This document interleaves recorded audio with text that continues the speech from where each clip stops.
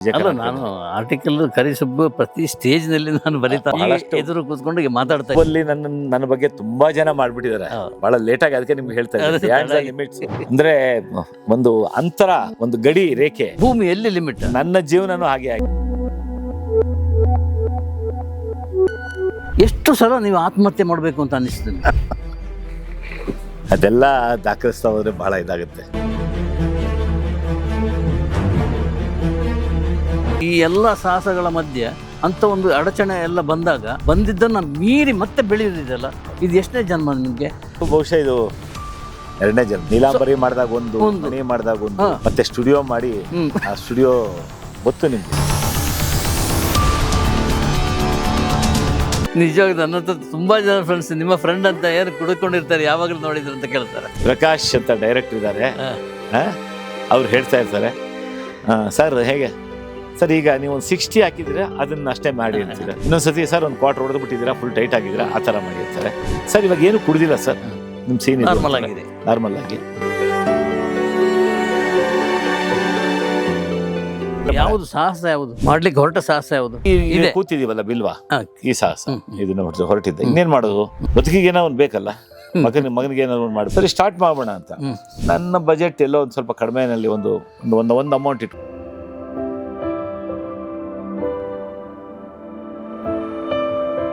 ಈಗ ಹಂಗಲ್ಲ, 2 ಕ್ಯಾಮ್ರಾ ಇಟ್ಟಿರ್ತಾರೆ. ಇಲ್ಲಿ ಯಾವ ಕೈ ಎಲ್ಲಿ ಕಂಟಿನ್ಯೂಟಿ ಫಸ್ಟ್ ಹೇಳ್ಬಿಡ್ತೀನಿ, ಸೀನ್ ಓಪನ್ ಆಗ್ತಾ ಇದೆ, ಕಂಟಿನ್ಯೂಟಿ, ಟವಲ್ ಯಾವ ಕಡೆ ಇತ್ತು, ಬಿಡಿ ಯಾವ ಕೈನಲ್ಲಿ ಇತ್ತು, ನಾನು ಹೆಂಗ್ ಕೂತಿದ್ದೆ, ಕೂತ ಕಾಲು ಎಲ್ಲ ಹಾಕೊಂಡಿದ್ದೆ, ದಯವಿಟ್ಟು ನೀವು ಹೇಳಬೇಕು, 50 ಲಕ್ಷ ಕೊಡ್ತೀನಿ ಸ್ಟಾರ್ಟ್ ಮಾಡಿ ಅಂತ.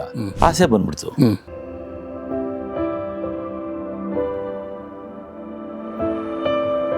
ಸೌಂಡ್ ನೆಗೆಟಿವ್ ತಗೊಂಡೆ ಏಜೆನ್ಸಿ, ಅದು ನಡೀತಾ ಹೋದಂಗೆ ಸಿನಿಮಾ ಡಿಜಿಟಲ್ ಆಗೋಯ್ತು. ಏನ್ ಇವತ್ತಿನ ದಿನ ಡಿಜಿಟಲ್ ಆಯ್ತು, ನಮ್ಮ ಬದುಕನ್ನೆಲ್ಲ ಹಾಳು ಮಾಡ್ಬೋದು. ಮೋಸ ಮಾಡ್ತಿದ್ರೆ ಬದುಕಿನಲ್ಲಿ ಆರಾಮಾಗಿರ್ತಿದ್ರೆ ಇದು ಖಂಡಿತ ಇರ್ತದೆ. ಪ್ರಾಮಾಣಿಕವಾಗಿರೋದೇ ಸಮಸ್ಯೆ, ಅದು ಇಂಡಸ್ಟ್ರಿ ನಂಬ್ಕೊಂಡು. ಬಟ್ ಎಲ್ಲವನ್ನು ನಿಮ್ಗೆ ಕೊಟ್ಟಿದೆ, ಎಲ್ಲ ಇಂಡಸ್ಟ್ರಿ ಕೊಟ್ಟಿದೆ, ಹೆಸರು ಕೊಟ್ಟಿದೆ. ಅದೇ ಸುಬ್ಬು ಅನ್ನೋದು ಬ್ರ್ಯಾಂಡ್ ಆಗಿದೆ, ಕೊಟ್ಟಿದೆ ಇಂಡಸ್ಟ್ರಿ ಇಲ್ಲ ಅಂತಿಲ್ಲ. ಬಟ್ ನಿಮ್ಮ ಮಣಿ ಇದಕ್ಕೆ ಆರ್ಟ್ ಡೈರೆಕ್ಟರ್ ತಾನೆ ಅಂತ? ಇಲ್ಲ, ಡೈಲಾಗ್ ರೈಟರ್ ಮತ್ತೆ ಅಸಿಸ್ಟೆಂಟ್ ಡೈರೆಕ್ಟರ್. ಓಕೆ. ಸಾಧನೆ ಸೀರಿಯಲ್ಗೆ ಆರ್ಟ್ ಡೈರೆಕ್ಟರ್, ಮಣಿಗೆ ಶಶಿ ಅಡಪ.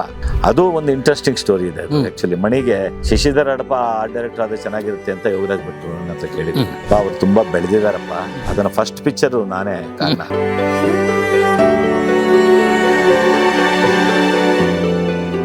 ಕರ್ನಾಟಕದಲ್ಲಿ ಹೆಸರು ಮಾಡಿದಂತ 3 ಜನ ಆರ್ಟ್ ಡೈರೆಕ್ಟರ್ನ ಚಿತ್ರರಂಗಕ್ಕೆ ಪರಿಚಯ ಮಾಡಿದಂತ ಹೆಮ್ಮೆ ನನಗೆ. ಒಂದು ಶಶಿಧರ್ ಅಡಪ, ಎರಡನೇದು ಹೊಸಮನೆ ಮೂರ್ತಿ, ದಿನೇಶ್ ಮಂಗಳೂರು.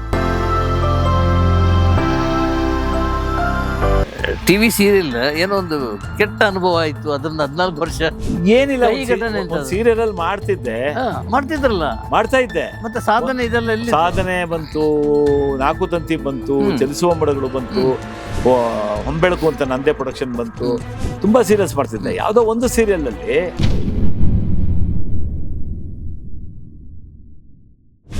ಹೊಸದೇನಾದ್ರು ಮಾಡ್ಬೇಕು, ಒಂದು ಸಿನಿಮಾ ಮಾಡ್ಬೇಕು, ಒಂದು ಚಪ್ಪಲಿ ಹೊಲಿಯೋನ ಕತೆ ಮಾಡ್ತಾ ಇದ್ದೀನಿ.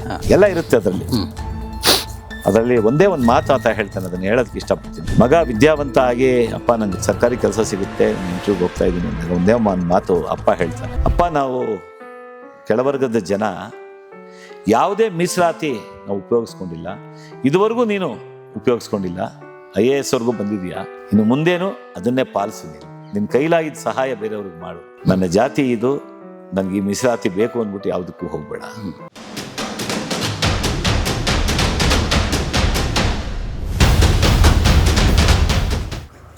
ನಮಸ್ಕಾರ. Ganesh Kasaragod, beyond limits. ನೋಡಿ, ಬಿಯಾಂಡ್ ಲಿಮಿಟ್ಸ್ ಅಂತ ನಾವು ಹೆಸರಿಟ್ಕೊಂಡು ಎಲ್ಲ ಬಿಯಾಂಡ್ ಲಿಮಿಟ್ಸ್ನಲ್ಲೇ ಇರುವಂಥ ವ್ಯಕ್ತಿಗಳನ್ನೇ ಹುಡುಕ್ತಾ ಹೋಗ್ತಿದ್ದಾರೆ. ಈಗ ಇವತ್ತಿನ ನಮ್ಮ ಅತಿಥಿಯಾಗಿ ನನ್ನ ತುಂಬ ಕ್ಲೋಸ್ ಫ್ರೆಂಡ್, ತುಂಬ ಸುಮಾರು 35-40 ವರ್ಷಗಳ ಹಿಂದಿನಿಂದ ನಮ್ಮ ಸ್ನೇಹವನ್ನು ಕಾಪಿಟ್ಟುಕೊಂಡು ಬರ್ತಾಯಿದ್ದೀವಿ. ಅವರ ಹೆಸರು ಕರಿಸುಬ್ಬು ಅಂಥೇಳಿ. ಕರಿಸುಬ್ಬು ಏನಿರೋದು? ಕರಿಸುಬ್ಬು ಎಲ್ರಿಗೂ ಗೊತ್ತಿರುತ್ತೆ ವಿಷಯ. ಸ್ವಲ್ಪ ಕರ್ರಾಗಿದ್ದರು, ಡ್ರಾಮಾ ನಾಟಕ ಇದೆಲ್ಲ ಆಡ್ತಾ ಇರುವಾಗ ಅನುಕೂಲಕ್ಕೆ ಇರಲಿ ಅಂತೇಳಿ ಆ ಹೆಸರನ್ನು ಕರಿ ಸುಬ್ಬು ಅಂತ, ಸುಬ್ರಹ್ಮಣ್ಯ ಹೆಸರು ಸುಬ್ರಹ್ಮಣ್ಯ, ಕರಿ ಸುಬ್ಬು ಅಂತ ಇಟ್ಟರು. ಅದು ಹಾಗೆ ಪರ್ಮನೆಂಟ್ ಆಗಿದೆ. ನಾವು ಅದು ಕಂಟಿನ್ಯೂ ಮಾಡ್ತೇನೆ. ಈಗ ಅವರ ಗಡ್ಡೆಲ್ಲ ಬಿಳಿಯಾಗಿದೆ, ಅದಕ್ಕೆ ನಾನು ಬಿಳಿ ಸುಬ್ಬು ಅಂತ ಕರಿತೀನಿ ತಮಾಷೆಗೆ ಅಂದೆ. ಸೊ ಕರಿ ಸುಬ್ಬು ಅವ್ರ ಹತ್ರ ಮಾತಾಡೋಣ. ವಂಡರ್ಫುಲ್ ಸಬ್ಜೆಕ್ಟ್ ಇದೆ, ದೊಡ್ಡ ಸಾಹಸಿ. ಹೇಳ್ಬೇಕಂದ್ರೆ ಈ ಇಂಡಸ್ಟ್ರಿ, ಕನ್ನಡ ಇಂಡಸ್ಟ್ರಿಗೆ ಒಂದು ದೊಡ್ಡ ಆಸ್ತಿ. ಬಟ್ ಗುರುತಿಸೋದು ಸ್ವಲ್ಪ ಕಮ್ಮಿ ಅಂತ ಅನ್ನಿಸ್ತು. ಅವರ ಸಾಹಸ ಒಂದೆರಡಲ್ಲ, ಅಲ್ಲಿಂದಲೇ ನಾವು ಶುರು ಮಾಡೋಣ. ಅವರ ಸಾಹಸಗಳ ಸಂಖ್ಯೆಗಳನ್ನು ಲೆಕ್ಕ ಆಗ್ತಾ ಆಗ್ತಾ ಆಗ್ತಾ ಆಗ್ತಾ ಮಾತಾಡ್ತಾ ಹೋಗೋಣ. ಹಲವು ಮಜಲುಗಳು, ಹಲವು ವಿಭಾಗಗಳು, ಹಲವು ಅಧ್ಯಾಯಗಳು ಎಲ್ಲ ನಮ್ಮ ಮುಂದೆ ವಿಚಿತ್ರವಾಗಿ ಬರಲಿಕ್ಕೆ ಶುರು ಆಗುತ್ತೆ. ಈಗ ನಾವು ಇನ್ವೈಟ್ ಮಾಡೋಣ. ಕರೀಬ್ ಸರ್, ನಮಸ್ತೆ. ನಮಸ್ಕಾರ ಸರ್. ವೆಲ್ಕಮ್. 45 ವರ್ಷಗಳ ಒಂದು ಗೆಳೆತನ. ಎಸ್. 2003ರಲ್ಲಿ ವಿಜಯ ಕರ್ನಾಟಕದಲ್ಲಿ ಹೇಗಾದ ಕರಿ ಸುಬ್ಬು, ನಿಮ್ದೊಂದು ಫೇಮಸ್ ಅಂಕಣ ಇತ್ತು. ಹೌದು. ಹೇಗಾದ ಅಂತ. ಅದರಲ್ಲಿ ಬಹಳಷ್ಟು ಜನಗಳ, ನಮ್ಮ ಚಿತ್ರರಂಗದ ಹಲವಾರು ವ್ಯಕ್ತಿ ಪರಿಚಯ ಮಾಡ್ಕೊಟ್ಟಿದ್ವಿ. ನಂದು ಮಾಡ್ಕೊಟ್ಟಿದ್ವಿ. ನನ್ನ ಸಿಂಗಾರವ ಮತ್ತು ಅರಮನೆ ನಾಟಕದಿಂದ ಬಹುಶಃ ಅದಕ್ಕಿಂತ ಮೊದಲಿಂದಾನೇ ನೀವು ಪರಿಚಯ. 1980 ಅದೆಲ್ಲ ಇರೋದಕ್ಕೆ ಮೊದಲು ಪರಿಚಯ. ಹೌದೌದು. 1980ರಿಂದ ಪರಿಚಯ. ಹೌದೌದು. ನೀವು ತಾವಾಗ 45 ಇಯರ್ಸ್ ಚಿತ್ರದೀಪ ಗುಟ್ಟಹಳ್ಳಿಯಲ್ಲಿ ನಮ್ಮ ಮುಂಜಾನೆ ಪ್ರಜಾಪ್ರಭುತ್ವ ಚಿತ್ರದೀಪ 3 ಆಫೀಸು. ಸೊ ಅಲ್ಲಿಗೆ ನಾನು ಆಗಾಗ ಬರ್ತಿದ್ದೆ. ನನ್ನ ಆಫೀಸ್ ಅಲ್ಲೇ ಇತ್ತು. ಫೋಟೋಫೋನ್ ವರ್ಕ್ ಮಾಡ್ತಿದ್ದೆ. ಚಿತ್ರರಂಗದಲ್ಲಿ ವರ್ಕ್ ಮಾಡಿಕೊಂಡು ಆ ರಂಗಭೂಮಿನಲ್ಲಿ ತೊಡಗಿಸ್ಕೊಂಡು ಸರ್ ಫೋಟೋಫೋನ್ ಅನ್ನೋ ಸಂಸ್ಥೆನಲ್ಲಿ ಕೆಲಸ ಮಾಡ್ಕೊಂಡಿದ್ದೆ. ಸೊ ಆಗ ಹಲವಾರು ಬಾರಿ ನಾವೆಲ್ಲ ಊಟಕ್ಕೆ ಹೋಗಿದ್ದುಂಟು. ಸುಬ್ರಹ್ಮಣ್ಯ, ನಾನು, ನೀವು, ನಾಗಕಲಾಲ್ ಅಂತ ಒಬ್ಬ ವ್ಯಕ್ತಿ. ಸೊ ಎಲ್ಲರ ಪರಿಚಯ. ಬಟ್ ಬಹಳ ಆತ್ಮೀಯವಾಗಿ ಅವತ್ತಿಂದನೂ ಇವತ್ತಿಗೂ ನಿಮ್ ಜೊತೆ ಪರಿಚಯ ಇದೆ. ಬೇರೆಯವ್ರು ಸಿಕ್ಕಿದ್ರು ಹಲೋ ಅಂತ ಇರ್ತೀವಿ. ಒಡನಾಟ ಜಾಸ್ತಿ ಇದೆ. ಸೊ ನಿಮ್ಮ ಅಮ್ಮನ ಮನೆಗೆ ನಾನು ಬಂದಿದ್ದೀನಿ. ಸೊ ಅಲ್ಲಿ ಮತ್ತೆ ವನದುರ್ಗಾದೇವಿ ಟೆಂಪಲ್, BC ರೋಡ್, ಅಲ್ಲಿ ಭೇಟಿಯಾಗಿದ್ದೀವಿ. ಅಭಿಷೇಕ್ ಕಾಸರಗೋಡು, ಮತ್ತೆ ಆತ ಮದುವೆ ಆಗೋದಕ್ಕಿಂತ ಮೊದಲಿಂದನೂ ಆತ ಮತ್ತು ಆತನ ಧರ್ಮಪತ್ನಿ ಇಬ್ರು ನಮ್ಗೆ ವನದುರ್ಗಾದೇವಿ ದೇವಸ್ಥಾನದಲ್ಲಿ ಸಿಗ್ತಾ ಇದ್ರು. ಸೊ ಎಲ್ಲೋ ಕಾಮನ್ ಫ್ಯಾಕ್ಟ್ಸ್ ತುಂಬಾ ಇದೆ. ಈಗ ಒಂದು 3 ತಿಂಗಳಿಂದ ಫೋನ್ ಮಾಡ್ತಿದ್ರಿ, ಕಾಲ್ ಶೀಟ್ ಕೊಡ್ಬೇಕು. ಎಂತ ಕಾಲ್ ಶೀಟ್ ಕೊಡೋಕೆ ದೊಡ್ಡ ಮನುಷ್ಯ. ಇವತ್ತು ಬೆಳಗ್ಗೆನೂ ಮೆಸೇಜ್ ಹಾಕಿದ್ರಿ, ನಿಮ್ ಕಾಲ್ ಶೀಟ್ ಬೇಕಿತ್ತು ಅಂತ ಹೇಳ್ಬಿಟ್ಟು. ಅದಕ್ಕೆ ನಿಮ್ಗೆ ಕಾಲ್ ಶೀಟ್ ಕೊಡೋಷ್ಟು ದೊಡ್ಡ ಮನುಷ್ಯ ಅಲ್ಲ. ಏನಂದ್ರೆ ಕೆಲಸದ ಒತ್ತಡಗಳು ಸ್ವಲ್ಪ ಆಗಿದೆ. ನಾನು ಮಾಡ್ಕೊಂಡಿರುವಂತ ಕೆಲವು ಅದೇ ತೊಂದರೆ ಅಂತಲ್ಲ, ಅದು ಕೆಲವು ಸತಿ ಸ್ವಯಂಕೃತ ಅಪರಾಧಗಳು ಅಂತ ಹೇಳ್ತೀವಲ್ಲ, ಹಾಗೆ ದುಡಿತಾನೆ ಇರ್ತೀವಿ. ಸೊ 55 ವರ್ಷ ಆಯ್ತು ಸಿನಿಮಾ ಇಂಡಸ್ಟ್ರಿ ಪ್ರಯಾಣ. ನಿಮ್ಮ ಪರಿಚಯ ಆಗೋದಕ್ಕೆ ಮೊದಲು 10 ವರ್ಷ ನಾನು ಮೊದಲು ಸಿನಿಮಾ ಇಂಡಸ್ಟ್ರಿಯಲ್ಲಿ ಇದ್ದಂಥ ವ್ಯಕ್ತಿ. ಸೊ ನಡ್ಕೊಂಡ್ ಬಂದಿದೆ ಹೀಗೆ. ಸೊ ಇವತ್ತು ನಾನು ನಿಮಗೆ ಬಹಳ ದೂರ, ಬೆಂಗಳೂರಿಂದ ಬಹುಶಃ ನಿಮ್ಮ ಮನೆಯಿಂದ ಒಂದು 60 ಕಿಲೋಮೀಟರ್ ಇರಬೇಕಿದೆ. 60 ಕಿಲೋಮೀಟರ್ ನನ್ನ ಸಲುವಾಗಿ ಬಂದಿದ್ದೀರಾ. ಸೊ ಅಲ್ಲೇ ಎಲ್ಲ ಭೇಟಿ ಆಗ್ಬೇಕಾಗಿತ್ತು. ಯಾಕೆಂದ್ರೆ ನಾನೆಲ್ಲ ಆಫೀಸಲ್ಲಿ ಕೂತ್ಕೊಳ್ತಾ ಇದ್ದಿದ್ದ ಜಾಗನ ತೆಗೆದು ಮೇಲ್ಗಡೆ 2 ಸ್ಟುಡಿಯೋನ ನಮ್ಮ ಹುಡುಗರಿಗೆ ಕೊಟ್ಟಿದ್ದೀನಿ. ಸ್ಟುಡಿಯೋ ಇದೆ ಈಗ, ನಮ್ಮ ಹುಡುಗರಿಗೆ ಕೊಟ್ಟಿರೋದ್ರಿಂದ ಅವ್ರು ನಡ್ಸ್ಕೊಂಡು ಹೋಗ್ತಾರೆ. ಸೊ ನನಗೆ ಆ ಸ್ಟುಡಿಯೋ ಯಾಕೋ ಕರೋನಾ ಆದ್ಮೇಲೆ ಬೇಡ ಅನ್ನಿಸ್ತು. ಸೊ ನನ್ನ ಮಗನಿಗೋಸ್ಕರ ಒಂದು ಕಾಯಮ್ಮಾಗ ಒಂದು ವ್ಯವಸ್ಥೆ ಮಾಡಬೇಕಾಗಿತ್ತು. ಸೊ ಅದಕ್ಕೋಸ್ಕರ ಈ ಜಾಗದಲ್ಲಿ ನಾನು ತೊಡಗಿಸ್ಕೊಂಡಿದ್ದೀನಿ. ಕಳೆದ 5 ವರ್ಷಗಳಿಂದ ಹೆಚ್ಚಾಗಿರ್ತೀನಿ. ಅದರಲ್ಲೂ ಕಳೆದ 1 ವರ್ಷದಿಂದ ತುಂಬಾನೇ ಹೆಚ್ಚಾಗಿರ್ತೀನಿ. ಯಾಕೆಂದ್ರೆ ನನ್ನ ಅಗತ್ಯ ಜಾಸ್ತಿ ಇದೆ ಇಲ್ಲಿ ಕೆಲಸಗಾರರ ಹತ್ರ. ಬಿಲ್ವಾ ಅಂತ ನನ್ನ ತೋಟದ ಹೆಸರು. ಸೊ ಇದನ್ನ ನಂದೊಂದು ಕನಸು, ಬಹಳ ಸುಂದರವಾದಂತ ಒಂದು ರೆಸಾರ್ಟ್ ಮಾಡಬೇಕು ಅನ್ನೋದೊಂದು ಕನಸು ಬಹಳ ವರ್ಷಗಳಿಂದ ಇತ್ತು. ನಾ ಎಲ್ಲಿ ಪ್ರಯಾಣಕ್ಕೆ ಹೋದ್ರು, ಎಲ್ಲಿ ತೋಟಕ್ಕೆ ಹೋದ್ರು, ಅದು ಬಹುಶಃ ಒಂದು 40 ವರ್ಷಗಳ ಹಿಂದೆ ಬಂದಿರ್ಬೋದು ಅಂತ ಕನಸು. ಮಡ್ರಾಸು VGP ಗೋಲ್ಡನ್ ಬೀಚ್ ನೀವೆಲ್ಲ ಕೇಳಿರ್ತೀರ. ಅಲ್ಲಿಗೆ ಹೋದಾಗ ಒಂದು ಬಯಲಲ್ಲಿ ಅವನು ಹೇಗ್ ಮಾಡಿದ್ರು, ಸಮುದ್ರ ದಂಡೆನಲ್ಲಿ. ಸೊ ನನಗೆ ಆ ತರದ್ ಏನೋ ಒಂದು ಮಾಡ್ಬೇಕು ಅನ್ನೋ ಒಂದು ನನಗೆ ಆಶ್ಚರ್ಯ ಅಂದ್ರೆ, ಯಾವುದೋ ಕೆರೆ ದಂಡೆಗೆ, ಹೊಳೆ ದಂಡೆಗೆ ಹೋದಾಗ ಆ ಕಲ್ಲುಗಳನ್ನೆಲ್ಲ ಎತ್ಕೊಂಡು ಬರ್ತಾ ಇದ್ದಾರಪ್ಪ. ಹೌದು, ನನ್ನ ಮನೆಗೆ ಅಂದ್ರೆ ಆಸಕ್ತಿ ಇದೆಯಲ್ಲ. ಯಾವ್ದೋ ಒಂದು ಮರದ ಬಡ್ಡೆ ಅಂದ್ರೆ ಬಡ್ಡೆ ನೋಡಿದ್ರೆ ನನ್ಗೇನೋ ಒಂದು ಆಕೃತಿ ಕಾಣಿಸುತ್ತೆ.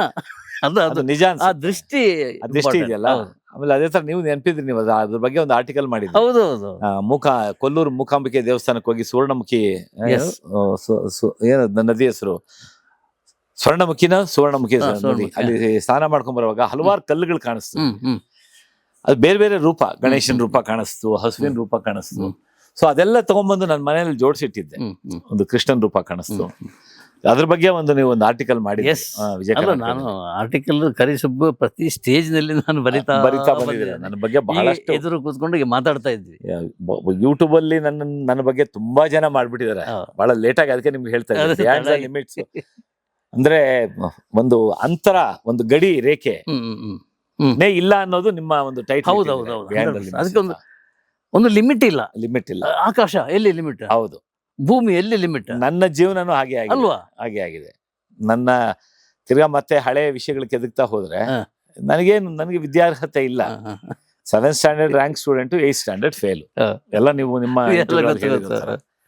ಸೊ ಅದೇ ಏನೋ ಒಂದು ಹೊಸದ್ ಮಾಡ್ಬೇಕು ಅನ್ನೋ ಒಂದು ತುಡಿತಾ ಇದೆಯಲ್ಲ.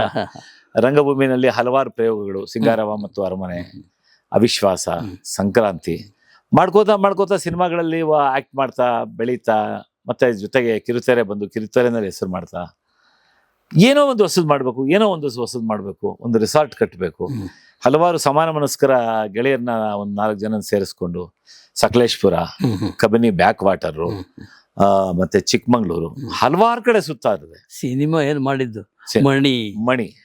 ಮಣಿಗೆ ನೀವೇ ಕಾರಣ. ರಾಧಿಕಾ ಕುಮಾರಸ್ವಾಮಿ ಅವರ ಡೇಟ್ ತಗೊಳ್ಳಿಕ್ಕೆ ನಾವು ಶ್ರೀರಂಗಪಟ್ಟಣಕ್ಕೆ ಹೋಗಿದ್ವಿ. ನೀವೇ ಕರ್ಕೊಂಡೋಗಿ ಈಗ ರಾಧಿಕಾ ಕುಮಾರಸ್ವಾಮಿ ಆಗ ರಾಧಿಕಾ ಪರಿಚಯ ಮಾಡಿಸಿ, ಮಣಿ ಸಿನಿಮಾಗೂ ಅದ್ಭುತವಾದಂತ ಕತೆ ಅಂತ ಹೇಳಿ. ಆಮೇಲೆ ಬಹುಶಃ ಲೊಕೇಶನ್ ನೋಡೋದಕ್ಕೆ ಒಂದು ಪತ್ರಕರ್ತರ ದಂಡು ನನ್ನ ಜೊತೆ ಬಂದಿದ್ದು ನಿಮ್ಮೊಂದಿಗೆ ಪ್ರಾರಂಭ ಆಗಿದೆ. ಹೌದು, ನಮ್ಮ ಗೆಳೆಯ DC ನಾಗೇಶ್ ಮತ್ತೆ ಕನ್ನಡಪ್ರಭ ವಾಸು ಅವರು, ನೀವು, ನಾವೆಲ್ಲ ಒಟ್ಟಿಗೆ ಇಲ್ಲಿಂದ ಟ್ರಾವೆಲ್ ಮಾಡಿ ಮಂಗಳೂರಿಗೆ, ಸುತ್ತಮುತ್ತ ಎಲ್ಲ ನೋಡಿ. ಸೊ ಅವೆಲ್ಲ ಮರೆಯಲಾಗದ ದಿನಗಳು. ಈಗ ನಿಮ್ಮ ಲೈಫಿನ ಹಲವು ಘಟ್ಟಗಳನ್ನು ನಾನು ನೋಡಿದ್ದೀನಿ. ಅದಕ್ಕೆ ನಾನು ಸಾಕ್ಷಿಯಾಗಿದ್ದೀನಿ, ಅದನ್ನು ದಾಖಲಿಸಿದ್ದೀನಿ, ಎಲ್ಲ ಆಗಿದೆ. ಒಂದು ನಾನು ಫ್ರ್ಯಾಂಕ್ ಆಗಿ ಹೇಳ್ತೇನೆ, ನೀವು ಫಸ್ಟೇ ಫ್ರ್ಯಾಂಕ್ ಆಗಿ. ಯಾಕಂದ್ರೆ ನಿಮ್ಮ ಬದುಕು ಒಬ್ಬ ವ್ಯಕ್ತಿ ಚಿತ್ರರಂಗವನ್ನು ನಂಬ್ಕೊಂಡು ಬರುವವನಿಗೆ ಒಂದು ಆದರ್ಶ, ಒಂದು ಫ್ರೇಮು. ಇದರೊಳಗೆ ಏನೇನು ಮಾಡ್ಬೋದು ಅದೆಲ್ಲವನ್ನು ಮಾಡಿ ಸಾಧಿಸಿದ ಸಾಹಸಿ ನೀವು. ಹೌದು. ಅದಕ್ಕೆ ನಾನು ಹೇಳಿದ್ದು, ಒಂದು ವ್ಯಕ್ತಿ ಅಲ್ಲ, ಅದೊಂದು ಶಕ್ತಿ ನಮ್ಮ ಚಿತ್ರರಂಗಕ್ಕೆ, ಒಂದು ಆಸ್ತಿ, ಅದು ಬೇರೆ. ಅದೆಲ್ಲ ಅಲ್ಲ, ನೀ ಹೇಳ್ಬೇಕಾಗಿಲ್ಲ, ನಾವು ಹೇಳ್ಬೇಕು, ಅದನ್ನು ಹೇಳ್ತಿದ್ದೀವಿ. ಸೊ ಇಂಥ ಜಾಗ ಎಡವಟ್ಟಿನ ಜಾಗ ಕೂಡ ಹೌದು, ಬೇರೆ ಬೇರೆ ರೀತಿಯಲ್ಲಿ. ಎಷ್ಟು ಸಲ ನೀವು ಆತ್ಮಹತ್ಯೆ ಮಾಡಬೇಕು ಅಂತ ಅನ್ನಿಸ್ತು ನಿಮಗೆ? ಅದೆಲ್ಲ ದಾಖಲಿಸ್ತಾ ಹೋದ್ರೆ ಬಹಳ ಇದಾಗುತ್ತೆ. ತುಂಬಾ ನಾನು ಹೇಳಿದೆ, ಅದು ಈ ಎಲ್ಲ ಸಾಹಸಗಳ ಮಧ್ಯೆ ಅಂತ ಒಂದು ಅಡಚಣೆ ಎಲ್ಲ ಬಂದಿದ್ದನ್ನ ಮೀರಿ ಮತ್ತೆ ಬೆಳೆಯುವುದಿದೆಯಲ್ಲ, ಇದು ಎಷ್ಟನೇ ಜನ್ಮ ನಿಮ್ಗೆ? ಇದು ಬಹುಶಃ ಇದು 2ನೇ ಜನ್ಮ, 3ನೇ ಜನ್ಮ. ಹೌದು, 3 ಅಲ್ಲ 4ನೇ ಜನ್ಮ ಇರ್ಬೋದು ಅಲ್ವಾ? ನೀಲಾಂಬರಿ ಮಾಡಿದಾಗ ಒಂದು, ಮಣಿ ಮಾಡಿದಾಗ ಒಂದು, ಮತ್ತೆ ಸ್ಟುಡಿಯೋ ಮಾಡಿ, ಆ ಸ್ಟುಡಿಯೋ ಗೊತ್ತು ನಿಮ್ಗೆ. ಈಗ ನಗಬಹುದು, ಯಾರು ದಾಖಲೆ ಮಾಡಿಲ್ಲ ಸ್ಟುಡಿಯೋನಲ್ಲಿ.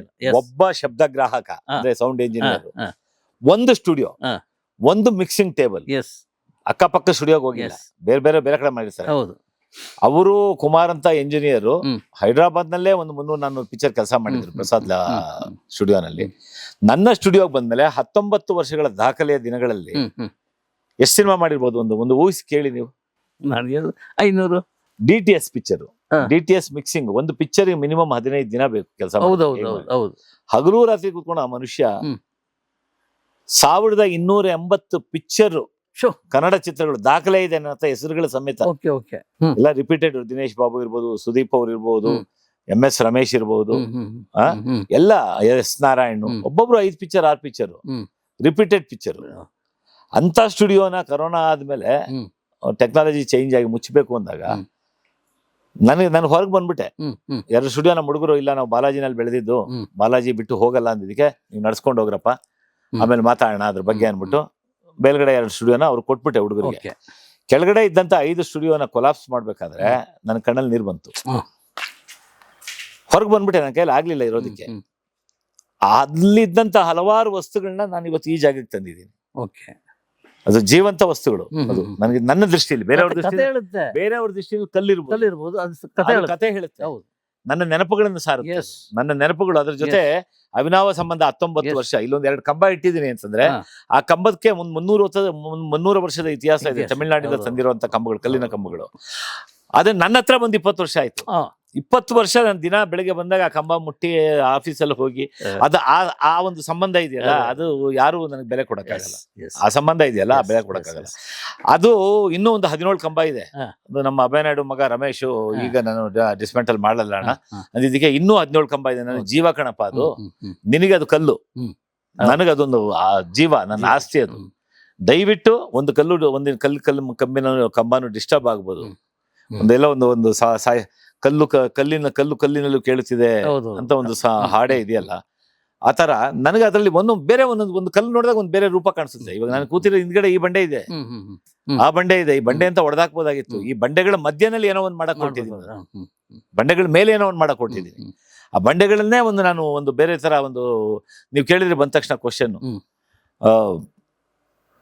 ಈ ಬಂಡೆಗಳನ್ನ ಇಲ್ಲಿ ತಂದ್ರ ನೀವು ತಂದ್ರ ಅಂತ ಸರೋದಕ್ಕೂ ಸಾಧ್ಯನೇ ಇಲ್ಲ. ಸರಬಹುದು ಅಷ್ಟೇ ದೊಡ್ಡ ದೊಡ್ಡ ಬಂಡೆ ಇದೆ. ನಿಮ್ಮ ಪ್ರಶ್ನೆಗೆ ಉತ್ತರ ಆತ್ಮಹತ್ಯೆ ಕೊನೆ ಸತಿ ಅಂತೂ ಇದನ್ನ ಸ್ಟಾರ್ಟ್ ಮಾಡ್ಬೇಕು ಅಂದಾಗ ಸ್ಟಾರ್ಟ್ ಮಾಡ್ಬಿಟ್ಟೆ. ಕುಲದಲ್ಲಿ ಕೀಳ್ಯಾವುದೋ ಸಿನಿಮಾ, ಆ ಸಿನಿಮಾ ನಡೀತಾ ಇದೆ. ಆಮೇಲೆ ಶೂಟಿಂಗ್ ನಡೆದಿತ್ತು. ಸೊ ತುಂಬಾ ಮೆಟೀರಿಯಲ್ ಬಂದ್ಬಿಟ್ಟಿದೆ. ಒಂದು 20 ಲಕ್ಷ ಕೊಡ್ಬೇಕು ಮಾರನೇ ದಿನ. ಕೊಡ್ತೀನಿ ಎಂದಿದ್ದಂತ ವ್ಯಕ್ತಿಗಳು ಕೈ ಎತ್ಬಿಟ್ರು. ಇದು ಸ್ಟಾರ್ಟ್ ಮಾಡ್ಲಿಲ್ಲ ಯಾರು, ನಾನು ಸ್ಟಾರ್ಟ್ ಮಾಡ್ಲಿಲ್ಲ. ಯಾವ್ದು ಹೆಸರುಗಳು ಬೇಡ. ಆತ್ಮೀಯ ಮಿತ್ರ ಪಕ್ಕದ ಜಮೀನ್ ನೋಡಕ್ ಬಂದ್ರು. ಅದನ್ನ ಲೀಸ್ ಕೊಡ್ತಾರೆ ಅಂತ ಆಮೇಲೆ ಗೊತ್ತಾಯ್ತು. ಇಲ್ಲ, ನಾನು ಔಟ್ರೇಟ್ ಕೊಟ್ಟರೆ ನಾನು ತಗೊಳ್ತೀನಿ ಅಂತಂದ್ರು. ಈ ಕೆಳಗಡೆ ಹೋದ್ರೆ ಒಂದು ಜಾಗ ಇದೆ, ಅಲ್ಲಿ ಒಂದು ದೊಡ್ಡ ಕೆರೆ, ನಂದು ಒಂದು ಕೆರೆ ಮಾಡಿದೀನಿ. ಆ ಕೆರೆನೇ ಆ ಜಾಗ ತಗೊಂಡ್ ಮಾಡಿ ಫಿಶರೀಸ್ ಮಾಡೋಣ ಅನ್ನೋ ಒಂದು ಐಡಿಯಾ ಇದೆ. ಫಿಶರೀಸ್ ಮೀನುಗಳನ್ನ ಸಾಕೋಣ. ಕೇಳಿದಾಗ ಆ ಜಾಗದಲ್ಲಿ ನಿಂತ್ಕೊಂಡು ಆ ವ್ಯಕ್ತಿ, ಅಣ್ಣ ಆ ಜಾಗ ಬೇಡ, ಬಿಟ್ಬಿಡಿ, ನಿನ್ಗೆ 50 ಲಕ್ಷ ಕೊಟ್ಬಿಡ್ತೀನಿ ನಾನು. ನನ್ನ ಹತ್ರ 5 ಪೈಸಾ ಇಲ್ಲ. ಸ್ಟುಡಿಯೋ ವೈಂಡ್ ಅಪ್ ಮಾಡಿದೀನಿ, 2 ಸ್ಟುಡಿಯೋ ನಮ್ಮ ಹುಡುಗರು ಕೊಟ್ಟಿದ್ದೀನಿ. ನನ್ನ ತಾವರೆ ತೋಟ, ಅದನ್ನ IAS ಅಧಿಕಾರಿಗಳಾದಂತ ರಿಟೈರ್ಡ್ ತಿಮ್ಮೇಗೌಡರು ಕರೆದು ಬಿಟ್ಟು ಒಂದಿನ, ಇಲ್ಲ ನಮ್ಮ ಸೊಸೆ ಏನೋ ನೋಡ್ಕೊಳ್ತಾರಂತೆ, ಬಿಟ್ಬಿಡಿ ಅಂದ್ರು. ಅದು ಅವಾಗ ತಾನೇ ಡೆವಲಪ್ ಆಗ್ತಾ ಇತ್ತು. ಅದರಲ್ಲಿ ಒಂದು 10 ಲಕ್ಷ ಲಾಸ್ ಆಯ್ತು ನನಗೆ. ನಾನು ಸುಳ್ಳು ಹೇಳ್ಬೇಕಾದ ಅಗತ್ಯ ನನ್ಗಿಲ್ಲ. ನೀವು ನನ್ನ 45 ವರ್ಷ ನೋಡಿ, ಡೆಸ್ಪರೇಟ್ ಆಗಿ ಸಿನಿಮಾ ಬಂದ್ರೆ ಬದುಕ್ಬೇಕು ನಾನು. ಸಿನಿಮಾ ಇಲ್ಲ ಅಂದ್ರೆ ಇಲ್ಲ, ಶೂಟಿಂಗ್ ಇಲ್ಲ, ಮುಗೀತು. 14 ವರ್ಷ ಸೀರಿಯಲ್ ಬಿಟ್ಬಿಟ್ಟಿದ್ದೆ ನಾನು. ಒಂದು ಕಹಿ ಘಟನೆ ಆಯ್ತು, ಅವಾಗಿಂದ ಸೀರಿಯಲ್ ಮಾಡೋದು ಬಿಟ್ಟೆ, ಬೇಡ ಅಂದ್ಬಿಟ್ಟು. ಸಮೃದ್ಧಿಯಾಗಿದ್ದೆ. ಸಿನಿಮಾ ಹೇಳಕ್ಕಾಗಲ್ಲ, ಒಂದೊಂದ್ಸತಿ 1 ತಿಂಗಳಿರುತ್ತೆ, 2 ತಿಂಗಳಿರುತ್ತೆ, ಇರಲ್ಲ. ಏನು ಹೊಸ ವ್ಯಾಪಾರ ಮಾಡ್ಬೇಕು. ಒಂದು ಸಿಮೆಂಟು ಮತ್ತೆ ಕಬ್ಬಿಣದ ಅಂಗಡಿ ಸ್ಟಾರ್ಟ್ ಮಾಡೋಣ ಅನ್ಕೊಂಡ್ವಿ.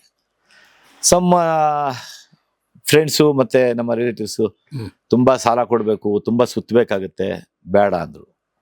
ಸೊ ನನ್ನ ವೈಫು ಕೊನೆಗೆ ಒಂದು ಇಡ್ಲಿ ಹೋಟ್ಲು ಮಾಡೋಣ ಅಂತ, ನಾನಿರ್ತೀನಿ, ಒಂದು ಇಡ್ಲಿ ಹೋಟ್ಲು ಮಾಡೋಣ ಅಂತ. ಅದಕ್ಕೆ ಒಂದು ಒಳ್ಳೆ ಹೆಸರಿಟ್ಟೆ, ಮಾಡೋಣ ಅನ್ಬಿಟ್ಟು. ಸರಿ, ಒಂದು ಜಾಗ ಒಬ್ಬ ಗೆಳೆಯರು ಫ್ರೀಯಾಗಿ ಕೊಡ್ತೀವಿ ಅಂತಂದ್ರು. ಈಗ ತಾನೇ ಅವ್ರು ನಿಮ್ಮನ್ನು ಮಾತಾಡ್ಸ್ಕೊಂಡು ಹೋದ್ರು. ಸೊ ಸುಮಾರು ಜನ ಬಂದು ಆ ಜಾಗ ಬೇಡ ಅನ್ಬಿಟ್ರು. ಅವ್ರೇನೋ ಜಾಗ ಫ್ರೀಯಾಗಿ ಕೊಡ್ತಾರೆ, ನೀನ್ ಖರ್ಚು ಮಾಡಿದ್ರೆ ನೀನೊಂದು 15 ಲಕ್ಷ ಖರ್ಚು ಮಾಡ್ಬೇಕು, ಬೇಡ, ಅಲ್ಲಿ ವ್ಯಾಪಾರ ಆಗೋದು ಕಷ್ಟ ಅಂತ. ಹೀಗೆ ಸುಮಾರು ಜಾಗಗಳು ನೋಡ್ಕೊಂಡು ಇವತ್ತಿಗೂ ನನ್ನ ವೈಫ್ ಅಂತಾನೆ ಇದ್ಲು. ನೆಲ್ಲ ಹೋಗಿ ಒಂದ್ ಕಡೆ ಇಡ್ಲಿ ತಿನ್ನಕ್ ಹೋದಾಗ ರಸ್ತೆ ಮೇಲೆ ನನಗೊಂದು ಚಿಕ್ಕ ಅಂಗಡಿ ಹಾಕ್ಕೊಟ್ರಿ, ನಾನು ನಡ್ಸ್ಕೊಂಡು ಹೋಗ್ತೀನಿ ಅಂತಂದ್ಲು. ನಾನು ಹೇಳಿದೆ, ನಿನಗೆ ಆರೋಗ್ಯ ಸರಿ ಇಲ್ಲ, ಬೇಡಮ್ಮ, ಅಟ್ಲೀಸ್ಟ್ ನಾನು ಇರಬೇಕು ನಿನ್ನ ಜೊತೆಗೆ. ನಾನು ಇವಾಗಿರೋ ಪರಿಸ್ಥಿತಿಲಿ ಡೈಲಿ ಇರೋಕ್ಕಾಗಲ್ಲ, ನೀನು ಒಂದೇ ಟೈಮ್ನಲ್ಲಿ ಇರೋಕ್ಕಾಗಲ್ಲ. ಸೀರಿಯಲ್ ಕಮಿಟ್ ಆಗಿದ್ದೀನಿ. ಆ ಸೀರಿಯಲ್ ಕಮಿಟ್ ಆಗೋದಕ್ಕೂ ಒಂದು ಕಾರಣ ಇದೆ. ಒಂದಿನ ಸಕ್ಕರೆಬೈಲ್ ಶ್ರೀನಿವಾಸು, ನಮ್ಮ ಯೋಗರಾಜ್ ಭಟ್ಟು, ಸಕ್ಕರೆಬೈಲ್ ಶ್ರೀನಿವಾಸ್ ಎಲ್ಲ ಬಿ ಸುರೇಶ್ ಹತ್ರ ಎಪಿಸೋಡ್ ಡೈರೆಕ್ಟರ್ಗಳಾಗಿ ಕೆಲಸ ಮಾಡ್ತಾ ಇದ್ರು. ಸೂರಿ, ನಮ್ಮ ಸಿನಿಮಾ ಖ್ಯಾತ ನಿರ್ದೇಶಕ ಯೋಗರಾಜ್ ಭಟ್ಟು, ಸೂರಿ. ಸಕ್ಕರೆಬೈಲ್ ಶ್ರೀನಿವಾಸು ಕಿರುತೆರೆನಲ್ಲಿ ಬಹಳ ಹೆಸರು ಮಾಡಿದ್ರು. ಬಿದಿಗೆ ಚಂದ್ರಮ್ಮ ಅಂತೆ ಸುಮಾರು ಸೀರಿಯಲ್ಸ್ ಪ್ರೊಡ್ಯೂಸ್ ಮಾಡಿದ್ರು. ಒಂದಿನ ಫೋನ್ ಮಾಡಿ, ಏನಣ್ಣ, ಅದು ಎಷ್ಟೋ ವರ್ಷಗಳಾದ್ಮೇಲೆ ಫೋನ್ ಬಂದಿದ್ದು, ಏನಪ್ಪ ನನ್ನ ನಂಬರ್ ಇದೆಯಾ ನಿನ್ನ ಹತ್ರ ಅಂತ ಕೇಳಿದೆ. ಇದೆ ಅಂದ್ರು. ಒಂದು ಸೀರಿಯಲ್ ಮಾಡ್ತಾ ಇದ್ದೀನಿ, ಮಾಡಬೇಕು, ಒಳ್ಳೆ ಕ್ಯಾರೆಕ್ಟರ್ ಇದೆ, ಮಾಡ್ತೀಯಾ ಅಂತ ಕೇಳಿದ್ರು. ನಿನ್ನ ಸೀರಿಯಲ್ ಆದ್ರೆ ಮಾಡ್ತೀನಿ, ಕೆಲವು ಕಂಡೀಷನ್ಗಳಿರುತ್ತೆ, ನನಗೆ ಅಡ್ಜಸ್ಟ್ ಆಗಲ್ಲ ಸೀರಿಯಲ್ಲು. ನಿಮ್ಮ ಡೆಲ್ಲಿ ರೊಟೀನೇ ಬೇರೆ, ನನ್ನ ರೊಟೀನೇ ಬೇರೆ. ಹಿಂಗಾಗಿ ನಾನು ಸೀರಿಯಲ್ ಮಾಡಿ 14 ವರ್ಷ ಆಯಿತು. ಒಂದು ಕಹಿ ಘಟನೆ ಆಯಿತು 2012ರಲ್ಲಿ. ಬೇಡ ಅಂತ ಬಿಟ್ಟೆ. ನಾನು ಹ್ಯಾಪಿ ಆಗಿದ್ದೀನಿ, ಬಿಟ್ಬಿಡು ನನ್ನ. ಆಮೇಲೆ ಈ ಪ್ರಾಜೆಕ್ಟ್ ಬೇರೆ ನಡೀತಾ ಇತ್ತು, ಬಿಲ್ವಾ ಹೋಮ್ ಸ್ಟೇ ಪ್ರಾಜೆಕ್ಟು. ಅಂದೆ, ಇಲ್ಲ ನೀನು ಮಾಡು, ನಾನು ಇರ್ತೀನಿ ನಿನ್ನ ಜೊತೆಗೆ ಅಂತಂದು. ಆ ನಿರ್ಮಾಪಕರು ಪರಿ, ಇವರು ಎಕ್ಸಿಕ್ಯೂಟಿವ್ ಪ್ರೊಡ್ಯೂಸರ್, ಅವ್ರು ಪರಿ ಅಂತ ಅಂದ್ಬಿಟ್ಟು ಪರೀಕ್ಷಿತ್ ಅಂದ್ಬಿಟ್ಟು, ಮತ್ತೆ ಪ್ರದೀಪ್ ಅಂದ್ಬಿಟ್ಟು. ಕುಲದಲ್ಲಿ ಕೀಳಾದ ಪಿಕ್ಚರ್ ರಿಲೀಸ್ ಆಗಿತ್ತು. ಆ ಪಿಕ್ಚರ್ ನೋಡಿ ನೀನು, ನಿನ್ನ ಕ್ಯಾರೆಕ್ಟರ್ ನೀನು ಮಾಡ್ತೀಯ ಬಿಡಪ್ಪ, ನೀನು ಮಾಡಿಲ್ವಾ, ನಾನು ಯಾವುದು ಸಾಧನೆ ಸೀರಿಯಲ್ ಮಾಡಿಲ್ವಾ, ಮತ್ತೆ ನಾಲ್ಕು ತಂತಿ ಮಾಡಲಿಲ್ವಾ, ನೀನು ಮಾಡ್ತೀಯ, ನೀನು ಮಾಡು ಅಂತಂದರು. ನಾನೇನು ಮಾಡಿದೆ, ಆವಾಗ ಆ ಪಿಕ್ಚರ್ ನೋಡಿದೆ. ಪಿಕ್ಚರ್ ನೋಡ್ಕೊಂಬಂದು ಅದ್ಭುತವಾಗಿ ಮಾಡಿದೆ ಸಿನಿಮಾದಲ್ಲಿ, ನೀನು ಮಾಡು ಅಂತಂದರು. ಸರಿ ನೋಡಿಕೊಂಡು ಹೋದೆ. ಮೀಟಿಂಗ್ ಆಯಿತು ಸಿಟಿ ಇನ್ಸ್ಟಿಟ್ಯೂಟಲ್ಲಿ. ಪ್ರೊಡ್ಯೂಸರ್ಸ್ ಹೊಸಬ್ರು, ನನಗೆ ಪರಿಚಯ ಆಯಿತು. ನನ್ನ ಟರ್ಮ್ಸ್ ಆ್ಯಂಡ್ ಕಂಡೀಷನ್ಸ್ ಹೇಳಿದೆ, ಎಲ್ಲದಕ್ಕೂ ಒಪ್ಕೊಂಡ್ರು. ಇನ್ನೇನು ದೊಡ್ಡ ಟರ್ಮ್ಸ್ ಆ್ಯಂಡ್ ಕಂಡೀಷನ್ ಏನಿಲ್ಲ. ನಾನು ಹೇಳಿದೆ, ನಾನೊಬ್ಬ ನಿರ್ಮಾಪಕ, ಭಾಳ ಸಿಂಪಲ್ ಆಗಿರ್ತೀನಿ. ನನ್ನ ಮುಂದೆ ಇನ್ಯಾರು ನಿರ್ಮಾಪಕ ಆ ಕಲಾವಿದರು ಬಂದು ನನಗಿನ ಹೆಚ್ಚಿನ ಫೆಸಿಲಿಟಿ ಅವ್ರಿಗೆ ಕೊಟ್ಟರೆ ನೀವು, ನನಗೆ ಉರಿಯುತ್ತೆ. ನಾನು ಅವಾಗ ನಾನೇನು ಅಂತ ತೋರಿಸ್ತೀನಿ. ನಾನು ಮಣ್ಣಲ್ಲಿ ಕೂತ್ಕೊಳ್ತೀನಿ, ನೀವು ಎಲ್ಲಿ ಕೂತ್ಕೊಳ್ತೀನಿ. ಬೇರೆಯವ್ರಿಗೆ ನನ್ನ ಮುಂದೆ ಇನ್ಯಾರೋ ಒಬ್ರು ಬಂದು ಅವ್ರಿಗೆ ನೀವು ಫೆಸಿಲಿಟಿ ಕೊಟ್ಟಾಗ ನನಗೆ ಇದಾಗುತ್ತೆ. ಎಲ್ಲಾನು ಒಂದೇ ರೀತಿ ನೋಡ್ಕೊಳ್ಳಿ. ನೀವು 6 ಗಂಟೆಗೆ ಶಾರ್ಟ್ ಅಂದ್ರೆ 6 ಗಂಟೆಗೆ ರೆಡಿ ಇರ್ತೀನಿ. ಕರೆದು ಸುಮ್ಮನೆ ಕೂರಿಸ್ಬಾರ್ದು. ನಾನು ಅಂತ ವರ್ಕೋ ಹಾಲ್ ಮನುಷ್ಯ. ಕರೆದು ಸುಮ್ಮನೆ ಕೂರಿಸ್ಬಾರ್ದು ನನ್ನನ್ನು. 12 ಗಂಟೆಗೆ ಬೇಕಾ, 12 ಗಂಟೆಗೆ ಕರೀರಿ. ನೀವು ಬೆಳಗ್ಗೆ 7:15 ಕರೆಯೋದು, 12 ಗಂಟೆಗೆ ಅಂದರೆ ನನಗೆ ಮೂಡ್ ಆಫ್ ಆಗುತ್ತೆ ಅಂತಂದೆ. 70 ಎಪಿಸೋಡ್ ಆಯಿತು. ಶ್ರೀಗಂಧದ ಗುಡಿ, ಅಣ್ಣ ಅವರ ಅಭಿಮಾನಿ. ನನ್ನ ಲಾರಿಗೆ ಶ್ರೀಗಂಧದ ಗುಡಿ ಅಂತ ಹೆಸರಿಟ್ಟಿರ್ತೀನಿ. ಅದೇ ಬೋರ್ಡ್ ಕಿತ್ಕೊಂಡ್ಬಂದು ನನ್ನ ಮನೆಗೆ ಹಾಕ್ತೀನಿ.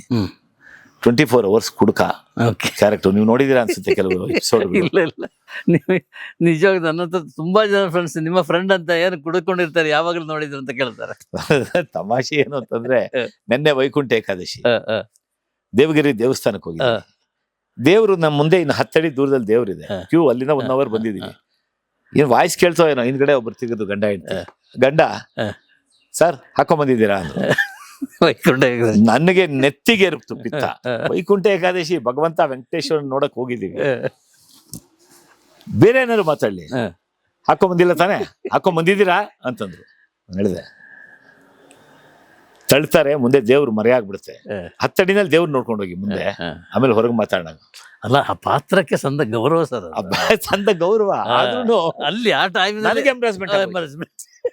ಉಳಿದವರು ಸೀರಿಯಲ್ ಎಲ್ಲ ನೋಡಲ್ಲ ಸರ್. ನೋಡಿದವ್ರು ಏನಂತಾರೆ, ಇಲ್ಲಿ ಕುಡ್ಕೊಂಡ್ ಬಂದಿದ್ದೀನಿ ಅನ್ಕೊಂಡ್ರೆ, ದೇವ್ರು ನೋಡಿ ಫಸ್ಟ್ ಒಂದೇ ಹೇಳ್ಬಿಟ್ಟೆ ನಾನು. ದೇವ್ರು ನೋಡಿ ಫಸ್ಟ್, ಆಮೇಲೆ ಮಾತಾಡೋಣ. ಇಲ್ಲ ಸರ್, ತುಂಬಾ ಚೆನ್ನಾಗಿ ಮಾಡಿದೀರ ನೀವು, ಸಾಕು. ಇನ್ಯಾರ ಫೋನ್ ಮಾಡ್ತಾರೆ, ಸರ್ ಸ್ವಲ್ಪ ಕುಡ್ತ ಕಡಿಮೆ ಮಾಡ್ಕೊಂಡ್ರೆ ಚೆನ್ನಾಗಿರುತ್ತೆ. ನಾನು ಅವಾಗ ಹೇಳ್ತೀನಿ, ಅಲ್ಲಿ ಪ್ರಕಾಶ್ ಅಂತ ಡೈರೆಕ್ಟರ್ ಇದ್ದಾರೆ, ಅವ್ರು ಹೇಳ್ತಾ ಇರ್ತಾರೆ, ಸರ್ ಹೇಗೆ ಸರ್, ಈಗ ನೀವು ಒಂದು 60 ಹಾಕಿದ್ದೀರಾ, ಅದನ್ನ ಅಷ್ಟೇ ಮಾಡಿ ಅಂತೀರ. ಇನ್ನೊಂದ್ಸತಿ ಸರ್ ಒಂದು ಕ್ವಾರ್ಟರ್ ಹೊಡೆದು ಬಿಟ್ಟಿದ್ದೀರಾ, ಫುಲ್ ಟೈಟ್ ಆಗಿದ್ದೀರಾ, ಆ ಥರ ಮಾಡಿ ಅಂತಾರೆ. ಸರ್ ಇವಾಗ ಏನು ಕುಡ್ದಿಲ್ಲ ಸರ್, ನಿಮ್ಮ ಸೀನ್ ನಾರ್ಮಲ್ ಆಗಿ. ಅದೊಂದು ಹೊಸ ಒಂದು ಮ್ಯಾನರಿಸಮ್ ಮಾಡ್ಕೊಂಡೆ. ಸೊ ಅದನ್ನ ಒಂದು ಆಡ್ ಶೂಟ್ ಮಾಡೋದಕ್ಕೆ ಸುದರ್ಶನ್ ಅಂತ ಡೈರೆಕ್ಟರ್ ಬಂದಿದ್ರು ಚೆನ್ನೈ.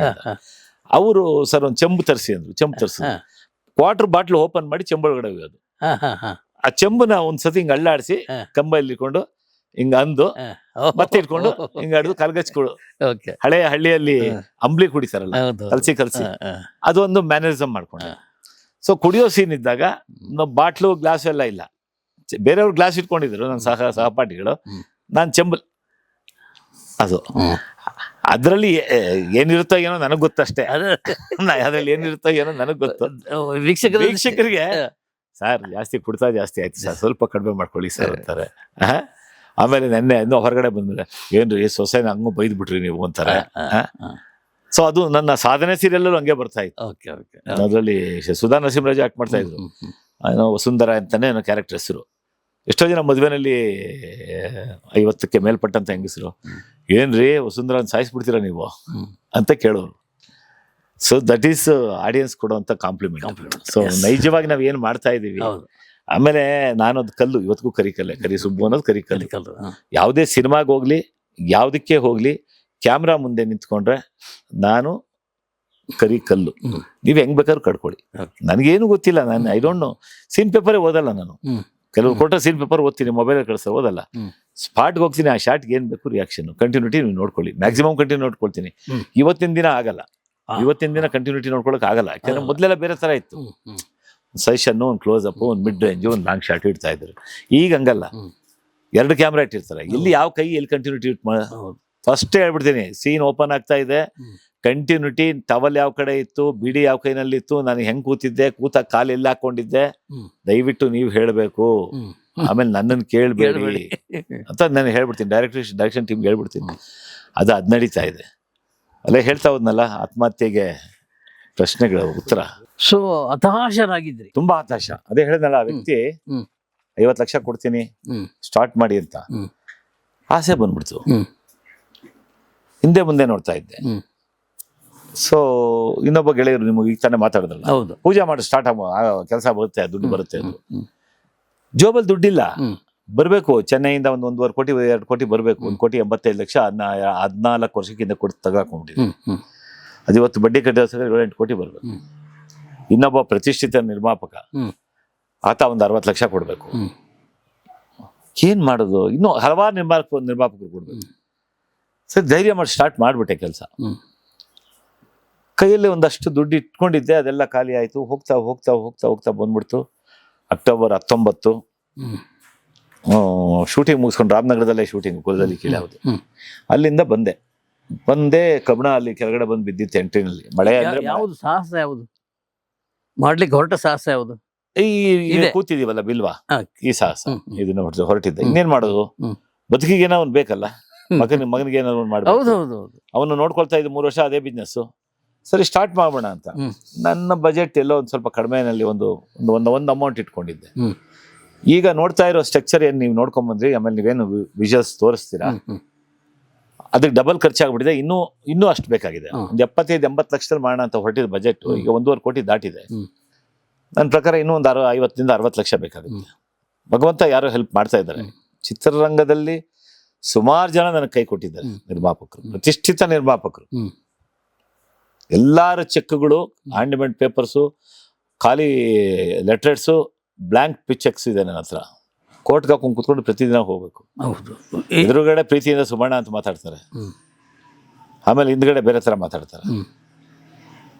ಅದು ಒಂದು ಬ್ರೀಫ್ ಕೇಸ್ ತುಂಬಾ ಚೆಕ್ ಇದೆ, ಒಂದು ನಿರ್ಮಾಪಕರು ಕೊಟ್ಟಿರೋದು. ಆ ರೀತಿನಲ್ಲಿ ಇಬ್ಬರು ನಿರ್ಮಾಪಕರು, ಹೆಸರು ಬೇಡ, ಅವ್ರ ಹೆಸರು ಹೇಳ್ಬೇಡಿ ಅಂತ ಹೇಳಿದ್ದಾರೆ, ಬಹಳನೇ ಹೆಲ್ಪ್ ಮಾಡಿದ್ದಾರೆ. ಸುಮ್ಮನೆ ಫೋನ್ ಮಾಡಿದೆ ಒಂದಿನ ಒಬ್ರಿಗೆ, ಎಲ್ಲೋ ಯೂಟ್ಯೂಬಲ್ಲಿ ಹೆಸರು ಕಾಣಿಸ್ತು, ಫೋನ್ ಮಾಡಿದೆ. ಇದೇ ಹೇಳ್ಬಿಡ್ತೀನಿ ನಿಮ್ದು ಕ್ವಶನ್. 3 ಸತಿ 4 ಸತಿ ಅಂದ್ರಲ್ಲ, ನಿಮ್ಮ ಪ್ರಶ್ನೆ ಅದು ಬಿಡೋರಲ್ಲ. ಅಲ್ಲ, ನಾನು ಮತ್ತೆ ಅಲ್ಲಿಗೆ ಬರ್ತೀನಿ. ಆ ಪ್ರಶ್ನೆಗೆ ಉತ್ತರ ಇಲ್ಲ, ಅದು ಯಾಕೆಂದ್ರೆ ನೀವು ಹತಾಶರಾಗಿ ಏನು ಮಾಡ್ಕೊಂಡ್ರು, ಜೀವನಕ್ಕೆ ಒಂದು ಕೊನೆ ಹಾಡಬೇಕು ಅಂತೇಳಿ, ಅದು ಆಮೇಲೆ ಎದ್ದು ನಿಂತಿರಲ್ಲ, ಅದು ಸಬ್ಜೆಕ್ಟ್ ನನಗೆ. ಅದೇನೆ ಹೇಳಿದ್ನಲ್ಲ, ಎಲ್ಲಿವರೆಗೂ ಅಂತಂದ್ರೆ, ನಂದು ಇನೋವಾ ಇತ್ತು. ಒಂದಿಬ್ಬರು ಪ್ರೊಡಕ್ಷನ್ ಮ್ಯಾನೇಜರ್ಗಳಿಗೆ ಫೋನು ಮಾಡ್ಬಿಟ್ಟಿದ್ದೆ, ಶೂಟಿಂಗಿಗೆ ಇನೋವಾ ಓಡಿಸೋಣ. ಹೌದು, ನಮ್ಮ ವೈಫ್ ಹತ್ರ ಈ ಮಾತನ್ನ ನಮ್ಮ ವೈಫ್ಗೂ ಹೇಳಿದ್ದೆ. ಸುಬ್ಬು ಕತೆ ಹೇಳ್ತಾ ಇರೋದು ಸಿನಿಮಾದ ಕತೆನಾ? ನಮ್ಮ ವೈಫ್ಗೂ ಹೇಳಿದೆ ಈ ಮಾತನ್ನ. ಏನ್ ಮಾಡೋದು, 2 ದಿನ ಶೂಟಿಂಗ್ ಇದ್ರೆ 28 ದಿನ ಶೂಟಿಂಗ್ ಇರಲ್ಲ. ಮಗನ್ ಮದ್ವೆ ಆಗಿದೆ, ಇದ್ದಂತ ಹಣ ಎಲ್ಲ 1.5 ಕೋಟಿ ಮದ್ವೆ ಖರ್ಚಾಗಿದೆ, ಕೈಯಲ್ಲಿ ಇದ್ದಿದ್ದ ಹಣ. ಸ್ಟುಡಿಯೋ ವೈಂಡ್ ಅಪ್ ಮಾಡಿದಾಗ ನನ್ನ ಹತ್ರ ಸಾಲ ಇಲ್ಲ. ಯಾರು ನನ್ನ ಸಾಲಗಾರರು ಬಂದು ನೀವು ನಾಳೆ ಬಡ್ಡಿ ಕೊಡಿ, ಸಾಲ ಕಟ್ಟಿ ಅಂತ ಕೇಳೋರು ಯಾರು ಇಲ್ಲ. ಹಂಗಿದ್ದು ನಾನು ಆ ರೀತಿ ಯೋಚನೆ ಮಾಡ್ತೀನಿ ಅಂತಂದ್ರೆ, ನನ್ನ ವ್ಯಕ್ತಿತ್ವ ಹೇಗಿರ್ಬೇಕು ಅಂತ ನೀವು ಊಹೆ ಮಾಡಿ ಅಷ್ಟೇ. ನನ್ನ ಲೈಫಲ್ಲಿ ನಾನು ಡಿಫಾಲ್ಟ್ ಆಗಿಲ್ಲ. ಒಂದು ಚೆಕ್ಕು ನನ್ನ ಲೈಫಲ್ಲಿ ಇವತ್ತವರೆಗೂ ಚಾಲೆಂಜ್ ಮಾಡ್ತೀನಿ. 35 ವರ್ಷದ ನ್ಯಾಷನಲ್ ಕೋಆಪರೇಟಿವ್ ಬ್ಯಾಂಕ್ ಅಂತ ಇತ್ತು, ಈಗ ಅದು ಕಾಸ್ಮೋಸ್ ಕೋಆಪರೇಟಿವ್ ಬ್ಯಾಂಕ್ ಅಂತ ಆಗಿದೆ. ಅದು ಸೂಪರ್ ಸೀಡ್ ಆಗಿ ಬೇರೆ ಬ್ಯಾಂಕ್ ಆಗಿದೆ. ಆ ಬ್ಯಾಂಕಿನ ಇತಿಹಾಸದ ನಿಮ್ಗೆ ಸ್ಟೇಟ್ಮೆಂಟ್ ಕೊಡ್ತೀನಿ. Not even single EMI default ಆಗಿಲ್ಲ ನಾನು.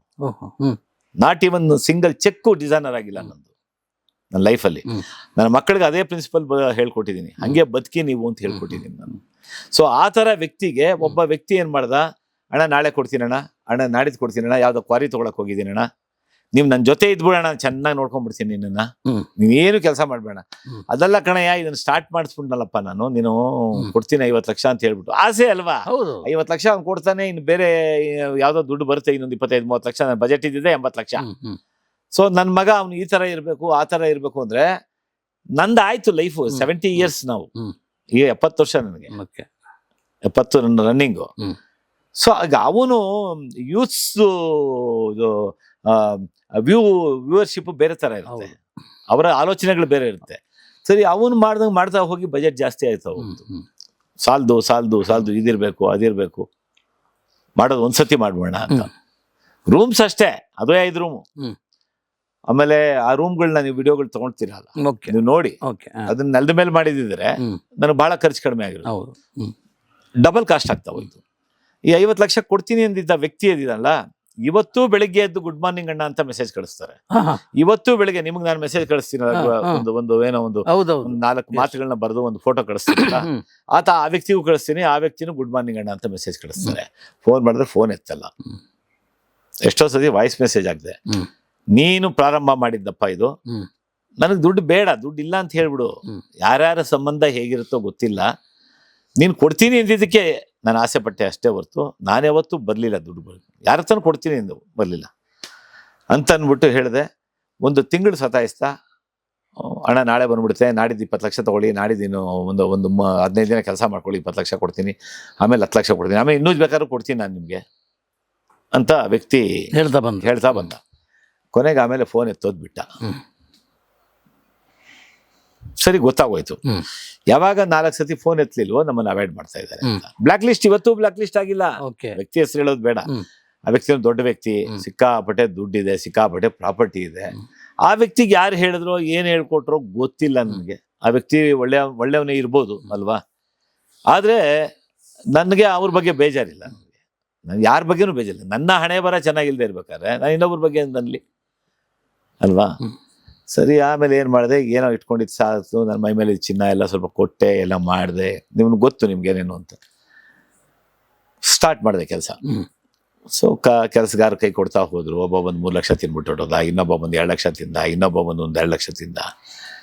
ಎಲ್ಲ ಈ ಉಳಿ ಏಟುಗಳು ತಳ್ಕೊಂಡ್ರೆ ಕಲ್ಲು ಒಂದು ಸುಂದರ ಶಿಲೆ ಆಗುತ್ತೆ ಅಂತ ಹೇಳ್ತಾರಲ್ಲ, ಅದನ್ನ ನಾನು ಸುಂದರ ಶಿಲೆ ಏನಲ್ಲ ನಾನು. ಸೊ ಆ ಥರ ಉಳಿ ಏಟುಗಳು ತಗೊಳ್ತಾ ಇದ್ದೀನಿ. ಏನು ಅಂತಂದ್ರೆ, ಚಿತ್ರರಂಗದಲ್ಲಿ ಬಂದು 55 ವರ್ಷ ಆದ್ರೂ ನಾನು ಕಲ್ತಿರೋದು 4 ದಶಕಕ್ಕೆ, ಅಥವಾ A B C D E 50 ವರ್ಷಕ್ಕೆ 5 ಕಲ್ತಿದ್ದೀನಿ. ಇ ಆದ್ಮೇಲೆ ಏನ್ ಬರುತ್ತೆ, ಸಿ ಬರುತ್ತೆ, ಅಲ್ಲ ಇ ಆದ್ಮೇಲೆ ಎಫ್ ಅನ್ನ ನಾನಿನ್ನು ಗುಂಡಿಗೆ ಬರೆಯೋದಕ್ಕೆ ಬರ್ತಾ ಇಲ್ಲ, ತಿದ್ದುತ್ತಾ ಇದ್ದೀನಿ. ಅಂದ್ರೆ ಡೇ ಬೈ ಡೇ ಕಲಿಯೋದು ಇದ್ದೇ ಇದೆ. 10 ವರ್ಷಕ್ಕೆ ಒಂದು ಇಂಗ್ಲಿಷ್ ಅಸ್ತ್ರ, ಇನ್ನು 26 ಈಗ 5ನೇ ಅಕ್ಷರ ಗುಂಡಿಗೆ ತಿದ್ದೋದಕ್ಕೆ ಕಲಿತಾ ಇದ್ದೀನಿ. ಇನ್ನು 21 ಇನ್ನು 21 ವರ್ಷ 21 ಅಕ್ಷರ ನಾನು ಗುಂಡಾಗಿ ಬರೀಬೇಕು. ಅದು ನನ್ನ ಜೀವನದಲ್ಲಿ ಸಾಧ್ಯ ಇಲ್ಲ ಬರೆಯೋದು. ಅಂದ್ರೆ ಕಲಿಯೋದು ಇನ್ನೂ ಅಷ್ಟಿದೆ, ಪ್ರಯಾಣ ಮಾಡೋದು ಅಷ್ಟಿದೆ, ನೋಡ್ಬೇಕಾಗಿರೋದು ಭಾರತದಲ್ಲಿ ಇನ್ನೂ ತುಂಬಾ ಇದೆ. ನಾನು ಸ್ವಲ್ಪ ಸ್ಪಿರಿಚುವಲ್ ಕಡೆ ಜಾಸ್ತಿ ಹೋಗುವಂತ ವ್ಯಕ್ತಿ, ನಿಮಗೂ ಗೊತ್ತು. ಸೊ 12 ಜ್ಯೋತಿರ್ಲಿಂಗ ನೋಡಿದ್ದೀನಿ, ಅಷ್ಟಾದಶ ಶಕ್ತಿ ಪೀಠದಲ್ಲಿ 14 ನೋಡಿದ್ದೀನಿ, ಇನ್ನೊಂದು 4 ನೋಡ್ಬೇಕು. ಇಲ್ಲಿ ನಾವು ಅರುಣಾಚಲ ಹುಣ್ಣಿಮೆ ಪ್ರದಕ್ಷಿಣೆ ಮಾಡ್ತಾರಲ್ಲ, ಸುಮಾರು ವರ್ಷ ಪ್ರದಕ್ಷಿಣೆ ಮಾಡಿದ್ದೀನಿ. ಇವಾಗ ಆಗಲ್ಲ, ಹೋಗಲ್ಲ. ಗೋವರ್ಧನಗಿರಿ ಪ್ರದಕ್ಷಿಣೆ ಮಾಡಬೇಕು ಆಸೆ ಇದೆ. ಇಲ್ಲಿ ನಮ್ಮ ಆಗ್ರಾ ಪಕ್ಕದಲ್ಲಿ ಎಲ್ಲೋ ಇದೆಯಂತೆ ಗೋವರ್ಧನಗಿರಿ, ಅದು ಪ್ರದಕ್ಷಿಣೆ ಮಾಡಬೇಕು. ಆಮೇಲೆ ಒಂದು ಸತಿ ಇದೇ ತಿರುವಣ್ಣಾಮಲೆಯ ಬೆಟ್ಟ ಹತ್ತಿ ಇಳಿಬೇಕು, ಅದೊಂದು ಆಸೆ ಇದೆ. ಪ್ರದಕ್ಷಿಣೆ ಮಾಡಿದ್ದೀನಿ 17 ಕಿಲೋಮೀಟ್ರು. ತುಂಬಾ ಆಸೆಗಳನ್ನ ಕಟ್ಕೊಂಡಿದ್ದೀನಿ, ಇನ್ನೂ ಏನೇನೋ ಮಾಡಬೇಕು ಅಂತ. ಆ ರೀತಿ ಒಂದು ಟ್ರಾವೆಲ್ ಅಲ್ಲಿ ಬೇಜಾರಾಗಿ ಒಂದು ನೈಟು ನೀವು ಕೇಳಿದ ಪ್ರಶ್ನೆ ಮಾಡ್ಕೋಬೇಕು ಅಂತ ಹೊರಟುಬಿಟ್ಟೆ ಇಲ್ಲೇ. ಆಮೇಲೆ ಸುಮಾರು ಹೊತ್ತು ಕೂತ್ಕೊಂಡು ಯೋಚನೆ ಮಾಡಿದೆ. ಸೂಸೈಡ್ ಮಾಡ್ಲಿಕ್ಕ ಸುಮಾರು ಹೊತ್ತು ಕೂತ್ಕೊಂಡು ಯೋಚನೆ ಮಾಡಿದೆ. ಅಲ್ಲ, ಹೊರಟಿರೋದು ಅದಕ್ಕೆ. ಆಮೇಲೆ ಕೂತ್ಕೊಂಡು ಯೋಚನೆ ಮಾಡಿದೆ ಸುಮಾರು ಹೊತ್ತು. ಈಗ ವೈಫು ಅಂತ ಎಜುಕೇಟೆಡ್ ಅಲ್ಲ, ಮಗ ಈಗ ಜೀವನ ಕಟ್ಕೊಳ್ತಾ ಇದ್ದಾನೆ. ಮದುವೆ ಆಗಿ ಒಂದು ಮಗು ಆಗಿತ್ತು, ಚಿಕ್ಕ ಮಗು. ಮಗಳ ಲೈಫ್ ಸೆಟ್ಲ್ ಮಾಡ್ಬೇಕು ನಾನು, ಇನ್ನು ಮೊಮ್ಮಕ್ಕಳು. ಆಮೇಲೆ ಸುಮಾರು ಜನಕ್ಕೆ ಅವ್ರು ಹೇಳದೇ ಇದ್ರು ನನಗ್ ಗೊತ್ತಿದೆ, ಬದುಕು ಕಟ್ಕೊಟ್ಟಿದ್ದೀನಿ ಬೇರೆ ಬೇರೆ ರೀತಿನಲ್ಲಾಗಿರ್ಬೋದು. ಅದು ಹಣ ಸಹಾಯ ಅಂತಾನೆ ಅಲ್ಲ, ಸುಮಾರು ಫ್ಯಾಮಿಲಿಗಳನ್ನ ನಿಲ್ಸಿದ್ದೀನಿ. ಮದುವೆ ಆಗಿ ಗಂಡ ಹೆಂಡತಿ ಟಚ್ ಮಾಡದೇ ಇದ್ದವ್ರಿಗೆ ಬುದ್ಧಿ ಹೇಳಿ ಇವತ್ತಿನ ದಿನ ಆಳೆತ್ತರಕ್ಕೆ ಬೆಳೆದ್ ನಿಂತ ಮಗ ಇದ್ದಾನೆ. ಯಾರ ಹೆಸರುಗಳು ಬೇಕಾಗಿಲ್ಲ. ತುಂಬಾ ಹೊತ್ತು ಯೋಚನೆ ಮಾಡಿದೆ, ಸುಮಾರು ರಾತ್ರಿ 11:15 12 ಗಂಟೆಯಿಂದ 3:30 4 ಗಂಟೆ. ಎಲ್ಲಿದ್ರೆ ಆ ಟೈಮಿಗೆ? ಇಲ್ಲೇ ತೋಟದಲ್ಲೇ ಇದ್ದೆ. ಇಲ್ಲೇ ತೋಟದಲ್ಲೇ ಇದ್ದೆ. ಬೇಡ, ಜನ ಏನ್ ಅನ್ಕೊಳ್ತಾರೆ, ನನ್ನ ಹತ್ರ ಯಾರು ಒಂದು ಸಾಲ ಕೇಳೋರು ಯಾರು ಇಲ್ಲ, ಏನು ಸಾಲ ಇಲ್ಲ, ಮುಂದಿನ ಪ್ರಾಜೆಕ್ಟಿಗೆ ದುಡ್ಡಿಲ್ಲ ಅಷ್ಟೇ. ಸೊ ಕೊಡ್ಬೇಕಾಗಿರೋರೆಲ್ಲ ಕೈ ಎತ್ಬಿಟ್ಟಿದ್ದಾರೆ, ಇರೋದನ್ನೆಲ್ಲ ಅಡ್ಜಸ್ಟ್ ಮಾಡಿದ್ದೀನಿ. ನಮ್ಮ ವೈಫು ಅವ್ರ ಹತ್ರ ಇದ್ದಿದ್ದೆಲ್ಲ ಕೊಟ್ಟಿದ್ದಾರೆ. ನೋಡೋಣ ಏನಾಗುತ್ತೆ ನೋಡೋಣ ಅಂತ ಅಂದ್ಬಿಟ್ಟು ಅವತ್ತಿನ ದಿನ ರಾಂಗ್ ಡಿಸಿಷನ್ಸ್ ತಗೊಂಡ್ಬಿಟ್ಟಿದ್ರೆ ಈ ಪ್ರಾಜೆಕ್ಟ್ ಮುಂದುವರಿತಿರ್ಲಿಲ್ಲ. ಸೊ ನಾವು ಇಷ್ಟು ಈಜಾಡಿರೋರ್ಗೇನೆ ಅಂತ ಪರಿಸ್ಥಿತಿ ಬಂದು ಯೋಚನೆ ಮಾಡೋಂಥ ಪರಿಸ್ಥಿತಿ ಬಂದಾಗ ಮಕ್ಕಳು ಇನ್ನೇನ್ ಮಾಡ್ತಾರೆ ಪಾಪ, ಅವ್ರ ಕೈಯಲ್ಲಿ ಆಗುತ್ತಾ? ಆಮೇಲೆ ಅವ್ರಿಗೆ ಕೆಟ್ಟ ಹೆಸರಲ್ವಾ, ವೈಫಿಗೆ ಕೆಟ್ಟ ಹೆಸರಲ್ವಾ? ಉತ್ತರ ಹೇಳ್ತಾ ಮನೆಯಲ್ಲಿ ಏನ್ ತೊಂದರೆ ಇತ್ತೋ ಕರಿಸುಬ್ಬ ಹಿಂಗ್ ಮಾಡ್ಕೊಂಡ, ಉತ್ತರ ಹೇಳ್ತಾ ಹೋಗ್ಬೇಕು. ಮಕ್ಕಳ ತೊಂದರೆ ಇತ್ತಾ ಗೊತ್ತಿಲ್ಲ, ಹೆಂಡತಿ ತೊಂದರೆ ಇತ್ತಾ ಗೊತ್ತಿಲ್ಲ, ಸಾಲ ಜಾಸ್ತಿ ಆಗಿತ್ತಾ ಗೊತ್ತಿಲ್ಲ. ಸೊ ನಾಲ್ಗೆಗೆ ಮೂಳೆ ಇಲ್ಲ, ತುಂಬಾ ಮಾತಾಡ್ಕೊಳ್ತಿದ್ರು ಜನ. ಆಮೇಲೆ ನೀವು ನೋಡ್ದಂಗೆ ತುಂಬಾ ಸ್ವಾಭಿಮಾನಿ ಮನುಷ್ಯ, ಮತ್ತೆ ಕೊಲೆಸ್ಟ್ರಾಲ್ ಸ್ವಲ್ಪ ಜಾಸ್ತಿ ಇರೋ ಮನುಷ್ಯ. ಅಂದ್ರೆ ಸ್ವಾಭಿಮಾನದಿಂದ ಬೇರೆಯವ್ರ ಮುಂದೆ ಆ ಕೊಬ್ಬನ್ನು ತೋರಿಸಲ್ಲ. ನಾನು ಯಾವತ್ತೂ ತೋರಿಸಿಲ್ಲ, ನಿಮ್ ಮುಂದೆನೂ ತೋರಿಸಿಲ್ಲ. ಎಷ್ಟೋ ಸತಿ ನೀವು ಕೋಪ ಮಾಡ್ಕೊಂಡು ಒಂದು ಮಾತು ಎರಡು ಮಾತು ಮಾತಾಡಿದಾಗಲೂ ನನ್ನ ನಗ್ತಾ ಮಾತಾಡ್ಬಿಟ್ಟು ಹೋಗಿದ್ದೀನಿ. ಸೊ ಅದು ಆ ದುರ್ಘಟನೆ ಆಗೋ ಇದರಲ್ಲಿ ಇದ್ದಿದ್ದನ್ನ ನನ್ನ ಮನಸ್ಸು ಬದಲಾಯಿಸ್ಕೊಂಡೆ. ಹಾಗೆ ಇವತ್ತು ಈ ಪರಿಸ್ಥಿತಿ ಬಂದಿದೆ. ಸೊ 40 ಚದರ 50 ಚದರ ಮನೆ ಎಲ್ಲ ನಾನು 8 ತಿಂಗಳು 9 ತಿಂಗಳು ಫಿನಿಶ್ ಮಾಡ್ತಿದ್ದೆ. ಅಂದ್ರೆ 4,000 to 5,000 ಸ್ಕ್ವೇರ್ ಫೀಟ್ ಮನೆ. ಈ ಪ್ರಾಜೆಕ್ಟ್ ಯಾಕೋ ನನಗೆ ಕುಂಟ್ತಾ 2 ವರ್ಷ ಎಳೆದ್ಬಿಡ್ತು. ಈಗ ಏಪ್ರಿಲ್ 21 ಬಂದ್ರೆ 2 ವರ್ಷ. ಸೊ ನಮ್ ತಾವರೆ ತೋಟ ಮುಚ್ಚಿ 1 ವರ್ಷ ಆಗಿದೆ. ಅದ್ ಯಾರು ಹೇಳ್ಕೊಟ್ರೋ ಗೊತ್ತಿಲ್ಲ. ಬಹಳ ಒಳ್ಳೆ ಫ್ರೆಂಡ್ಸ್, ಒಳ್ಳೆ ಗೆಳೆಯರು, ನಡ್ಸ್ಕೊಂಡು ಹೋಗಿದ್ರು. ಆ ಗೆಳೆತನದಿಂದಾನೆ ನಮ್ ಲಾಯರು KV ಧನಂಜಯ್ ಅವರ ಸಿಸ್ಟರ್ ಮಗ ಓಜಸ್ವಿ ಅಂತ, ಅವ್ರೊಂದು ಮಾತು ಹೇಳಿದ್ರು. ಆ ಹುಡುಗನ್ಗೆ 26-27 ವರ್ಷ, ನಮ್ KV ಚಂದ್ರಶೇಖರ್ ಅವರ ತಂಗಿ ಮಗ. ಏನೋ ಮಾತಾಡ್ಬೇಕಾದ್ರೆ ನನ್ಗೆ ಲಿಟರಿ ಕಣ್ಣಲ್ಲಿ ನೀರು ಬಂದ್ಬಿಡ್ತು. ಬಹುಶಃ ಈ 2 ವರ್ಷದಲ್ಲಿ ಬಹಳಷ್ಟು ಹತ್ತಿದ್ದೀನಿ ಕಣ್ಣಲ್ಲಿ ಒಬ್ಬೊಬ್ಬನೇ. ಬಹಳ ಎಮೋಷನಲ್ ಮನುಷ್ಯ ನಾನು. ಬಂದ್ಬಿಡ್ತು ಒಂದ್ ಹೇಳಿದ್ರು ಅವ್ರು ಧೈರ್ಯ, ಸರ್ ಬಹಳ ದೊಡ್ಡ ಮಟ್ಟದಲ್ಲಿ ಬರ್ತೀರಾ ನೀವು, ನಾನು ಚಿಕ್ಕ ಹುಡುಗ, ನಾನು ಹೇಳ್ತಾ ಇದ್ದೀನಿ, ಬಿಡಿ, ನೀವು ಜೀವನ ಹಾಳು ಮಾಡ್ಕೊಂಡಿದ್ದೀರಾ. ನಗ್ತಾರೆ ಅವರು, ನನ್ನ ಕೇಸ್ಗಳನ್ನ ತಗೊಂಡು ಹೋದ್ರೆ ನಗ್ತಾರೆ ನಮ್ಮ ಲಾಯರ್ಗಳು. ನಮ್ಮ KV ಚಂದ್ರಶೇಖರ್, KV ಧನಂಜಯ್ ಇದಾರಲ್ಲ, ಅವರ ಫ್ರೆಂಡ್ಸು. ಆ ಹುಡುಗ ಹೇಳಿದ ಮಾತು ನನ್ಗೆ ಹುಡುಗ ಅಂತ ಅನ್ಬಾರ್ದು, ಅವ್ರ ಅಡ್ವೊಕೇಟು. ಅವ್ರು ಹೇಳಿದ ಮಾತು ನನ್ನ ಮನಸ್ಸಲ್ಲಿ ಅವಾಗವಾಗ ಯೋಚನೆ ಮಾಡ್ತಾ ಇರ್ತೀನಿ. ಅವ್ರು ನನ್ನ ನೋಡಿದ್ದು, KV ಚಂದ್ರಶೇಖರ್ ಆದ್ರು, KV ಧನಂಜಯ್ ಆದ್ರು. KV ಚಂದ್ರಶೇಖರ್ ನನ್ನ 20 ವರ್ಷದ ವಾಣಿಜ್ಯ ಮಂಡಳಿ ನೋಡಿದ್ದಾರೆ, ಚಿತ್ರರಂಗದಲ್ಲಿ ನೋಡಿದ್ದಾರೆ. KV ಧನಂಜಯ್ ಈಗ ಒಂದು 10 ವರ್ಷದಿಂದ ನನ್ನ ನೋಡಿದ್ದಾರೆ. ಆತ ನನ್ನ ನೋಡಿ 1 ವರ್ಷನೇ ಆಗಿದೆ. 1 ವರ್ಷದಲ್ಲಿ 1 ತಿಂಗಳಿಗೆ ಈ ಮಾತು ಹೇಳಿದ್ರು. ನಿಮ್ಮಂಥವ್ರಿಗಲ್ಲ ಸರ್ ಚಿತ್ರರಂಗ ಅಥವಾ ವ್ಯವಹಾರ, ನಿಮ್ಮಂತ ನಿಷ್ಠಾವಂತರಾಗಿರ್ಬೇಕು ಅಂತ ನೀವು 1000 ಟೈಮ್ಸ್ ಯೋಚನೆ ಮಾಡ್ತೀರಾ, ಆಗಲ್ಲ. ಇವತ್ತಿನ ದಿನದಲ್ಲಿ ಆಗಲ್ಲ. ಸೊ ನೀವು ಕಂಡಂಗೆ ರಂಗಭೂಮಿಯಿಂದ ಬಂದೆ, ಮ್ಯಾಗ್ನೆಟಿಕ್ ಟೇಪ್ಸ್ ವ್ಯಾಪಾರ ಮಾಡ್ತಾ ಇದ್ದೆ. ನಾನೊಬ್ಬನೇ ಕಿಂಗು ಕರ್ನಾಟಕದಲ್ಲಿ. ಅದು ಮೆಟೀರಿಯಲ್ ನಿಂತು ಹೋದಂಗೆ ಪ್ರೊಡಕ್ಷನ್ಗಳು ಸ್ಟಾರ್ಟ್ ಮಾಡಿದೆ. ಪ್ರೊಡಕ್ಷನ್ಗಳಲ್ಲಿ ಯಾವುದರಲ್ಲೂ ಕೈ ಹಿಡಿಯಲಿಲ್ಲ. ಮತ್ತೆ ಸೌಂಡ್ ನೆಗೆಟಿವ್ ತಗೊಂಡೆ ಏಜೆನ್ಸಿ. ಅದು ನಡೀತಾ ಹೋದಂಗೆ ಸಿನಿಮಾ ಡಿಜಿಟಲ್ ಆಗೋಯ್ತು. ಏನ್ ಇವತ್ತಿನ ದಿನ ಡಿಜಿಟಲ್ ಆಯ್ತು, ನಮ್ಮ ಬದುಕನ್ನೆಲ್ಲ ಹಾಳು ಮಾಡ್ಬಿಡ್ತು. ಆ ಸಿನಿಮಾ ಲೈನ್ ಹಾಗೆ ಇರುತ್ತೆ, ಸ್ಟುಡಿಯೋ ಹಾಗೆ ಇರುತ್ತೆ ಅಂತ ನನ್ನ ಕನಸು ಕಟ್ಟಿ ಅಷ್ಟು ಭವ್ಯವಾದ ಸ್ಟುಡಿಯೋ ಕಟ್ಟಿದ್ನಲ್ಲ ಬಾಲಾಜಿ ಸ್ಟುಡಿಯೋ. ಇವತ್ತಿನ ದಿನ ಡಿಜಿಟಲ್ ಬಂದು ಒಂದು ಅಟ್ಯಾಚ್ಡ್ ಮನೆ ತಗೊಳ್ತಾರೆ, ಬಾತ್ರೂಮ್ ನೋಡಿತಾರೆ, ಎಂಜಿನಿಯರ್ ಕೂತ್ಕೊಳ್ತಾರೆ ಕನ್ಸೋಲ್ ಹಾಕೊಂಡು, ಬೆಡ್ರೂಮ್ನ ಸ್ಟುಡಿಯೋ ಮಾಡ್ತಾರೆ. ಇವತ್ತಿನ ಕಾನ್ಸೆಪ್ಟ್ ಹಂಗ್ ಬಂದ್ಬಿಟ್ಟು ನಾವು ಕನಸು ಕಟ್ಟಿ ಸ್ಟುಡಿಯೋ ಮಾಡಿದ್ವಲ್ಲ ದೊಡ್ಡ ಅದು ಸ್ಟುಡಿಯೋಗಳು ಇತಿಹಾಸ ಅಳಿಸಿ ಹೋಯ್ತು ಸರ್. ಬಹಳ ನೆನೆಸ್ಕೊಂಡ್ರೆ ಕಣ್ಣಲ್ಲಿ ನೀರು ಬರುತ್ತೆ. ಅದ್ಭುತವಾದ ಒಂದು ಮನೆ ಕಟ್ಟಿದ್ದಲ್ಲ ಕತ್ರಗುಪ್ಪೆಯಲ್ಲಿ, ಅದು ಹೋಯ್ತು ಬಿಡಿ. ಸಿನಿಮಾ ಪ್ರೊಡಕ್ಷನ್ ಮಾಡಿ ಹೋಯ್ತು. ಮಣಿ ಸಿನಿಮಾ ಮಾಡ್ತು. ಆವಾಗಲೇ ನಾವು ಭೇಟಿಯಾದ್ದು, ಆ ಮನೇಲಿ ಭೇಟಿಯಾಗಿದ್ದು, ಆವಾಗಲೂ ಭೇಟಿಯಾಗಿದ್ವಿ. ಬನ್ನಿ ಅಂತ ಕರೆದಿದ್ದೆ, ಬಲವಂತವಾಗಿ ನಮ್ಮನ್ನ. ಮನೆ ಎಲ್ಲ ನೋಡಿ, ಅಲ್ಲಿ ಕಲ್ಲು, ಈ ಕಲ್ಲು, ಆ ಕಲ್ಲೆಲ್ಲ ಅಲ್ಲಿ. ಆಮೇಲೆ ಯಾವುದೋ ಒಂದು ಕಸ ತಂದು ಹಾಕ್ತಾರೆ ಅಂತೇಳಿ ಅಲ್ಲಿ ಗಣೇಶನ್ ಮಾಡಿದ್ದೆ. ಹೌದು, ಅಷ್ಟೇ. ನಮ್ಮ ದೃಷ್ಟಿಕೋನ ಹೋಗ್ತಾ ಇರುತ್ತೆ, ಮುಂದಕ್ಕೆ ಹೋಗ್ತಾ ಇರುತ್ತೆ. ಅದು ಮಾರಾಟ ಮಾಡಿದಾಗ ಏನಾಗಿತ್ತು?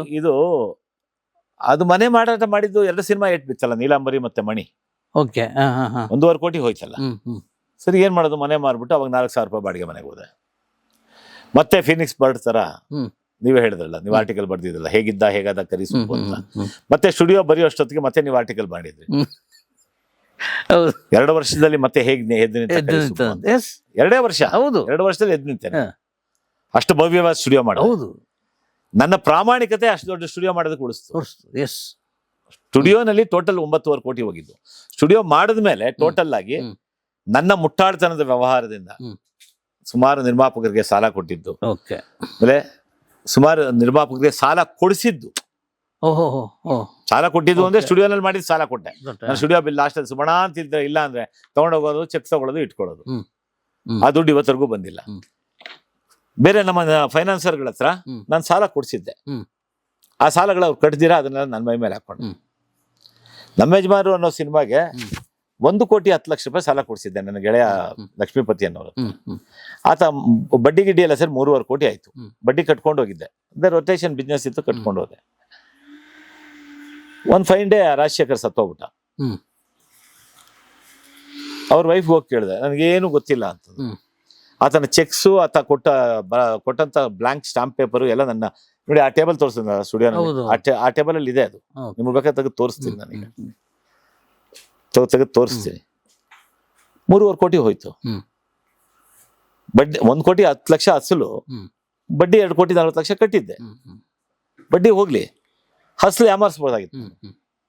ಫೋನ್ ಮಾಡಿದೆ ಅವ್ರಿಗೆ, ಇರಿ ಮಾಡ್ತೀನಿ ಅಂದ್ರು. ಆಮೇಲೆ ವಾಪಸ್ ಫೋನ್ ಮಾಡಿದ್ರು, ಬಡ್ಡಿ ಬೇಡ, ನಾಳೆಯಿಂದ ನಿಮ್ಗೆ ಯಾವಾಗ ಆಗುತ್ತೋ ಅವಾಗ ಅಸಲು ಕೊಟ್ಬಿಡಿ ಅಂತ. ಒಂದು ಪ್ರಾಪರ್ಟಿ ಮಾರಿ ಸಾಲ ತೀರಿಸ್ದೆ. ಗೆಳೆತನ ಉಳಿಸ್ಕೋಬೇಕು ಅನ್ನೋ ದೃಷ್ಟಿಯಿಂದ. ಗೆಳೆತನ ಹೋಗ್ಲಿ, ಯಾರು ಬೇಕಾದ್ರು ಅಂದ್ರೆ ಎಷ್ಟು ಬೇಕಾದ್ರೂ ಮೋಸ ಮಾಡ್ಬೋದಾಗಿತ್ತು. ಈಗ ಗೆಳೆಯರು ಕೊಟ್ಟಿದ್ದಾರೆ. ಒಂದು ಮೋಸ ಮಾಡ್ತಿದ್ರೆ ಬದುಕಿನಲ್ಲಿ ಆರಾಮಾಗಿರ್ತಿದ್ರು. ಇದು ಖಂಡಿತ ಇರ್ಬೋದಾಗಿತ್ತು. ಪ್ರಾಮಾಣಿಕವಾಗಿರೋದೇ ಸಮಸ್ಯೆ. ಅದು ಇಂಡಸ್ಟ್ರಿ ನಂಬ್ಕೊಂಡು. ಬಟ್ ಎಲ್ಲವನ್ನು ನಿಮ್ಗೆ ಕೊಟ್ಟಿದೆ, ಎಲ್ಲ ಇಂಡಸ್ಟ್ರಿ ಕೊಟ್ಟಿದೆ, ಹೆಸರು ಕೊಟ್ಟಿದೆ. ಕರಿ ಸುಬ್ಬು ಅನ್ನೋದು ಬ್ರ್ಯಾಂಡ್ ಆಗಿದೆ. ಹೌದು, ಬ್ರ್ಯಾಂಡ್ ನೇಮ್. ಹೌದು ಕೊಟ್ಟಿದೆ. ಇಂಡಸ್ಟ್ರಿ ಇಲ್ಲ ಅಂತಿಲ್ಲ. 3 ರಾಜ್ಯ ಕೆಲವು ವ್ಯಕ್ತಿಗಳು ಮಾತ್ರ 3 ರಾಜ್ಯ ಪ್ರಶಸ್ತಿ ತಗೊಂಡಿದ್ದೀನಿ. ಮತ್ತೆ ಶ್ರಮ ಇಲ್ಲದೆ ಬರುತ್ತಾ? ಅದೇ ಮತ್ತೆ ಮಣಿ ಚಿತ್ರದ ಕತೆಗೆ, ಆ ಕತೆ ಹೇಗಾಯ್ತು ಅನ್ನೋದು ಬೇರೆ ಒಂದು ಸ್ಟೋರಿ ಮಾಡೋಣ. ನಾವು ಸ್ಟೋರಿ ಮಾಡೋಣ. ನಾನು ಪೇಪರ್ ಪೆನ್ ಇಟ್ಕೊಂಡು ಕತೆ ಬರೀಲಿಲ್ಲ, ಹೀಗೆ ಹೇಳ್ತಾ ಹೋಗಿದ್ದು. ನನ್ನ ಸಿನಿಮಾ ಚೆನ್ನಾಗಿರ್ಬೇಕು ಅಂತ ಹೇಳ್ತಾ ಹೋಗಿದ್ದು. ಕೊನೆಗೆ ಯೋಗರಾಜ್ ಭಟ್ರು ಸೂರಿ ಸೇರ್ಕೊಂಡು, ಅಣ್ಣ ನೀವ್ ಹೇಳಿದ ಕತೆನೇ ಆಗಿದೆ, ಟೈಟ್ಲ್ ನಿಮ್ಗೆ ಕೊಡ್ತೀವಿ ಅಂದ್ರು. 5 ಚಿತ್ರಗಳಿತ್ತು. ಶಿವರಾಮ್ ಕಾರಂತರ ಒಂದು ಯಾವ್ದದು ಶಿವಣ್ಣ ಮಾಡಿದ ಸಿನಿಮಾ ಸರ್, ನಾಗಬಣ್ಣ ಅವ್ರು ಡೈರೆಕ್ಟ್ ಮಾಡಿದ್ರು. ಇಂಥ ಚಿತ್ರ ಅದು. ಅವಿನಾಶ್ ಎಲ್ಲ ಆಕ್ಟ್ ಮಾಡಿದ್ರು. ಜಿ ಇಂದ ಬರುತ್ತೆ, ಸ್ಟಾರ್ಟ್ ಆಗುತ್ತೆ. ಶಿವರಾಮ್ ಕಾರಂತರ ಕಾದಂಬರಿ, ಅದು ಹೆಸರು ಬರ್ತಾ ಇಲ್ಲ. ಆ ಸಿನಿಮಾ ಇತ್ತು ಪೈಪೋಟಿನಲ್ಲಿ. ಶಿವರಾಮ್ ಕಾರಂತರಿಗಿನ ದೊಡ್ಡ ಲೇಖಕನ ನಾನು. ತೀರ್ಪುಗಾರರು ಬಹಳ ವಾದ ಮಾಡಿದಾರಂತೆ. ಮನೆ ಮಠ ಮಾರ್ಕೊಂಡಿದ್ದಾರೆ. ಸಿನಿಮಾ ಒಂದು ವೇಶ್ಯ ವಾಟಿಕೆ, ವೇಶ್ಯ ಬಗ್ಗೆ ಒಂದು ಸಿನಿಮಾ ಮಾಡಿದ್ದಾರೆ. ಅದ್ಭುತವಾದಂತ ಸಿನಿಮಾ ಮಾಡಿದ್ದಾರೆ. ಆ ಕತೆಗಾದ್ರೂ ಅವಾರ್ಡ್ ಕೊಡ್ರಿ, ಅವ್ರಿಗೆ ಖುಷಿ ಸಿಗುತ್ತೆ. ಶಿವರಾಮ್ ಕಾರಂತರಿಗೆ ಬಂದಿದೆ, ಜ್ಞಾನಪೀಠ ಬಂದಿದೆ, ಎಲ್ಲ ಬಂದಿದೆ, ಇಲ್ಲ ಅಂತಿಲ್ಲ. ಜೀವನ ದಿನ ಸತ್ಯ ಇಲ್ಲ ಏನು ರುಕೋಜಿ ಫಿಲ್ಮ್ ಅಲ್ವಾ? ಅಲ್ಲಲ್ಲ, ರುಕೋಜಿ ಅಲ್ಲ, ಅದು ಇದು ನಮ್ಮ ನಾಗಬಣ್ಣ ಡೈರೆಕ್ಟ್ ಮಾಡಿದ್ದು. ಹೆಡ್ ಆಫೀಸ್ ಪ್ರೊಡ್ಯೂಸ್ ಮಾಡಿದ ಪಿಕ್ಚರ್. ನಮ್ಮ ಪಾರ್ವತಮ್ಮ ಅವ್ರು ಪ್ರೊಡ್ಯೂಸ್ ಮಾಡಿದ್ದು. ಜನ್ಮದ ಜೋಡಿ ಆದ್ಮೇಲೆ ಬಂದ. ಹೇಳ್ತೀನಿ ತಾಳಿ, ಬಾಯಲ್ಲೇ ಇದೆ. ನಾಗಬಣ್ಣ ಅವ್ರು ಡೈರೆಕ್ಟ್ ಮಾಡಿದ್ರು, ಶಿವಣ್ಣ ಅದ್ಭುತವಾಗಿ ಆಕ್ಟ್ ಮಾಡಿದ್ರು. ಸಿನಿಮಾ ಚೆನ್ನಾಗಿತ್ತು. ಅವಿನಾಶು ಎಲ್ಲ ಮಾಡಿದ್ರು ಸಿನಿಮಾದಲ್ಲಿ. ಆ ಸಿನಿಮಾ, ಅದನ್ನ ಯಾಕೆ ಸಿನಿಮಾ ಕೋಟ್ ಮಾಡ್ತಾ ಇದ್ದೀನಿ ಅಂದ್ರೆ, ಅಷ್ಟು ದೊಡ್ಡ ಅದನ್ನು ಬಿಟ್ಟು ನಿಮ್ಮ ಕತೆಗೆ, ನನ್ನ ಕತೆಗೆ ಉತ್ತಮ ಕತೆಗಾರ ಪ್ರಶಸ್ತಿ ಬಂತು. ಕತೆಗಾರ ಯಾರು? ನಾನೇ. ಟೈಟ್ಲ್ ಇರೋದು ನನ್ನ ಹೆಸರು. ಆಯ್ತು. ಹೇಗ್ ಬಂತು ಅನ್ನೋದು ನಿಮ್ಗೆ ಹೇಳಿದ್ನಲ್ಲ, ಅದು ನನ್ನ ಸಿನಿಮಾ ಇರ್ಬೇಕು ಅಂತ ದಿನಾ ಬೆಳಿಗ್ಗೆ ಹೋಗೋದು. ಒಂದು ನನ್ನ ಬಾಲ್ಯದ ಇನ್ಸಿಡೆಂಟ್, ಇಂಥ ಕ್ಯಾರೆಕ್ಟರ್ ನಾನು ಚಿಕ್ಕಂದಿನಿಂದ ನೋಡಿದಂತ ಕ್ಯಾರೆಕ್ಟರ್ ಉಮಾಶ್ರೀ ಕ್ಯಾರೆಕ್ಟರ್. ಅಂದ್ರೆ ಮೊದಲು ಕತೆ ಮಾಡಿರ್ಲಿಲ್ಲ ಭಟ್ರು. ಕತೆ ಹೇಳಿದ್ರು, ಒಂದು ಎಳೆ ಹೇಳಿದ್ರು. ಅದನ್ನ ಡೆವಲಪ್ ಆಗ್ತಾ ನಂಗೆ ಇಷ್ಟ ಆಗ್ತಾ ಇರ್ಲಿಲ್ಲ. ಸೊ ನಾನು ಮತ್ತೆ ನನ್ನ ಗೆಳೆಯ ಸಂಕೇತ್ ಕಾಶಿ ಸತ್ತೋಗಿದ್ದಾರೆ, ಮತ್ತೆ ಮಾರ್ಸ್ ಸುರೇಶ್ ಬದುಕಿದ್ದಾರೆ ಈಗ. ಸೊ ನಾವು 3 ಜನ ವಾರಕ್ಕೊಂದ್ಸತಿ ಕತೆ ಕೇಳೋದು. ಸುಬಣ್ಣ ಯಾಕೆ ಮುಂದಕ್ಕೆ ಹೋಗ್ತಾ ಇಲ್ಲ, ಕತೆ ಮುಂದಕ್ಕೆ ಹೋಗ್ತಾ ಇಲ್ಲ, ಇದಾಗಲ್ಲ ಅನ್ಬಿಟ್ಟು ರೀ ನಾನೊಂದು ಕೆಲವು ಇನ್ಸಿಡೆಂಟ್ಸ್ ಹೇಳ್ತಾ ಹೋಗ್ತೀನಿ, ಅದನ್ನ ನಮ್ಮ ಸಬ್ಜೆಕ್ಟ್ಗೆ ಅಡಾಪ್ಟ್ ಮಾಡ್ತಾ ಹೋಗಿ. ಅಡಾಪ್ಟ್ ಮಾಡ್ತಾ ಹೋಗಿ ಅಂತ. ಆ ಅಡಾಪ್ಟೇಷನ್ ಮಾಡ್ತಾ ಮಾಡ್ತಾ ಮಾಡ್ತಾ ಮಾಡ್ತಾ ಅಣ್ಣ ನೀವು ಹೇಳಿದ ಇನ್ಸಿಡೆಂಟ್ಸ್ ಹೆಚ್ಚಾಗಿ ಬಂದಿರೋದ್ರಿಂದ ಸಿನಿಮಾದಲ್ಲಿ ನಿಮ್ಮ ಹೆಸರಲ್ಲಿ ನಿಮ್ಮ ಹೆಸರಿನ ಕತೆಗೆ ನಾನು ಸ್ಕ್ರೀನ್ ಪ್ಲೇ ಡೈರೆಕ್ಷನ್ ನಾನು ಹಾಕೊಳ್ತೀನಿ ಅಂತ ಭಟ್ರು ಅಂದ್ರು. ನಾನು ಡೈಲಾಗ್ ಬರ್ದಿದ್ದು ಸೂರ್ಯ ಹಾಕ್ತೀನಿ, ಎಲ್ಲರೂ ಒಟ್ಟಿಗೆ ಬರ್ದಿದ್ವಿ. ಈ ಡೈಲಾಗ್ ಹಿಂಗಿರ್ಲಿ, ಈ ಡೈಲಾಗ್ ಹಿಂಗಿರ್ಲಿ, ಸೂರಿಗೆ ಟೈಟ್ಲ್ ಕೊಟ್ವಿ. ಸೊ ಅದು ಅವಾರ್ಡ್ ಬಂತು ನನಗೆ, ಉತ್ತಮ ಕತೆಗಾರ. ಅದಕ್ಕೆ ಮೊದಲು ಉತ್ತಮ ಗ್ರಾಫಿಕ್ಸ್ ಸಲುವಾಗಿ ನೀಲಾಂಬರಿ ಸಿನಿಮಾಗ ರಾಜ್ಯ ಪ್ರಶಸ್ತಿ. ಅದಾದ್ಮೇಲೆ 2012ರಲ್ಲಿ ಉತ್ತಮ ಪೋಷಕ ನಟ ಕಳವು ಅನ್ನೋ ಸಿನಿಮಾ, ಅದು ಬಹುಶಃ ನೀವು ನೋಡಿಲ್ಲ. ಕೋಲಾರದ ಭಾಷೆಯಲ್ಲಿ ಬಂದಂತ ಸಿನಿಮಾ. ಉಮಾಶ್ರೀ ಮತ್ತೆ ನಾನು ಪೈಪೋಟಿಯಾಗಿ ನಟಿಸಿದ್ವಿ. ಉಮಾಶ್ರೀಗೆ ಚಿಕ್ಕಪ್ಪ ನಾನು ಆ ಸಿನಿಮಾ ಕೋಲಾರ ಭಾಷೆ ಬಳಸಿ. ಕೆ.ವೈ. ನಾರಾಯಣ ಸ್ವಾಮಿ ನಿಮ್ಗೆ ಗೊತ್ತಿರ್ಬೋದು, ಕಳವು ಅನ್ನೋ ನಾಟಕನ ಸಿನಿಮಾ ಮಾಡಿದ್ರು. ಒಂದು ಎಮ್ಮೆ ಕಳೆದೋಗುತ್ತೆ, ಅದರ ಬಗ್ಗೆ ಅದು. ಅದಕ್ಕೆ ನನಗೆ ರಾಜ್ಯ ಪ್ರಶಸ್ತಿ, ಉತ್ತಮ ಪೋಷಕ ನಟ. ಸೊ ಚಿತ್ರರಂಗ ಎಲ್ಲ ಕೊಟ್ಟಂಗ ಆಯ್ತಲ್ಲ, ಒಂದ್ ಕಡೆ ಕಳ್ಕೊಂಡಂಗ ಆಯ್ತಲ್ಲ. ಅಲ್ಲ, ಕಳ್ಕೊಂಡಿದ್ದು ಹೇಳುವಾಗ್ಲೂ ನಗ್ತಿರಲ್ಲ ನೀವು ಸ್ವಾಮಿ. ನಗ್ತಾ ಇರ್ಬೇಕಂತೆ ಬದುಕಲ್ಲಿ, ಇರ್ಬೇಕು ಅಲ್ವಾ? ನನಗೆ ನನ್ನ ಕುತೂಹಲ ಏನಂದ್ರೆ, ನೀವು ಇಲ್ಲಿ ಈ ತೋಟದಲ್ಲೇ ಕೂತ್ಕೊಂಡಿದ್ರಿ. ಹೌದು, ನಾನು ಇದನ್ನು ಮಾಡ್ಬೇಕು ಅಂತ ಡಿಸೈಡ್ ಮಾಡಿದ ಹೌದು, ಅಲ್ವಾ? ಏನ್ ತಗೊಂಡ್ಬಂದಿದ್ರಿ? ಏನ ಸಾಯ್ಲಿಕ್ಕೆ ಏನು ತಗೊಂಡ್ಬಂದಿದ್ರಿ? ಬೇಡ, ಇಲ್ಲ, ಆತ್ಮಹತ್ಯೆ ಮಾಡ್ಬೇಕಿದ್ರೆ ಏನೋ ಒಂದು ಫ್ಯಾನ್ ಬೇಕು, ನದಿ ಬೇಕು, ಏನ್ ಇದೆ, ಡ್ರೆಸ್ ಇದು ಎಲ್ಲ ಇತ್ತು ಬಿಡಿ. ಅದು ಹಗ್ಗ ಪಗ್ಗ ಎಲ್ಲ ಇತ್ತು. ಅದು ಮುಂದುವರ್ಸೋದು ಬೇಡ. ಯಾಕೆಂದ್ರೆ ಎಷ್ಟು ಪಾಸಿಟಿವ್ ಆಗಿರುತ್ತೋ ಅದಷ್ಟು ನೆಗೆಟಿವ್ ಆಗುತ್ತೆ ಅಂತ ಹೇಳ್ತಾರೆ. ಇರ್ಲಿ, ಅದು ಅಲ್ಲಲ್ಲ, ಇದು ನೆಗೆಟಿವ್ ಇಂದ ಪಾಸಿಟಿವ್ ಗೆ ಹೊಸ ಒಂದು ಪೀಳಿಗೆಗೆ ನೀವು ಪಾಠ ಮಾಡ್ದಂಗೆ. ಹೌದು, ಆಯ್ತು. ಅದು ಆಮೇಲೆ ಅದೇ ಯೋಚನೆ ಮಾಡಿದೆ, ಸುಮಾರು ಜನಕ್ಕೆ ಬದುಕು ಕಟ್ಕೊಟ್ಟಿದ್ದೀನಿ. ನನಗ್ ಗೊತ್ತಿದ್ದಂಗೆ ಅವ್ರು ಹೇಳ್ತಾ ಇರ್ಬೋದು, ನನ್ನ ಹೆಸರು ಹೇಳ್ತಾ ಇರ್ಬೋದು. ನನಗೆ ನನ್ನ ಮನಸ್ಸಿಗೆ ಗೊತ್ತು, ನನಗೆ ಒಳ್ಳೇದ್ ಮಾಡಿದ್ರೆ ಕೆಟ್ಟದ್ ಮಾಡಿದ್ರೆ ಅಂತ. ಇಷ್ಟು ಜನಕ್ಕೆ ಮಾಡಿ ಈಗ ನನ್ನ ಸಂಸಾರನ ಬೀದಿಲಿ ನಿಲ್ಸೋದು ಬೇಡ ಅಂತ ಡಿಸೈಡ್ ಮಾಡಿದೆ. ಅದು ಇವತ್ತೇ ಓಪನ್ ಅಪ್ ಆಗ್ತಾ ಇರೋದು ನಿಮ್ ಮುಂದೆನೆ. ಓಪನ್ ಅಪ್ ಆಗ್ತಾ ಇರೋದು ನಿಮ್ ಮುಂದೆನೆ. ಆಮೇಲೆ ಒಬ್ಬ ಗೆಳೆಯರಿಗೆ ಸಿಕ್ಕಿದ್ರು, ಫೋನ್ ಮಾಡಿದೆ. ಅವರು 1 ತಿಂಗಳ ಸತಾಯಿಸಿದ್ರು, ಫೋನ್ ಮಾಡಿದೆ. ಆಮೇಲೆ ನಾನು ಫೋನ್ ಮಾಡೋದು ನಿಲ್ಲಿಸ್ದೆ. ಅವ್ರು ಒಂದಷ್ಟು ದುಡ್ಡು ಕೊಡ್ಬೇಕಾಯ್ತು ನನಗೆ. 25 ವರ್ಷದಿಂದ ನಾನು ಫೋನ್ ಮಾಡಿಲ್ಲ ಅವ್ರಿಗೆ. ನಿಮ್ಗೂ ಪರಿಚಯ, ಅವರು ಚಿತ್ರರಂಗದ ವ್ಯಕ್ತಿನೇ. ಅವರು ಒಂದಷ್ಟು ಅಮೌಂಟ್ ಕಳ್ಸಿದ್ರು. ಇನ್ನೊಬ್ರು ಚಿತ್ರರಂಗದ ವ್ಯಕ್ತಿನೇ, ಯೋಗರಾಜ್ ಭಟ್ರ ಜೊತೆ ಸಿನಿಮಾ ಮಾಡಿದ್ದಾರೆ. ಅವ್ರು ಒಂದಿನ ಬಂದ್ರು, ಏನ್ ಮಾಡ್ಬೇಕಾಗಿದೆ ಅಣ್ಣ ಅಂತಂದ್ರು. ಅವರ ದೊಡ್ಡ ಲ್ಯಾಂಡ್ ಲಾರ್ಡ್ ಅವರು. ಇದನ್ನು ಫಸ್ಟ್ ಫಿನಿಶ್ ಮಾಡಬೇಕು, ನಾನೇನ್ ಮಾಡ್ಬೇಕು ಅಂದ್ರೆ ಅವ್ರು ಬೇರೆ ರೂಪದಲ್ಲಿ ಅವ್ರು ಕೊಟ್ಟರು, ಒಂದಷ್ಟು ಹೆಲ್ಪ್ ಮಾಡ್ತಾ ಇದ್ದಾರೆ. ನನ್ನ ಮನಸ್ಸಲ್ಲಿ ಹೆಸರುಗಳಿದ್ರೆ ಸಾಕು. ಯಾಕಂದ್ರೆ ಅವರು ಕೆಲವರು ಬೇರೆ ರೀತಿ ಆಗುತ್ತೆ ವ್ಯಕ್ತಿಗಳ ಹೆಸರು ಹೇಳಿದ್ರೆ. ಸೊ ಮುಗಿತಾ ಬಂದಿದೆ ಈಗ ಕೆಲಸ. 2 ಕಮಿಟ್ಮೆಂಟ್ ಇದೆ, ಆ ಕಮಿಟ್ಮೆಂಟ್ ಮುಗಿಸ್ಬೇಕು ಆದಷ್ಟು ಬೇಗ. ಇದು ದುಡಿಮೆಗೆ ತೊಡಗಿಸ್ಕೊಂಡು ಇದನ್ನು ಫಿನಿಶ್ ಮಾಡಿ. ಸೊ ಇನ್ನೊಂದಷ್ಟು ದಿನ ನಾನಿಲ್ಲಿದ್ದು ಆಮೇಲೆ ಕನ್ವರ್ಷನ್ ಮಾಡಿ ಇದೇನ್ ಮಾಡ್ತಾ ಇದ್ದೀನಿ ಅಂದ್ರೆ, ಅಗ್ರಿ ಟೂರಿಸಂ ಅಂತ ನಮ್ಮ ಟೂರಿಸಂ ಡಿಪಾರ್ಟ್ಮೆಂಟ್ ಅಲ್ಲಿ ಒಂದು ಸ್ಕೀಮ್ ಇದೆ. ಓನರ್ ಒಬ್ಬ ರೈತ ಮನೆಯಲ್ಲಿ ಇದ್ದುಕೊಂಡು, ನನ್ನ ಬೇರೆ ಮನೆ ಇದೆ, ನೀವು ನೋಡಿದ್ರೆ 5 ರೂಮ್ ಕಟ್ಬೋದು. ಅದಕ್ಕೆ ಯಾವುದೇ ಕನ್ವರ್ಷನ್ ಏನು ಬೇಕಾಗಿಲ್ಲ. ಸೊ ಅದು ಗೌರ್ಮೆಂಟ್ ಅಂಶ ಇದೆ. ಟೂರಿಸಂ ಡೆಪ್ಯೂಟಿ ಡೈರೆಕ್ಟರ್ ರವಿಕುಮಾರ್ ಅಂತ ಬಂದು ನೋಡ್ಕೊಂಡು ಹೋದ್ರು. ಬಹಳ ಅದ್ಭುತ, ರಾಮನಗರ ಡಿಸ್ಟ್ರಿಕ್ಟ್ ಅಲ್ಲೇ ಈ ತರ ಮಾಡಿಲ್ಲ ಸರ್, ಬಹಳ ಅದ್ಭುತವಾಗಿ ಮಾಡ್ತಾ ಇದ್ದೀರಾ, ಬನ್ನಿ ಸರ್ ಏನ್ ಬೇಕೋ ಹೆಲ್ಪ್ ಮಾಡೋಣ ಅಂತಂದ್ರು. ವಿಲೇಜ್ ಪಂಚಾಯತ್ ಒಂದು ಲೆಟರ್ ಕೊಡ್ಬೇಕು. ಹೋದ ವರ್ಷನೇ ಕೊಡಕ್ಕೆ ಹೋಗಿದ್ದೆ ನಾನು. ನಿಮ್ದಿನ್ನೂ ಫಿನಿಶ್ ಆಗಿಲ್ವಲ್ಲ ಸರ್, ಲೇಟ್ ಆಗುತ್ತೆ, ಸುಮ್ಮನೆ ಯಾಕೆ 1 ವರ್ಷದ ಫೀಸ್ ಕಟ್ತೀರಾ, ಬನ್ನಿ ಆಮೇಲೆ ಮಾಡೋಣ ಅಂತರು. ಆಮೇಲೆ ಪೊಲೀಸ್ಗೆ DC-ಗೆ ಒಂದು ಲೆಟರ್ ಕೊಡ್ಬೇಕು. 5 ರೂಮ್. ಸೊ ನೀವು ನೋಡಿದ್ರೆ ಎಲ್ಲ ರೂಮು ಹೇಗಿದೆ, ಮುಂದೆ ಹೇಗೆ ಹೇಳಬೇಕು, ಬದುಕು ಇನ್ನು ಏನೇನೋ ಕನಸುಗಳಿದೆ. ಸಿನಿಮಾ ಒಂದು ಡೈರೆಕ್ಟ್ ಮಾಡಬೇಕು, ಹೌದು ಕನಸಿದೆ, ಒಂದು ಕತೆ ಮಾಡಿದ್ದೀನಿ ನಾನೇ. ಅದು ಯಾರು 50 ಲಕ್ಷ ಕೊಡ್ತೀನಿ ಅಂದ್ರಲ್ಲ, ಅವ್ರು ಒಂದಿನ ಫಿಲ್ಮ್ ಚೇಂಬರ್ ಅಲ್ಲಿ ಸೆಕ್ರೆಟರಿ ಆಗಿದ್ದಾಗ ಬಂದ್ರು. ಹಣ ಅಲ್ಲಿದೆ ಅಂದ್ರು, ಇಲ್ಲಿ ಬಂದು ಇಲ್ಲಿದ್ದೀನಿ ಬಾಣ ಅಂತ. ಅಲ್ಲಿಂದ ಏರ್ಲೈನ್ಸ್ಗೆ ಟೀ ಕುಡಿಯಕ್ಕೆ ಕರ್ಕೊಂಡು ಹೋದ್ರು. ನಾನು ಅಲ್ಲೇ ಚೇಂಬರ್ ಎಲ್ಲ ಕೊಡಿಸ್ತೀನಿ ಅಂದ್ರೆ, ಇಲ್ಲ ಬಾರೋಣ ಏರ್ಲೈನ್ಸ್ಗೆ ಹೋಗಿ ಬರೋಣ, ಮಾತಾಡ್ಕೊಂಡು ಹೋಗೋಣ. ಏರ್ಲೈನ್ಸ್ವರೆಗೂ ಅವ್ರ ಕಾರಲ್ಲಿ ಕರ್ಕೊಂಡು ಹೋದ್ರು. ಒಂದು ಟೀ ಕುಡಿದ್ವಿ. ಅಲ್ಲಿಂದ ನಾನು ಸ್ಟುಡಿಯೋ ಬಂದ್ರು. ಅಣ್ಣ ನಾನು ದುಡ್ಡು ಕಟ್ಬೇಕಣ್ಣ ಅಂದ್ರು. ರಾಯಲ್ಟಿ ಯಾವುದು ಅವರ ಬ್ಯಾನರ್ ಇದೆ. ಅವತ್ತೇ ಗೊತ್ತಾಯ್ತು ಆತಂದು ಬ್ಯಾನರ್ ಇದೆ ಅಂತ. ಸರಿ ದುಡ್ಡು ಕಟ್ಟಿಸ್ಬಿಟ್ಟೆ. ಅಣ್ಣ ಒಂದು ಸಿನಿಮಾ ಮಾಡ್ತೀನಿ ಅಣ್ಣ. ಸರಿ ಒಂದು ಸಣ್ಣ ಸಿನಿಮಾ ಮಾಡುವ ಒಬ್ಬ ಹುಡುಗ ಕತೆ ಮಾಡಿದ್ದಾನೆ ನನಗೋಸ್ಕರ, ಅದನ್ನ ನಾನು ಡೆವಲಪ್ ಮಾಡಿದ್ದೀನಿ. ಆಯ್ತು, ರಾಜ್ಯ ಪ್ರಶಸ್ತಿ 3 ತಗೊಂಡಿದ್ದೀನಿ, ಏನೋ ಒಂದು ನ್ಯಾಷನಲ್ ಲೆವೆಲ್ಗೆ ಒಂದು ಆಸೆ ಅನ್ನೋ ಮನುಷ್ಯಂಗೆ ಇದ್ದೇ ಇರುತ್ತಲ್ಲ ಸರ್. ನ್ಯಾಷನಲ್ ಲೆವೆಲಲ್ಲೇ ಏನಾದ್ರು ಒಂದು ಸದ್ದು ಮಾಡೋಣ ಅಂತ ಅಂದ್ಬಿಟ್ಟು ನನ್ನ ಆಸೆ ಅಷ್ಟೇ. ಅದಾಗತ್ತೋ ಇಲ್ಲೋ ಗೊತ್ತಿಲ್ಲ, ಪ್ರಯತ್ನ ಅಂತೂ ಪಡ್ಬೇಕಲ್ಲ. ಒಂದು ಕೂದ್ಲಿಕ್ಕಿತ್ತು ಒಂದು ಬೆಟ್ಟಕ್ಕೆ ಎಸೆಯೋದಂತೆ, ಬಂದ್ರೆ ಬೆಟ್ಟ, ಹೋದ್ರೆ ಕೂದ್ಲು. ನನ್ನ ಇದೋದು ಆಗಲ್ಲ ಅನ್ನೋದು ನನ್ನ ಡಿಕ್ಷನರಿನಲ್ಲಿ ಇಲ್ಲ, ಆಗಲ್ಲ ಅನ್ನೋದೇ ಇಲ್ಲ. ನೀವು ಬಂದ ತಕ್ಷಣ ಕೇಳಿದ್ರಿ ಇದನ್ನ, ಯಾರು ಆರ್ಕಿಟೆಕ್ಟು ಏನು ಅಂತ. ಅಲ್ಲ, ಇದು ನಿಮ್ದೇನಾ ಅಂತ ಆಶ್ಚರ್ಯ ಆಯ್ತು ಸುಬ್ಬು. ಇದು ಸಾಧ್ಯನಾ ಈ ಬಂಡಾಯ ಈ ತರ? ನಮ್ಮ ರಮಾಕಾಂತ್ ಅಂತಿದ್ದಾರೆ, ನನ್ನ ಬೀಗರಿದ್ದಾರೆ, ಇಬ್ರು ಸಿವಿಲ್ ಇಂಜಿನಿಯರ್ಸ್. ಎಷ್ಟು ಆರಂಭದ ದಿನಗಳಲ್ಲಿ ದರ್ಶನ್ ಏನೋ ಬಂದ?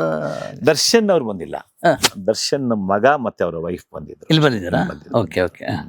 ಬಹಳ ಫ್ಯಾಮಿಲಿಗೆ ಆತ್ಮೀಯರು. ದರ್ಶನ್ ಅವ್ರು ಬಾಗ್ಲಿ ಫಿನಿಶ್ ಆದ್ಮೇಲೆ ಬರ್ತೀನಿ ಅಂತ ಹೇಳಿದ್ರು. ಈ ಬಿಲ್ವಾ ಅನ್ನೋ ಹೆಸರನ್ನ ಕಾಯಂ ಮಾಡಿದ್ದವ್ರೆ. ಓಹೋ. ನಾನು ಏನ್ ಅನ್ಕೊಂಡಿದ್ರೆ ತೋಟಕ್ಕೆ ಹೆಸರು ಹಾಗೆ ಹೀಗೆ ಅಂದ್ರು.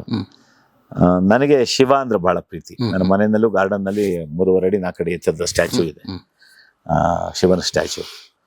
ಸೊ ದಿನ ಬಿಲ್ಪತ್ರೆ ಇದು ಮಾಡ್ತೀನಿ, ಜಲಾಭಿಷೇಕ ಮಾಡಿ ಶಿವನಿಗೆ ತುಪ್ಪ ಬಿಲ್ಪತ್ರೆ. ಸೊ ಈ ಜಮೀನ್ ತಗೊಂಡಾಗಿಂದ ಬಿಲ್ಪತ್ರೆ ಮಾರ್ಕೆಟ್ ಅಲ್ಲಿ ತಗೊಂಡಿಲ್ಲ. 100 ರೂಪಾಯಿಗೆ ಇಷ್ಟು ದಪ್ಪ ಕೊಡ್ತಾರೆ ಕಟ್ಟು ಬಿಲ್ಪತ್ರೆ, 5 ಹೆಸರಿರಲ್ಲ.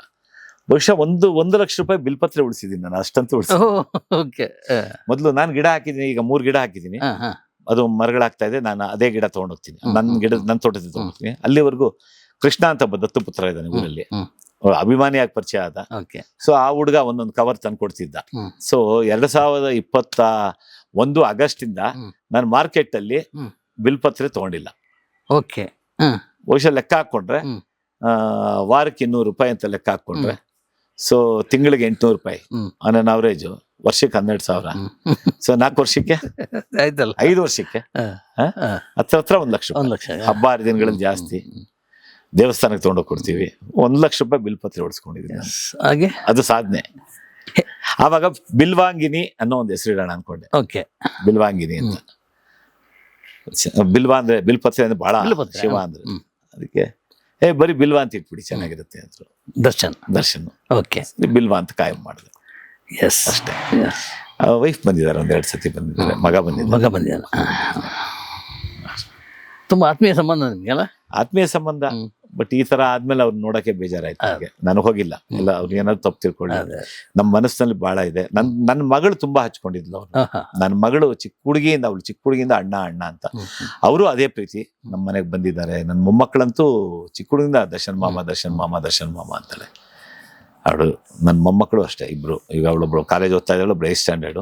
ಚಿಕ್ಕ ಹುಡುಗಿಯಿಂದ ಬಂದ್ರು, ಸ್ಟುಡಿಯೋಗೆ ಬಂದ್ಬಿಟ್ಟೆ, ನಮ್ಮ ಸ್ಟುಡಿಯೋಗೆ ಬಂದ್ರೆ ಅಥವಾ ಅಲ್ಲಿ ಶೂಟಿಂಗಿಗೆ ಬಂದ್ರೆ ಫೋನ್ ಮಾಡಿ ಕರ್ಸ್ಕೊಳ್ಳೋರು ಮಗುನ ಎತ್ಕೊಂಡು.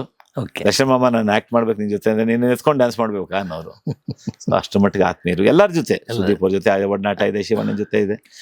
ನನಗೆ ಯಾರ ಹತ್ರನೂ ಹೋಗಿ ನನಗೆ ಹೆಚ್ಚಿಗೆ ತಲೆ ತಿನ್ನಲ್ಲ ಜೊತೆಗಿರೋ. ನಾನು ಎಲ್ಲರಿಗೂ ಇಂಡಸ್ಟ್ರಿಯಲ್ಲಿ ಎಲ್ಲರೂ ಬೇಕಾದ್ರೆ ಅದೇ ತರ ಸುದೀಪ್ ಅವ್ರ ಫ್ಯಾಮಿಲಿ ಜೊತೆ ಬಹಳ ಒಡನಾಟ. ಅದು ನನಗಿನ್ನ ಹೆಚ್ಚಾಗಿ ನನ್ನ ಹೆಂಡತಿಗೆ, ನನ್ನ ಮಗಳಿಗೆ ಸುದೀಪ್ ಅವ್ರ ತಾಯಿ ಜೊತೆ ಒಡನಾಟ. ಸ್ವಂತ ಅಮ್ಮನ ತರನೇ. ಯಾಕೆ ನನ್ನ ತಾಯಿಗೆ ನಮ್ಮ ಅಕ್ಕನ ಮಗಳೇ ನನ್ನ ವೈಫು. ಸೊ ತಾಯಿ ಅಪ್ಪ ಅಮ್ಮ ಇಬ್ರು ಇಲ್ಲ ಅವಳಿಗೆ, ನಮ್ಮ ಅಕ್ಕ ಬಾವ ಇಬ್ರು ತಿರ್ಕೊಂಡಿದ್ದಾರೆ. ಸೊ ಸುದೀಪ್ ಅವ್ರ ಅಮ್ಮ ಅಂತಂದ್ರೆ ಬಹಳ ಪ್ರೀತಿ ಅವ್ರಿಗೆ.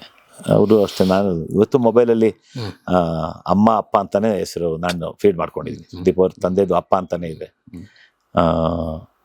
ಆಮೇಲೆ ಅಮ್ಮ ಅಂತಾನೆ ಇದೆ. ಇವತ್ತು ನಂಬರ್ ತೆಗೆದಿಲ್ಲ, ಸರೋಜಮ್ಮ ಅವ್ರದ್ದು ನಂಬರು ಇವತ್ತು ತೆಗೆದಿಲ್ಲ. ಬೆಳಗಿನ ಜಾವ ಫೋಟೋ ಮೆಸೇಜ್ ಕಳ್ಸೋರು. ನಾನು 4 ಗಂಟೆ ಕಳಿಸಿದ್ರೆ 5 ಗಂಟೆಗೆ ಆಯಮ್ಮ ರಿಫರ್ ಚೆನ್ನಾಗಿರಿ ಸುಬ್ಬಣ್ಣ ಅಂತ ಅನ್ನೋರು ಅಷ್ಟೇ. ಅವ್ರ ಅಕ್ಕಂದ್ರು ಅಷ್ಟೇ. ಲಾಸ್ಟ್ ಮೀಟ್ ಮಾಡಿದ್ದು ಅವ್ರ ಅಕ್ಕನ ಮಗನ ಮದುವೆಯಲ್ಲಿ ಸುದೀಪ್ ಅವ್ರು ಮೀಟ್ ಮಾಡಿದೆ. ಮ್ಯಾಕ್ಸ್ ಪಿಕ್ಚರಲ್ಲಿ ಆ್ಯಕ್ಟ್ ಮಾಡಿದ್ದೆ. ಎಲ್ಲಿ ಸಿಕ್ಕರು ಆತ್ಮೀಯಾಗಿ ಮಾತಾಡ್ತಾರೆ. ನನ್ನ ಸ್ಟುಡಿಯೋ ಇರೋವರೆಗೂ ಭಾಳ ನನ್ನ ಸ್ಟುಡಿಯೋದ ಕೆಲಸ ಮಾಡ್ತಿದ್ರು. ನಡೀತಾ ಇದೆ ಜೀವನ ಹೀಗೆ. ಭಟ್ರು ಕುಲದಲ್ಲಿ ಕೀಳಾವುದೋ ಸಿನಿಮಾ ಅವ್ರದೇ ಕತೆ. ನನ್ ಕ್ಯಾಸ್ಟ್ ಮಾಡಿದೆ. ಸಿನಿಮಾ ಅನ್ಕೊಂಡಿದ್ ಮಟ್ಟಕ್ಕೆ ಹೋಗ್ಲಿಲ್ಲ. ಎಲ್ಲಿ ಸಿಕ್ಕರು ಮಾತಾಡ್ತಾರೆ. ಇನ್ನೂ ಅವರು ನನಗೋಸ್ಕರ ಅಂತ ಒಂದು ಪಾತ್ರ ಬರೆದಿಲ್ಲ. ಸೂರ್ಯ ಆಗ್ಲಿ ಭಟ್ರಾಗ್ಲಿ ಆ ಕೊರಗಿದೆ. ಏನು ಮಾಡಕ್ಕಾಗಲ್ಲ. ನನಗೋಸ್ಕರ ಅಂತ ಬಿಳಿ ಪೆನ್ನಲ್ಲಿ ಕರಿ ಬಣ್ಣದಲ್ಲಿ ಒಂದು ಪಾತ್ರ ಅಂತ ಬರೆದು ಮಾಡಿದ್ರೆ ಅವ್ರಿಗೆ ಆ ಕೆಪಾಸಿಟಿ ಇದೆ. ನನಗೆ ಅವ್ರು ಬರೀಲಿಲ್ಲ ಅನ್ನೋದಕ್ಕೂ ಒಂದು ಕೊರಗಿದೆ. ಸೂರ್ಯ ಮಾಡಿದಂಥ ಸಿನಿಮಾಗಳಲ್ಲಿ ನನಗೆ ಈಸಿಯಾಗಿ ಪಾತ್ರ ಕೊಡ್ಬೋದಾಗಿತ್ತು. ಯಾಕೆ ಅದು ಹಾಗೆ ಗೊತ್ತಿಲ್ಲ. ಬಟ್ ನಿಮ್ಮ ಮಣಿ ಇದಕ್ಕೆ ಆರ್ಟ್ ಡೈರೆಕ್ಟರ್ ತಾನೆ ಆತ? ಇಲ್ಲ ಡೈಲಾಗ್ ರೈಟ್ರು ಮತ್ತೆ ಅಸಿಸ್ಟೆಂಟ್ ಡೈರೆಕ್ಟ್ರು. ಓಕೆ ಸಾಧನೆ ಸೀರಿಯಲ್ಗೆ art director. Okay okay. Manige Shashidhar Adapa. ಅದು ಒಂದು ಇಂಟ್ರೆಸ್ಟಿಂಗ್ ಸ್ಟೋರಿ ಇದೆ. ಅದು actually Manige Shashidhar Adapa art director ಆದರೆ ಚೆನ್ನಾಗಿರುತ್ತೆ ಅಂತ ಯೋಗರಾಜ್ ಭಟ್ರು ನನ್ನ ಹತ್ರ ಕೇಳಿದ್ರು. ಅವ್ರು ತುಂಬ ಬೆಳೆದಿದ್ದಾರಪ್ಪ, ಅದನ್ನು ಫಸ್ಟ್ ಪಿಕ್ಚರು ನಾನೇ ಕಾರಣ. ಸಂಕ್ರಾಂತಿ ಸಿನಿಮಾ ಕರ್ಕೊಂಡೋಗಿ ಆರ್ಟ್ ಡೈರೆಕ್ಟರು ಅಂತ ಮಾಡಿದ್ದೆ ನಾನು. ಕರ್ನಾಟಕದಲ್ಲಿ ಹೆಸರು ಮಾಡಿದಂಥ 3 ಜನ ಆರ್ಟ್ ಡೈರೆಕ್ಟರ್ನ ಚಿತ್ರರಂಗಕ್ಕೆ ಪರಿಚಯ ಮಾಡಿದಂಥ ಹೆಮ್ಮೆ ನನಗಿದೆ. ಒಂದು ಶಶಿಧರ್ ಅಡಪ, ಎರಡನೇದು ಹೊಸಮನೆ ಮೂರ್ತಿ, ಅಲ್ಲ ಎರಡನೇದು ದಿನೇಶ್ ಮಂಗಳೂರು, ಮೂರನೇದು ಹೊಸಮನೆ ಮೂರ್ತಿ. ಎಲ್ಲರೂ ಹೇಳ್ತಾರೆ ದೊಡ್ಡ ಹೆಸರು. ಅದೇ ಥರ ಶಶಿಧರ್ ಅಡಪನ್ನ ಇವಾಗ ಕೇಳಿದ್ರಂತೆ.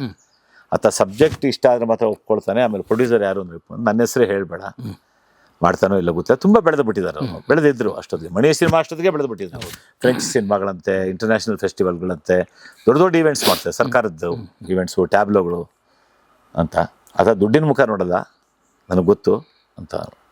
ತುಂಬ ವರ್ಷ ಆಯಿತು ನಂಟು ಬಿಟ್ಟು. ಹೋಗಿ ಕೇಳು ಅಂದೆ. ಹೋಗಿ ಕತೆ ಹೇಳಿದ್ರಂತೆ, ಅದ್ಭುತವಾಗಿದೆ ಕತೆ ಯಾರು ಮಾಡಿದ್ದು ಅನ್ನಂತೆ. ಈ ಥರ ಒಬ್ರು ಇದ್ದಾರೆ, ಅವರು ಏನು ಹೇಳಿ ಹೆಸರು, ಪ್ರೊಡ್ಯೂಸರ್ ಯಾರು ಅಂತೇಳಿ ಒಪ್ಕೋಬೇಕು ಅಂತಂದರೆ. ಕತೆ ಚೆನ್ನಾಗಿದೆ, ಕತೆದಲ್ಲ, ಪ್ರೊಡ್ಯೂಸರ್ ಯಾರು ಅಂತ ಹೇಳಿ ಆದರೂ ಒಪ್ಕೋತೀನಿ ಅಂತ. ಈ ಥರ ಸುಬಣ್ಣ ಅಂತಿದ್ದಾರೆ. ಯಾವ ಸುಬಣ್ಣ? ಕರಿ ಸುಬಣ್ಣ ಅಂತ ಹೇಳ್ತಾರಲ್ಲ ಅವರು, ಕರಿ ಸುಬ್ಬು ಅಂತ ಕರೀತಾರೆ. ಅಯ್ಯೋ ಫೋನ್ ಮಾಡಿಕೊಡಿ ಅವ್ರಿಗೆ ಅಂದ್ರಂತೆ. ಫೋನ್ ಮಾಡೋದು, ಅಣ್ಣ ಶಶಿ ಅಣ್ಣನ ಹತ್ರ ಬಂದಿದ್ದೀನಿ, ಮಾತಾಡ್ಬೇಕಂತೆ ಅಡಪ ಅಣ್ಣ ಕೊಡಿ ಅಂತಂದೆ. ಯಾಕೋ ಅವಾಗ ಬರೋ ಗೆಳೆಯ, ಯಾಕೋಲೋ ಸುಬ್ಬ ನೀನು ನಿನ್ನ ಹೆಸರು ಹೇಳಿದೆ, ನೀನು ಬರದೆ ಯೋಗರಾಜ್ ಭಟ್ರನ್ನ ಕಳಿಸಿದ್ಯಾ? ಏನೋ ನೀನು ಕೇಳಿದ್ರೆ ನಾನು ಇಲ್ಲ ಅಂತ ಕೆಲಸ ಮಾಡಲ್ಲ ಅಂತೀನೇನೋ. ಆ ಮಾತು ಹೇಳಿದ್ರೆ ದೊಡ್ಡದಾಗುತ್ತೆ ನನಗೆ. ಆತ ಹೇಳಿದ ಮಾತು, ನೀನು ಹಾಕಿದ ಭಿಕ್ಷೆ ಕಣ ಇದು ಅವತ್ತು. ಅಯ್ಯೋ ರಾಮ. ಅಡಪನಲ್ಲಿ ಆ ತಾಕತ್ತಿಲ್ಲ, ಆ ಪೊಟೆನ್ಶಿಯಾಲಿಟಿ ಇಲ್ಲ ಅಂದರೆ ನಂಜುಂಡೇಗೌಡರಿಗೆ ಪರಿಚಯ ಮಾಡಿಸ್ತಾ ಇರಲಿಲ್ಲ ಸಂಕ್ರಾಂತಿ ಸಿನಿಮಾಗೆ. ಫಸ್ಟ್ ಆರ್ಟ್ ಡೈರೆಕ್ಟರ್ ಆಗಿ ಪರಿಚಯ ಮಾಡ್ರಿ ಅಂತ ಅಂದ್ಬಿಟ್ಟು. ಅದು ಎಷ್ಟು ದುಡ್ಡು ಕೊಟ್ಟರೋ ಅದಕ್ಕೆ ಬಿಟ್ಟರು ಅದು ಬೇರೆ ವಿಷಯ. ಆ ಪೊಟೆನ್ಶಿಯಾಲಿಟಿ ಅವತ್ತು ರಂಗಭೂಮಿನಲ್ಲಿ ದಿನ ಸಿಗರೇಟ್ ಹೊಡ್ಕೊಂಡು ಟೀ ಕುಡ್ಕೊಂಡು ನಾವು ದಿನ ರಂಗಭೂಮಿಗೆ ಅವ್ರ ಸಮುದಾಯ, ನಾನು ಬೆನಕ, ನಾನು ಸಿಂಗಾರಮ್ಮ ಮತ್ತು ಅರಮನೆ ಮಾಡಿದಾಗ ಎಲ್ಲ ನೆನಪುಗಳನ್ನ ಹಂಚ್ಕೊಳ್ತಾ ಇದ್ವಲ್ಲ ಎಲ್ಲಾನು. ಆ ದಿನಗಳಲ್ಲಿ ಏನಪ್ಪ ಮಾಡ್ತೀಯಾ ಅಂದಾಗ ಹೊಸ ಆರ್ಟ್ ಡೈರೆಕ್ಟರ್ ತಲಾಶ್ನಲ್ಲಿ ಇದ್ದಾಗ ನಾನು ಅದಕ್ಕೆ ಪ್ರೊಡಕ್ಷನ್ ಮ್ಯಾನೇಜರು 1985ರಲ್ಲಿ ಅವತ್ತು ಕರ್ಕೊಂಡೋಗಿ ಪರಿಚಯ ಮಾಡಿಸ್ದೆ. ಅದನ್ನು ಆತ ನೆನಪಿಟ್ಕೊಂಡಿದ್ದಾನೆ. ಆಮೇಲೆ ಇಲ್ಲಿಗೂ ನಾನೇ ಕರೆದಿಲ್ಲ, ಸತಿ ಅಂದೆ ನನಗೆ 2 ಎತ್ತು ಬೇಕಪ್ಪ ಬಾಮರಾಯ ಒಂಚೂರು ಮಾಡಿಕೊಡು ಅಂದೆ. ಎತ್ತಿಂದು ಡೈ ಇದೆಯೋ ಇಲ್ಲ ಹುಡುಕ್ತೀನಿ ಗೋಡನ್ನಲ್ಲಿ. ನಾನು ಗೋಡನ್ಗೆ ಬಾ, ಏನು ಸಾಮಾನು ಬೇಕಾದ್ರೆ ನೀನು ತೊಗೊಂಡು, ನಿನ್ಗೇನು ಬೇಕಾದ್ರೆ ತೊಗೊಂಡೋಗು, ನನಗಿಲ್ಲ ಅನ್ನಲ್ಲ. ಏನು ಬೇಕಾದ್ರೆ ತೊಗೊಂಡೋಗು. ಇಲ್ಲ ಕಣ ಎಲ್ಲ ತೊಗೊಂಡೋಗಿ ನಾನೇನು ಮಾಡೋದು, ಒಂದ್ಸತಿ ನೀನು ಬಂದ್ಬಿಡು, ನೀನು ಏನು ಮಾಡ್ಬೋದು, ನಾನು ಏನೋ ಒಂದು ಮಾಡಿಬಿಟ್ಟಿದ್ದೀನಿ, ನೀನು ನಿನ್ನ ದೃಷ್ಟಿ ಬೇರೆ. ಯಾಕೆ ನಾನು ಆರ್ಟ್ ಡಿಪಾರ್ಟ್ಮೆಂಟ್ ಕೆಲಸ ಮಾಡಿದ್ದೀನಿ, ಇಲ್ಲ ಅಂತಿಲ್ಲ. ಆರ್ಟ್ ಡಿಪಾರ್ಟ್ಮೆಂಟ್ ಕೆಲಸ ಮಾಡಲಿಲ್ಲ, ಹಿಂಗೆಲ್ಲ ನೋಡಲಿಲ್ಲ, ಕಲೀಲಿಲ್ಲ ಅಂದರೆ ಇದೆಲ್ಲ ಮಾಡೋಕ್ಕೆ ಆಗ್ತಿರ್ಲಿಲ್ಲ. ನಾನು ರಂಗಭೂಮಿಯಲ್ಲಿ ಸೆಟ್ಗಳು ಹಾಕಿದ್ದೆ ಇವತ್ತು ನನ್ನನ್ನು ಕಾಪಾಡ್ತಿರೋದು. ಕಲರ್ ಕಾಂಬಿನೇಷನ್ ಆಗಲಿ ಇನ್ನೊಂದಾಗಲಿ ಎಲ್ಲರೂ. ನೀನು ಬಂದು ನೋಡ್ಕೊಂಡು ಆಯಿತು ಗೆಳೆಯ ಬರ್ತೀನಿ, ನಾನು ಜಾಸ್ತಿ ವರ್ಕ್ ಮಾಡ್ತಾಯಿಲ್ಲ, ಎಲ್ಲ ಹುಡುಗರಿಗೆ ಬಿಟ್ಬಿಟ್ಟಿದ್ದೀನಿ, ಗೋಡನಲ್ಲಿ ಸಾಮಾನು ಅವರೇ ತೊಗೊಂಡೋಗ್ತಾರೆ, ಅವರೇ ಮಾಡ್ತಾರೆ ಅಂತ ಹೇಳ್ದ. ನನಗೆ ದಿನ ಅಂದ್ಕೊಳ್ತೀನಿ ಅವನ್ನ ಹೋಗಿ ಪಿಕ್ ಮಾಡಿ ಕರ್ಕೊಂಬರೋಷ್ಟು ಟೈಮ್ ಇಲ್ಲ, ನನಗೂ ಟೈಮ್ ಇಲ್ಲ. ಇಲ್ಲ ಶೂಟಿಂಗ್ ಇರುತ್ತೆ, ಇಲ್ಲ ಇದಕ್ಕೆ ನಿಮ್ಮ ಭೇಟಿಗೆ 3 ತಿಂಗಳು. ಹೌದು, ನೀವು ಫೋನ್ ಮಾಡಿದಾಗ ನಾನು ಫೀಸಿ, ನಾನು ಫೋನ್ ಮಾಡಿದಾಗ ನೀವು ಊರಲ್ಲಿರಲ್ಲ. ಹಂಗಾಗಿ ಅದಕ್ಕೆ ಯಾವುದೇ ಕಾರಣಕ್ಕೂ ತಪ್ಪಾಗಿ ತಿಳ್ಕೊಬೇಡಿ ನನ್ನನ್ನು. ಯಾಕಂದ್ರೆ ಫೋನ್ ಮಾಡಿದಾಗೆಲ್ಲ ಒಂದು ಹೇಳ್ತಿದ್ರಲ್ಲ ಅಂತ. ನಾನಿರೋ ಅವತಾರ ನೋಡಿ ಹಿಂಗಿರ್ತೀನಿ, ಇಲ್ಲಿ ಬಂದು ಕೆಲಸ ಮಾಡ್ತಿರ್ತೀನಿ. ಈಗ ನೀವು ಬಂದಿದ್ದೀರಾ ಅಂತ ಕೂತಿದ್ದೀನಿ, ಹಾಫ್ ಡೇ ನನ್ನ ಟೈಮ್ ಆ್ಯಕ್ಚುಲಿ ವೇಸ್ಟು. ಇಲ್ಲ ಅಂದರೆ ಅಲ್ಲೆಲ್ಲೋ ಬೆಟ್ಟದ ಮೇಲೆ ಅಲ್ಲಿ ಗೋಡೆ ಕಟ್ತಾ ಇದ್ದಾರೆ ಕಾಂಪೌಂಡ್, ಅಲ್ಲಿರ್ತಿದ್ದೆ. ಇಲ್ಲ ಕಾರ್ಪೆಂಟ್ರ್ ಪಕ್ಕದಲ್ಲಿ ಹೋಗಿ ಕೂತಿದ್ದೆ. ಆಮೇಲೆ ಅಲ್ಲಿಗೆಲ್ಲ ಒಂದಷ್ಟು ವರ್ಕ್ ಮಾಡ್ಬೇಕು. ಇನ್ನು ಎಂಟ್ರೆನ್ಸು ಒಂದು ಹಳೆ ಇದರ ಮ್ಯಾಪ್ ಹೇಳಿ. 5 ರೂಮಾ? 5 ರೂಮ್ ಎಂಟ್ರೆನ್ಸ್. ಅಲ್ಲಿ ಒಂದು ಬೋರ್ಡ್, ಎಂಟ್ರೆನ್ಸ್ ಅಲ್ಲಿ ಒಂದು ಬೋರ್ಡ್ ಇದೆ ಬಿಲ್ವಾ ಅಂತ. ಒಳಗೆ ಬಂದ್ರೆ ಒಂದು ಘಾಟ್ ಸೆಕ್ಷನ್ ತರ ಟರ್ನ್ ಆಗುತ್ತೆ. ಟರ್ನ್ ಆಗಿದ್ರೆ ನನ್ನ ಮನೆ ಅದು ಆಫೀಸ್ ತರ ಇದೆ. ಅಲ್ಲಿಂದ ಒಂದು ಮೆಟ್ಲಿದೆ, ಅದು ಹಳೆ ಮೆಟ್ಲು. ಮೊದಲು ಕಾಡುಗಲ್ಲಲ್ಲಿ ಮಾಡಿದೆ, ಈಗ ಚೆನ್ನಾಗಿ ಮಾಡಿದ್ದೀನಿ. ಆ ಮೆಟ್ಲತ್ತಿ ಬಂದ್ರೆ ಬಲಕ್ಕೆ ಹೋದ್ರೆ ಸ್ವಿಮ್ಮಿಂಗ್ ಪೂಲ್ ಏರಿಯಾಗೆ ಹೋಗ್ತೀನಿ. ಅಲ್ಲಿ ಹಳೆ ಮನೆ ಕಾಣಿಸುತ್ತೆ, ಒಂದು ಹಳೆ ಮನೆ, ತೊಟ್ಟಿ ಮನೆ ಕಾನ್ಸೆಪ್ಟ್ ಕಾಣಿಸುತ್ತೆ. ಬಟ್ ದಟ್ ಈಸ್ ನಾಟ್ ತೊಟ್ಟಿ ಮನೆ. ಆಚೆಯಿಂದ ಬಾಗಿಲು ನೋಡಿದ್ರೆ ತೊಟ್ಟಿ ಮನೆ ಮುಂದೆ ಒಂದು ಅಂಗಳ ಕಾಣಿಸುತ್ತೆ. ಓಕೆ. ಅಂಗಳ ಬಾಗಿಲು ತಕೊಂಡು ಹೋದ್ರೆ ನಿಮ್ಗೆ ಬೇರೆ ಬೇರೆ ಪ್ರಪಂಚ. ಒಂದು ಸ್ವಿಮ್ಮಿಂಗ್ ಪೂಲ್ ಅಲ್ಲಿ ಎರಡು ಪಕ್ಕದಲ್ಲಿ 2 ಬಂಡೆ ಇದೆ, ಅಲ್ಲಿ 2 ರೂಮ್ ಮಾಡಿದ್ದೀನಿ. ಓಕೆ. ಅಲ್ಲಿ ಸ್ವಿಮ್ಮಿಂಗ್ ಪೂಲ್ ಎದುರುಗಡೆ ಒಂದು ದೊಡ್ಡ ಬಂಡೆ ಇದೆ, ಅಲ್ಲಿ ಫಾಲ್ಸಿನ ಕೆಲಸ ಇದೆ. ಹಾಗೆ ಸುತ್ಕೊಂಡ್ ಬಂದ್ರೆ ಕಿಚನ್ನು ಮತ್ತೆ ಡೈನಿಂಗ್ ಹಾಲ್ ಇದೆ. ಡೈನಿಂಗ್ ಹಾಲ್ ಅಲ್ಲಿ ಕೂತ್ಕೊಂಡ್ರೆ ಎಲ್ಲ ಮೀನುಗಳ ಒಂದು ಕಲರವ ಇರುತ್ತೆ. ಇಲ್ಲೆಲ್ಲ ಎದುರುಗಡೆ ಒಂದು ಆಲದ ಗಿಡ, ಇದು ಹಲಸಿನ ಗಿಡ ಇದೆ. ಅಲ್ಲೊಂದು ಪಾಂಡ್ ಮಾಡಿದ್ದೀನಿ, ಕೊಯ್ ಪಾಂಡ್ ಮಾಡ್ತೀನಿ, ರೆಡ್ ಫಿಶಸ್. ಮೇಲ್ಗಡೆ ಒಂದು ಫಾಲ್ಸ್ ಮಾಡಿದ್ದೀನಿ. ಇರೋ ಬಂಡೆಗೆ ಡೆಕೋರೇಟ್ ಇರೋ ಬಂಡೆನೇ ಯೂಸ್ ಮಾಡ್ಕೊಂಡಿದ್ದೀನಿ. ಯಾವದನ್ನು ವಸ್ತುನು ತಗೊಂಡು ಎಲ್ಲೂ ಇಟ್ಟಿಲ್ಲ. ಸ್ಟ್ರಕ್ಚರ್ಗೆ ಏನ್ ಬೇಕಾಗಿದೆ ಅದನ್ನ ಮಾಡ್ಕೊಂಡಿದ್ದೀನಿ. ಬಂಡೆಗಳು ಮಾತ್ರ ಎಲ್ಲ ಅಲ್ಲಿರೋ ಬಂಡೆ, ಆ ಬಂಡೆಗಳ ಮೇಲೆನೆ ಎಲ್ಲಾನು ಆಟ ಆಡಿದ್ದೀನಿ. ಅಲ್ಲಿಂದ ಪಕ್ಕದಲ್ಲಿ ಹೋದ್ರೆ ಒಂದು ಫ್ಯಾಮಿಲಿ ರೂಮ್ ಇದೆ, ಒಳಗಡೆ ಮೆಸ್ನೈನ್ ಫ್ಲೋರ್ ಇದೆ, ಮೇಲೆ 2 ಮಂಚ, ಕೆಳಗಡೆ 1 ಮಂಚ. ನನ್ನ ಕಾನ್ಸೆಪ್ಟ್ ಏನಂದ್ರೆ ಮ್ಯಾಕ್ಸಿಮಮ್ ಒಂದು ರೂಮ್ 3 ಜನ, 3 ಜನದಲ್ಲಿ ಒಂದು ಬಾತ್ರೂಮ್ ಅಲ್ಲಿ ಅಡ್ಜಸ್ಟ್ ಆಗುತ್ತೆ. ಮ್ಯಾಕ್ಸಿಮಮ್ ಅಂತಾನೆ 4 ಗಂಟೆ, 4 ಜನ ಮಾಡ್ಬೋದು ಒಂದು ರೂಮಲ್ಲಿ ಸ್ನಾನಾಗಿನ. ಅದಕ್ಕೆ ಮೇಲೆ ಆಗಲ್ಲ. ಅರ್ಧ ಗಂಟೆ ಟೈಮ್ ತಗೊಂಡ್ರೆ 2 ಅವರ್ಸ್ ಆಗ್ಬಿಡುತ್ತೆ 4 ಜನಕ್ಕೆ, 1.5 ಅವರ್. ಯಾಕೆ ನಾನು ಪ್ರೊಡಕ್ಷನ್ ಮ್ಯಾನೇಜರ್ ಆಗಿದ್ದಾಗ ಅದನ್ನೇ ಯೋಚನೆ ಮಾಡ್ತಿದ್ದೆ, ಯಾವ ರೂಮಲ್ಲಿ ಅಕಾಮಿಡೇಷನ್ಗೆ ಎಷ್ಟು ಜನಕ್ಕೆ ಕೊಡಬೇಕು ಅಂತ ಅಂದ್ಬಿಟ್ಟು. ಆ ರೂಮಲ್ಲಿ 2 ಟಾಯ್ಲೆಟ್ ಮಾಡಿದ್ದೀನಿ, ವಿಶಾಲವಾಗಿರೋ ಟಾಯ್ಲೆಟ್. ಯಾಕೆಂದ್ರೆ 7 ಜನಕ್ಕೆ 8 ಜನಕ್ಕೆ ಅಕಾಮಿಡೇಷನ್ ಆಗುತ್ತೆ ಅಲ್ಲಿ. 8 ಜನಕ್ಕೆ 2 ಟಾಯ್ಲೆಟ್ ಸಾಕು, ಇಬ್ಬಿಬ್ಬರಿಗೊಂದು, 4 ಜನಕ್ಕೆ ಆ ಥರ. ಸೊ ಅಲ್ಲಿಂದ ಮುಂದಕ್ಕೆ ಹೋದ್ರೆ ಒಂದು ಎತ್ತಿನ ಗಾಡಿ ಕಾನ್ಸೆಪ್ಟ್ ಅಲ್ಲಿ, ಇನ್ನೂ ನನ್ನ ಮಗ ಕುದುರೆ ಎಲ್ಲ ಮಾಡ್ಬೇಕು ಅಂತಿದ್ದಾನೆ. ಕುದುರೆ ರಥ ಎಳ್ಕೊಂಡು ಹೋಗೋ ಥರ ಎತ್ತಿನ ಗಾಡಿ ಚಕ್ರಗಳು ಹಾಕಿ ಅದು ಒಂದು ರೂಮ್, ಕಂಪ್ಲೀಟ್ ವುಡನ್ ರೂಮ್. ಆ ಕಾನ್ಸೆಪ್ಟ್ ಅಲ್ಲಿ ಎತ್ತಿನ ಗಾಡಿ 4 ವೀಲ್ ಮೇಲೆ ಒಂದು ಪ್ಲಾಟ್ಫಾರ್ಮ್ ಮಾಡ್ಕೊಂಡು ಅದಕ್ಕೊಂದು ಮೆಟ್ಲು ಕೊಟ್ಕೊಂಡು ಅದು ಮಾಡಿದ್ದೀನಿ. ಅಲ್ಲಿಂದ ಡೌನ್ಗೆ ಹೋದ್ರೆ ಒಂದು ಸರ್ಕಾರಿ ಕೆರೆ ಸಿಗುತ್ತೆ, ಅದು ಒಂದು 15 ಎಕರೆ ಕೆರೆ. ಅದು ನೋಡೋಣ, ಪರ್ಮಿಷನ್ ಸಿಕ್ಕಿ ಅಷ್ಟು ದೊಡ್ಡ ಸೇಫ್ಟಿ ಮೆಜರ್ಸ್ ಜಾಸ್ತಿ ತಗೋಬೇಕಾಗುತ್ತೆ ಬೋಟಿಂಗ್ ಗಿಟಿಂಗ್ ಮಾಡಬೇಕು ಅಂದರೆ. ನಾನೇ ಒಂದು ಕೆರೆ ಮಾಡಿದ್ದೀನಿ, ಅದಕ್ಕೊಂದು ಬ್ರಿಡ್ಜ್ ಮಾಡಿದ್ದೀನಿ. ಬ್ರಿಡ್ಜಿಗೆ ಮೊದಲು ಒಂದು ಬಂಡೆ ಮೇಲೆ ಒಂದು ವಾಲ್ ಕಟ್ಟಿದ್ದೀನಿ, ನಿಮಗೆ ತೋರಿಸ್ತೀನಿ. ಅಲ್ಲಿ ಒಂದು ಪಾಂಡ್ ಮಾಡಿದ್ದೀನಿ. ಏನದು ಮಡ್ ಕಬಡ್ಡಿ ಅಥವಾ ಮಡ್ ವಾಲಿಬಾಲ್.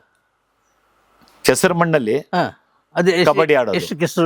ಅದು ಒಂದು ಸುತ್ತಲೂ ಇದ್ದ ಮಣ್ಣನ್ನ ಆಳ ಮಾಡಿ ಮಾಡಿದ್ದೀನಿ. ಕೆಸರು ಒಂದು ಸ್ವಲ್ಪ ಇರುತ್ತೆ, ಅದಕ್ಕೆ ನೀರು ಬಿಡ್ತಾ ಇರ್ಬೇಕು. ಅದು ಅದಕ್ಕೆ ಇನ್ನೂ ಸ್ವಲ್ಪ ಸಣ್ಣ ಸಣ್ಣ ಕಲ್ಲಿದೆ, ಆರಿಸ್ಬೇಕು. ಯಾಕಂದ್ರೆ ಬರಿಗಾಲಲ್ಲಿ ಆಡೋವಾಗ ಚುಚ್ಚಬಾರ್ದು. ಸೊ ಅದಕ್ಕೊಂದು ಪಾಂಡ್ ಮಾಡಿದ್ದೀನಿ. ಅದಿನ್ನೂ ಸ್ವಲ್ಪ ಬೆಳ್ಕೊಂಡಿದೆ, ಎಲ್ಲ ಕಟ್ಟಬೇಕು, ಈ ಥರ ಎಲ್ಲ ಕಟ್ಟಬೇಕು, ಕಟ್ಟಿ ನೀಟ್ ಮಾಡಬೇಕು. ಅಲ್ಲಿ 2 ನೆಟ್ ಮಾಡ್ತೀನಿ, 2 ಪಿಲ್ಲರ್ ಹಾಕಿ. ಸೊ ಒಂದು ಕಬಡ್ಡಿ ಲೆವೆಲ್ಗೆ ಒಂದು ದಾರ ಕಟ್ತೀನಿ. ವಾಲಿಬಾಲ್ ನೆಟ್ ಕಟ್ಟಿದ್ರೆ ಮೇಲ್ಗಡೆ ಒಂದೇ ಪಿಲ್ಲರಲ್ಲಿ 2 ವೀಲ್ ಇರುತ್ತೆ, ಕಟ್ಟೋ ಥರ ಅದೊಂದು. ಅಲ್ಲಿಂದ ಬ್ರಿಡ್ಜ್ ಇದೆ, ಬ್ರಿಡ್ಜ್ ದಾಟ್ಕೊಂಡು ಹೋದ್ರೆ ಅಲ್ಲಿ ಬ್ಯೂಟಿಫುಲ್ ವ್ಯೂ ಪಾಯಿಂಟ್ ಸಿಗುತ್ತೆ, ಅಲ್ಲೆಲ್ಲ ಮಾಡ್ಬೋದು. ಇಲ್ಲೊಂದು ವ್ಯೂ ಪಾಯಿಂಟ್ ಇದೆ ನಾವು ಕೂತಿರೋ ಜಾಗದಲ್ಲಿ ಮೇಲ್ಗಡೆ. ಆಮೇಲೆ ಇಲ್ಲೊಂದು ಜಿಪ್ ಲೈನ್ ಮಾಡಬೇಕು ಅಂದ್ಕೊಂಡಿದ್ದೀನಿ ಮಕ್ಕಳಿಗೆ. ಆಮೇಲೆ ಇಲ್ಲೊಂದಷ್ಟು ಕುರಿ ಶೆಡ್ ಮಾಡಿದ್ದೀನಿ, ಒಂದು ಕುದುರೆ ಶೆಡ್ ಮಾಡಿದ್ದೀನಿ. ಕೋಳಿಗಳು, ಟರ್ಕಿ ಕೋಳಿ ಮತ್ತು ನಾಟಿ ಕೋಳಿ ಒಂದಷ್ಟು ಸಾಕೋಣ, ಒಂದೆಲ್ಲ ಒಂದು 15-20 ಕೋಳಿ, ಒಂದಷ್ಟು ಮೊಲ. ಆಮೇಲೆ ಇದು ಏನು ದನದ ಶೆಡ್ಡು. ಒಂದಷ್ಟು ಫ್ರೆಂಡ್ಸ್ ಇದ್ದಾರೆ ಉಡುಪಿ ಮಠದಲ್ಲಿ, ಮಲೆನಾಡು ಗಿಡ್ಡ ಹಸುಗಳಿದೆ, ಕೊಡಿಸ್ತೀನಿ ಅಂತ ಹೇಳಿದ್ದಾರೆ ಒಂದು ಫ್ರೆಂಡ್ಸು. ಬೇಕಾದ್ರೆ ಹೇಳಿ ಬಂದು ತೊಗೊಂಬರ್ತೀನಿ ಅಂತ. 4 ಮಲೆನಾಡು ಗಿಡ್ಡ ನಾಟಿ, ಅದು ಸಿಗೋದು ತುಂಬ ರೇರು. ಅಲ್ಲಿ ಇಲ್ಲಿ ಹೇಳಿದ್ದೀನಿ ಒಂದಷ್ಟು ಜನಕ್ಕೆ. ಮಲೆನಾಡು ಗಿಡ್ಡ ಇಲ್ಲಾಂದ್ರೆ ಗುಜರಾತಿನ ಗಿರ್ ತಳಿದು, ಆ ಥರ ಒಂದು ವೆರೈಟಿಯಾಗಿ 4 ಹಸು ಇಡೋಣ ಅಂತ ಅಂದ್ಕೊಂಡಿದ್ದೀನಿ. 4 ಹಸುಗೆ ಒಂದು ಶೆಡ್ ಮಾಡಿದ್ದೀನಿ ಅಷ್ಟೇ. ಜಾಸ್ತಿ ಮಾಡಿದ್ರು ಮೇಂಟೈನ್ ಮಾಡೋದಕ್ಕೆ ಭಾಳ ಕಷ್ಟ. ಅಲ್ಲಿ ನಾನು ಮಾಡಿರೋ ಕೆರೆಯಲ್ಲಿ ಮೀನುಗಳು ಬಿಟ್ಟಿದ್ದೀನಿ. ಯಾರು ಬಂದು ಅವರೇ ಫಿಶಿಂಗ್ ಕ್ಯಾಪ್ ಮಾಡ್ತೀನಿ. ಅವರು ಹಿಡಿದಂಥ ಮೀನು ಅವ್ರಿಗೆ ಫ್ರೀ. ಅದನ್ನ ಮಸಾಲಾ ಮೇಕಿಂಗ್ ಚಾರ್ಜಸ್ ಕೊಟ್ಟರೆ ಮಾಡಿಕೊಡಿ. ಅದೊಂದು ಐಡಿಯಾ ಅನ್ಕೊಂಡು. ಮೀನುಗಳಿದೆ ಅಲ್ಲಿ ದಂಡಿಯಾಗಿದೆ, ಒಂದು 8,000 ಮೀನು ಬಿಟ್ಟಿದ್ದೆ. ಸ್ವಲ್ಪ ಕೆರೆ ಒಡೆದೋಗಿ ಎಲ್ಲ ಹೋಯ್ತು, ಈಗ ಮತ್ತೆಲ್ಲ ರಿಪೇರಿ ಮಾಡ್ತಾ ಇದ್ದೀನಿ. ಇನ್ನೊಂದು 1 ಲಕ್ಷ ಮೀನು ಬಿಡ್ತೀನಿ. 1 ಲಕ್ಷ ಸಾಕಾಗಲ್ಲ, ಅಲ್ಲಿ ಎಲ್ಲ ಜಾಸ್ತಿ ಆಗುತ್ತೆ. ಒಂದು 10,000 ಮೀನು ಬಿಡ್ತೀನಿ. ಒಂದು 10,000 ಮೀನು ಬಿಟ್ಟರೆ ಬೆಳೆದಂಗೆ ಯಾರು ಯಾವ ಮೀನು ಹಿಡಿತಾರೆ, ಎಷ್ಟು ಮೀನು ಹಿಡಿತಾರೆ ಅವ್ರದ್ದು. ಅದೊಂದು ಎಂಜಾಯ್ಮೆಂಟ್ಗೋಸ್ಕರ ಅಷ್ಟೇ, ಅದೇನು ಕಮರ್ಷಿಯಲ್ ಅಂತಲ್ಲ. ಮತ್ತು ಅಲ್ಲೆಲ್ಲ ಒಂದು ಬ್ಯೂಟಿಫುಲ್ ಉಯ್ಯಾಲೆ, ಅಲ್ಲಲ್ಲಿ ಉಯ್ಯಾಲೆಗಳು. ಇಲ್ಲೊಂದು ಡೆಪ್ತ್ ಇದೆ ಸ್ವಲ್ಪ, ಅಲ್ಲಿ ಬಂಡೆ ಇದೆ. ಒಂದು ಬಂಡೆ ಮೇಲೆ ಒಂದು ಪ್ಲಾಟ್ಫಾರ್ಮ್ ಮಾಡಿ ಒಂದು ಬಾಲಿ ಟೈಪ್ ಉಯ್ಯಾಲೆ ಮಾಡೋಣ ಅಂತ. ಬಾಲಿನಲ್ಲಿ ಗೊತ್ತಾಗ್ತಲ್ಲ, ಬಾಲಿನಲ್ಲಿ ಸ್ವಿಂಗೇ ಭಾಳ ಫೇಮಸ್ ಒಂದು ಏರಿಯಾದಲ್ಲಿ. ಅದೊಂದು ಮಾಡೋಣ ಅನ್ಕೊಂಡಿದ್ದೀನಿ. ಅದಕ್ಕೆ ಇನ್ನು ಕಾಸ್ಟ್ ಜಾಸ್ತಿ ಆಗುತ್ತೆ, ಯಾಕೆಂದ್ರೆ ನಾನು ಮಾಡ್ತಾ ಇರೋದೆಲ್ಲ ಹೈಟು, ಬಂಡೆ ಕೆಳಗಡೆ ಡೆಪ್ತ್ ಇರೋದ್ರಿಂದ ಸೇಫ್ಟಿ ಮೆಜರ್ಸು ಜಾಸ್ತಿ ತೊಗೋಬೇಕು. ಮತ್ತು ಆ ಬಂಡೆ ಮೇಲೆ ಹತ್ತೋದಕ್ಕೆ ಮ್ಯಾಟ್ಲು, ಬಂಡೆ ಮೇಲೆ ಒಂದಷ್ಟು ಪ್ಲಾಟ್ಫಾರಮ್ಮು, ಉಯ್ಯಾಲೆ ತಳ್ಳೋನು. ಸೊ ಇವೆಲ್ಲ ಬೇಕಾಗಿರೋದ್ರಿಂದ ಸ್ವಲ್ಪ ಇಟ್ ವಿಲ್ ಟೇಕ್ ಟೈಮ್. ಅಂದರೆ ಮತ್ತು ಇಲ್ಲಿ ಯಾರಾದರೂ ಪಾಟ್ರಿ ಮಾಡೋರನ್ನ ಕರೆಸಿ, ಕುಂಬಾರನ್ನ ಕರೆಸಿ ಮಕ್ಕಳಿಗೆ ಸ್ಕೂಲ್ ಪರ್ ಡೇಗೆ ಒಂದಿಷ್ಟು ಅಮೌಂಟು, ಓಕೆ ಇಲ್ಲಿ ಒಂದಷ್ಟು ಬಂಡೆಗಳಿದೆ, ಎಲ್ಲ ಟ್ರೆಕ್ಕಿಂಗ್ ಮಾಡ್ಬೋದು. ಭಾಳ ಬ್ಯೂಟಿಫುಲ್ ಆಗಿ ಕಾಣಿಸುತ್ತೆ. ಮಾಗಡಿ ಸಾವಂತದುರ್ಗ ಕಾಣಿಸುತ್ತೆ ಹೈಟಿಂದ, ನಮ್ಮ ಇಲ್ಲೇ ಬಂಡೆ ಮೇಲೆ ನಿಂತ್ಕೊಂಡು ಕಾಣಿಸುತ್ತೆ. ಸಾವಂತದುರ್ಗ ಹೋಗ್ಬೋದು. ಒಂದು 15 ಕಿಲೋಮೀಟ್ರ್ ಹೋದರೆ ಕೂಡುಗಲ್ ಅಂತಿದೆ. 2 ಬಂಡೆಗಳು ನೀವು ನೋಡಿರ್ತೀರಾ. ದರ್ಶನ್ ಅವರ ಕಾಟೇರ ಸಿನಿಮಾದಲ್ಲಿ ಮತ್ತೆ ಶಿವರಾಜ್ ಕುಮಾರ್ ಸಿನಿಮಾದಲ್ಲಿ, ತಮಿಳ್ ಸಿನಿಮಾ ಎಲ್ಲ ಯೂಸ್ ಮಾಡಿದ್ದಾರೆ. ಅದೊಂದು ಈ ಕಡೆ ಒಂದು 15 ಕಿಲೋಮೀಟ್ರು, ಸಾವಂತದುರ್ಗ ಒಂದು 6 ಕಿಲೋಮೀಟ್ರು, ಮಾಗಡಿ ರಂಗನಾಥ ಸ್ವಾಮಿ ದೇವಸ್ಥಾನ, ಆಮೇಲೆ ಮಂಚನಬೆಲೆ ಡ್ಯಾಮು 12 ಕಿಲೋಮೀಟ್ರು. ಹಾಲಿಡೇ ಬಂದರೆ ಮಂಚನಬೆಲೆ ಡ್ಯಾಮ್ ಹತ್ರ ಒಂದು 100-150 ಬೈಕ್ ಇರುತ್ತೆ, ಒಂದು 100 ಕಾರ್ ಇರುತ್ತೆ. ಓಕೆ. ಸೊ ಪ್ಲೇಸಸ್ ಇದೆ ನಿಯರ್ ಬೈ, ಚೆನ್ನಾಗಿದೆ. ಎಷ್ಟು ಸಮಯ ಆಯ್ತು ಇದು? ಇದು ಈಗ ಕಳೆದ 24th ಏಪ್ರಿಲ್ ಸ್ಟಾರ್ಟ್ ಮಾಡಿದೆ. ತುಂಬ ಈಸಿಯಾಗಿ ಸಿಗ್ತಾ ಇದೆ ಜಾಗ. ಈ ರಾಮನಗರ ಸುತ್ತಮುತ್ತ ಅದೊಂದು ದೊಡ್ಡ ಇತಿಹಾಸ. ಯಾಕೆಂದರೆ ನಾವು ಒಂದು ದೊಡ್ಡ ರೆಸಾರ್ಟ್ ಮಾಡ್ಬೇಕು ಅನ್ಸ್ಕಟ್ಟಿದ್ದೆ. ನಮ್ಮ ಫ್ರೆಂಡ್ಸ್ ಒಂದು 3-4 ಜನ ಎಲ್ಲ ಮಾಡೋಣ ಅಂತ ಬಂದರು. ಚಿಕ್ಕಮಂಗ್ಳೂರು ಮತ್ತು ಸಕಲೇಶ್ಪುರದಲ್ಲಂತೂ ಒಂದು 10 ಸತಿ 15 ಸತಿ ಹೋಗಿದ್ದೆ ಜಮೀನು ನೋಡೋದಕ್ಕೆ. ಯಾಕೋ ಕಾರಣಾಂತರಗಳಿಂದ ಜಮೀನು ಸೆಟ್ ಆದರೆ ಅವ್ರು ಕೊಡಲ್ಲ, ಅವ್ರು ಕೊಟ್ಟಾದರೆ ದಾರಿ ಸಿಗಲ್ಲ, ಆಮೇಲೆ ಏನೋ ಇದರಿಂದ ಆಗಿ ಆಮೇಲೆ ಕಬಿನಿ ಬ್ಯಾಕ್ ವಾಟರ್ಸು ಎಲ್ಲ ಕಡೆ ನೋಡಿ ಕೊನೆಗೆ ಬರ್ತಾ ಇದ್ದವರೆಲ್ಲ ಒಬ್ಬೊಬ್ಬರು ಕಳಿಸ್ಕೊಳ್ಬಿಟ್ರು. ಕೊನೆಗೆ ಒಬ್ಬರೇ ಇದ್ದರು. ಅವರು ನಾವು ಮಾಡೋಣ ಡಿಸೈಡ್ ಮಾಡಿದ್ವಿ. ಕೊನೆಗೆ ಅವರು ಇಲ್ಲ, ನನ್ನ ಮಗಳಿಗೆ ಮೆಡಿಕಲ್ ಸೀಟು ಪ್ರಯತ್ನ ಪಡಬೇಕು, ಆಗೋದಿಲ್ಲ, ನೀವೇನೋ ಅಂತೋಳೆ. ಆಮೇಲೆ ಕೊನೆಗೆ ಸರಿ, ನನಗೆ ಎಷ್ಟು ನನ್ನ ಹತ್ರ ದುಡ್ಡಿತ್ತು ಅಷ್ಟಕ್ಕೆ ಬೆಂಗಳೂರಲ್ಲಿ ಒಂದು ಪ್ರಾಪರ್ಟಿ ಮಾಡಿದೆ. ಕರೋನಾದಲ್ಲಿ ಇತ್ತು ದುಡ್ಡು ಎಲ್ಲ, ಒಂದು 6 ತಿಂಗಳಿಗೆ ಹೊಟ್ಟೋಯ್ತು ಎಲ್ಲ. ಸಂಬಳ ಗಿಂಬಳ ಎಲ್ಲ ಇರ್ಬೇಕಾದ್ರೆ 15 ಜನ ಸ್ಟಾಫಿಗೆ ಸಂಬಳ ಕೊಡಬೇಕು. ಸರಿ, ಆಮೇಲೆ ಏನು ಮಾಡಿದೆ, ಒಂದು ಸೈಟ್ ಇತ್ತು ಕುಮಾರಸ್ವಾಮಿ ಲೇಟ್ಲಿ, ತುಂಬ ದಿನದಿಂದ ಮಾರ್ತಾ ಇದ್ದೆ. ಆ ಸೈಟ್ ತೊಗೊಂಡಾಗ ಇದು ಆ ಕಾಲುವೆ ಏನು ಹೇಳ್ತಾರೆ, ಕಾಲುವೆ ಪಕ್ಕದಲ್ಲಿ ಮನೆ ಕಟ್ಟಬಾರ್ದು, ಕಾಲುವೆ ಅಂತ. ಕಾಲುವೆ ಅಲ್ಲ, ಭಾಳ ಪ್ರೈಮರಿ. ಒಂದು ಕಡೆ 9 ಅಡಿ ಬಂದರೆ ಒಂದು ಕಡೆ 6 ಅಡಿ ಬರ್ತಾ ಇತ್ತು. ಹೋಗ್ತಾ 3 ಅಡಿ ಆಗೋಗಿತ್ತು ಎಲ್ಲ. ಸರಿ, ಆ ಸೈಟ್ ಇತ್ತು. ಸರಿ, ಅದೇ 3.5 ಕೋಟಿ ಮೋಸ ಮಾಡ್ದ ಒಬ್ಬ, ಸತ್ತೋದ ಅಂತೇಳಿಲ್ಲ. ಆ ಟೈಮ್ನಲ್ಲಿ ಪ್ಲ್ಯಾನ್ ಸ್ಯಾಂಕ್ಷನ್ ಮಾಡಿಸಿ 75,000 ರೂಪಾಯಿ ಪ್ಲ್ಯಾನಿಗೆ ದುಡ್ಡು ಕಟ್ಟಿ ಬೋರ್ವೆಲ್ ಹಾಕಿಸಿ ಮನೆ ಕಟ್ಟಬೇಕು ಅಂತ ಪ್ಲ್ಯಾನ್ ಮಾಡಿ ದುಡ್ಡು ಹಿಂಗೆ ಹೋಯ್ತಲ್ಲ, ಸತ್ತೋದ ಅಂದ್ಬಿಟ್ಟು ನಿಲ್ಲಿಸ್ಬಿಟ್ಟೆ 2011ರಲ್ಲಿ. 2009ರಿಂದ 2011ವರೆಗೂ ಬಡ್ಡಿ ಕಟ್ಕೊಂಡ್ಬಂದಿದ್ದೆ, ನಿಲ್ಲಿಸ್ಬಿಟ್ಟೆ 12ರಲ್ಲಿ.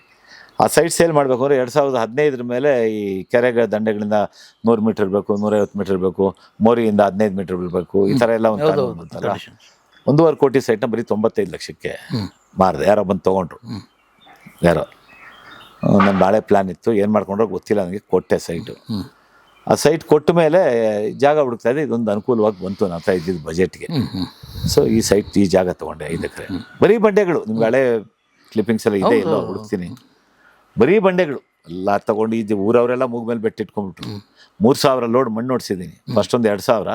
ಈ ವರ್ಕ್ ಸ್ಟಾರ್ಟ್ ಆದಮೇಲೆ ಅಲ್ಲಲ್ಲಿ ಲೆವೆಲ್ಸ್ಗೋಸ್ಕರ.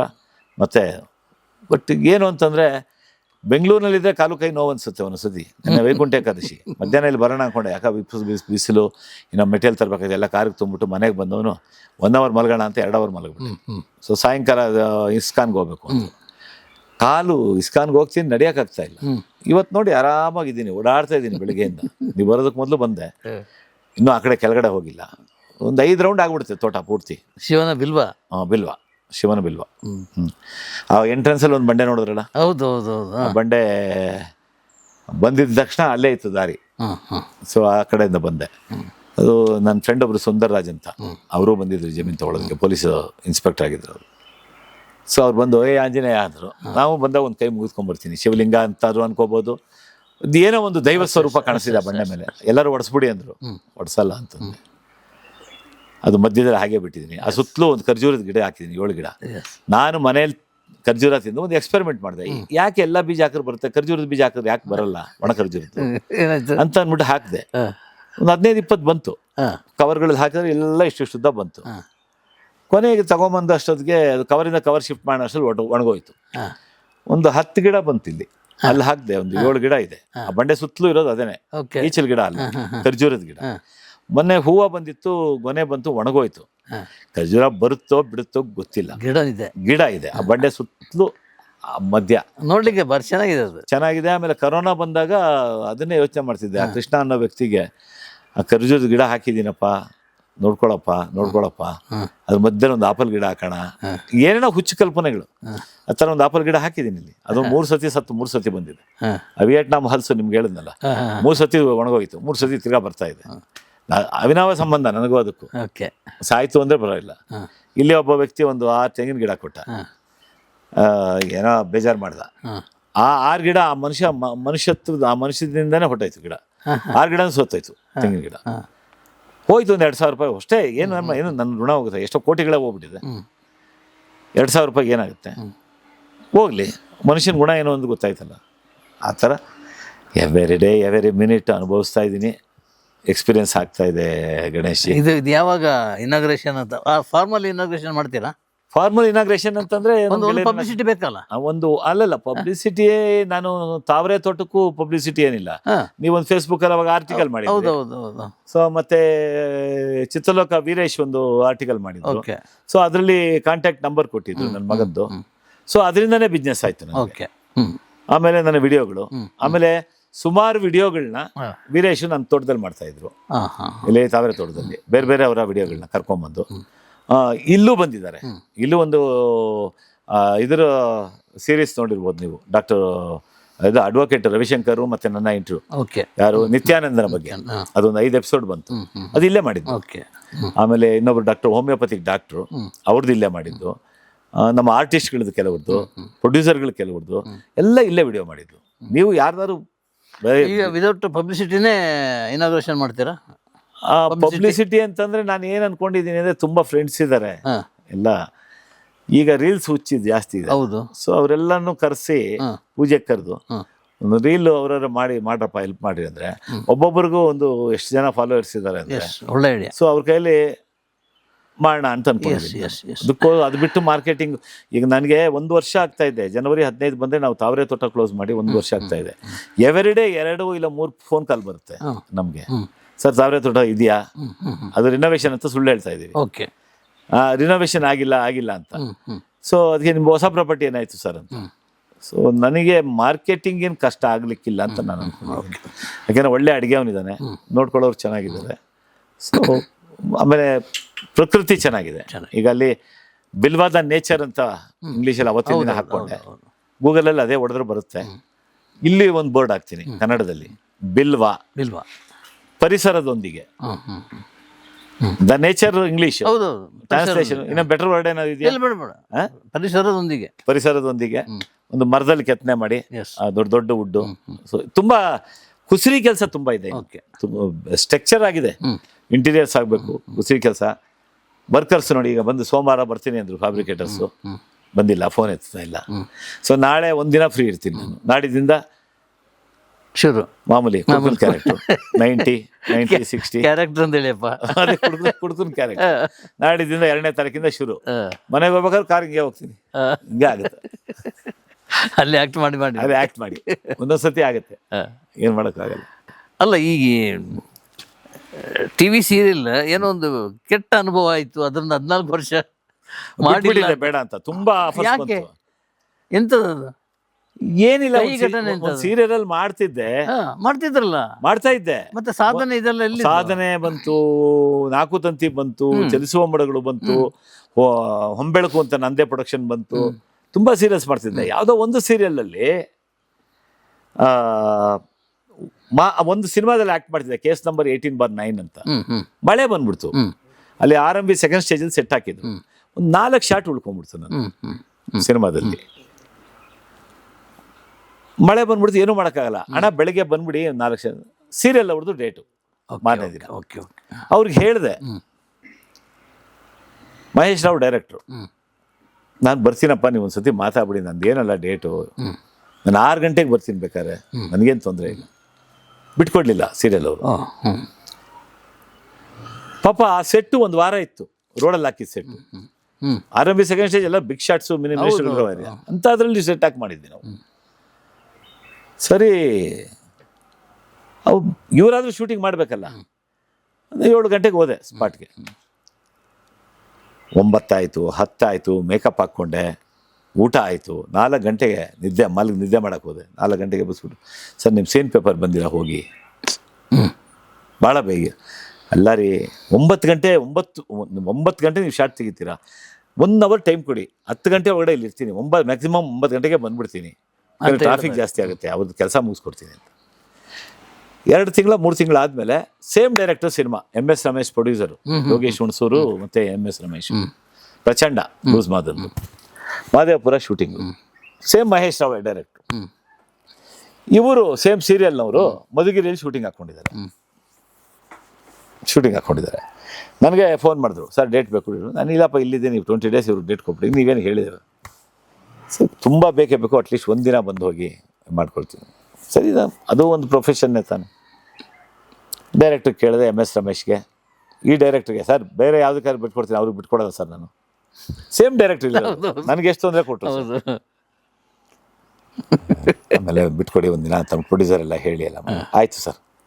ಮೈಸೂರಿನಲ್ಲಿ ಸಿದ್ಧಾರ್ಥನಲ್ಲಿ ರೂಮ್ ನಾನು. ನನಗೆ ಇಲ್ಲಿ ಸಾಯಂಕಾಲ 9 ಗಂಟೆವರೆಗೂ ಪ್ಯಾಕಪ್ ಆಗಲ್ಲ, ಯಾವುದು ಮಾದೇವಪುರದಲ್ಲಿ shooting, day and night shooting. ಸರಿ 6 ಗಂಟೆಗೆ ಬಿಟ್ಕೊಡ್ತೀನಿ ಸರ್. 6 ಗಂಟೆಗೆ ಬಿಟ್ಕೊಟ್ರೆ ನಾನು ರೂಟ್ ಚೆಕ್ ಮಾಡಿದೆ, ಮಧುಗಿರಿ ಶೂಟಿಂಗ್ ಅವ್ರದ್ದು, ಕೊರಟಗೆರೆ ಹತ್ರ ಎಲ್ಲ ಇಂಟೀರಿಯರ್. ಬೆಂಗಳೂರಿಗೆ ಬಂದು ಹೋಗಬೇಕು, 235 ಕಿಲೋಮೀಟರ್ ಆಗುತ್ತೆ. ನನಗೆ ಅವಾಗ ಬೇರೆ back pain, severe back pain ಇತ್ತು, ನಾನೇ ಡ್ರೈವ್ ಮಾಡಬೇಕು.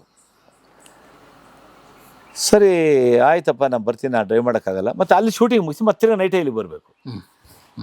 ಈ ರೋಡ್ ಇವಾಗ ರೋಡ್ ಚೆನ್ನಾಗಿದೆ, ಮದ್ದೂರಿಂದ ಒಂದು ರೋಡ್ ಇದೆ ಕೊರಟಗೆರೆಗೆ, ಭಾಳ ರೋಡ್ ಚೆನ್ನಾಗಿದೆ. ಅವಾಗ ಇರಲಿಲ್ಲ ಆ ರೋಡ್, ತುಂಬ ಖರಾಬ್ ರೋಡು. ಎಲ್ಲ ಯಾರಿಗೆ ಕೇಳಿದ್ರು ಬೆಂಗಳೂರಿಗೆ ಹೋಗ್ಬಿಟ್ಟು, ಬೆಂಗಳೂರಿಂದ ತುಮಕೂರಿಗೆ ಹೋಗ್ಬಿಟ್ಟು, ತುಮಕೂರಿಂದ ಕೊರಟಗೆರೆಗೆ ಹೋಗಿ ಫೋನ್ ಮಾಡಿದೆ. ಆಯಿತು ಬರ್ತೀನಿ, ಕಾರ್ ವ್ಯವಸ್ಥೆ ಮಾಡಿಬಿಡಿ. ಕಾರಾ? ನಿಮಗೆ ಏನು ಕನ್ವೆನ್ಸ್ ಬೆಂಗಳೂರಲ್ಲಿ ಕೊಡ್ತೀವೋ ಅದೇ ಕನ್ವೆನ್ಸ್ ಇಲ್ಲಿ ಕೊಡ್ತೀವಿ, ನೀವು ಇಲ್ಲಿ ಕೊರಟಗೆರೆ ಬಸ್ ಸ್ಟ್ಯಾಂಡಿಗೆ ಬಂದುಬಿಡಿ, ನಾವು ಅಲ್ಲಿ ಪಿಕಪ್ ಮಾಡ್ತೀವಿ ಅಂದರು.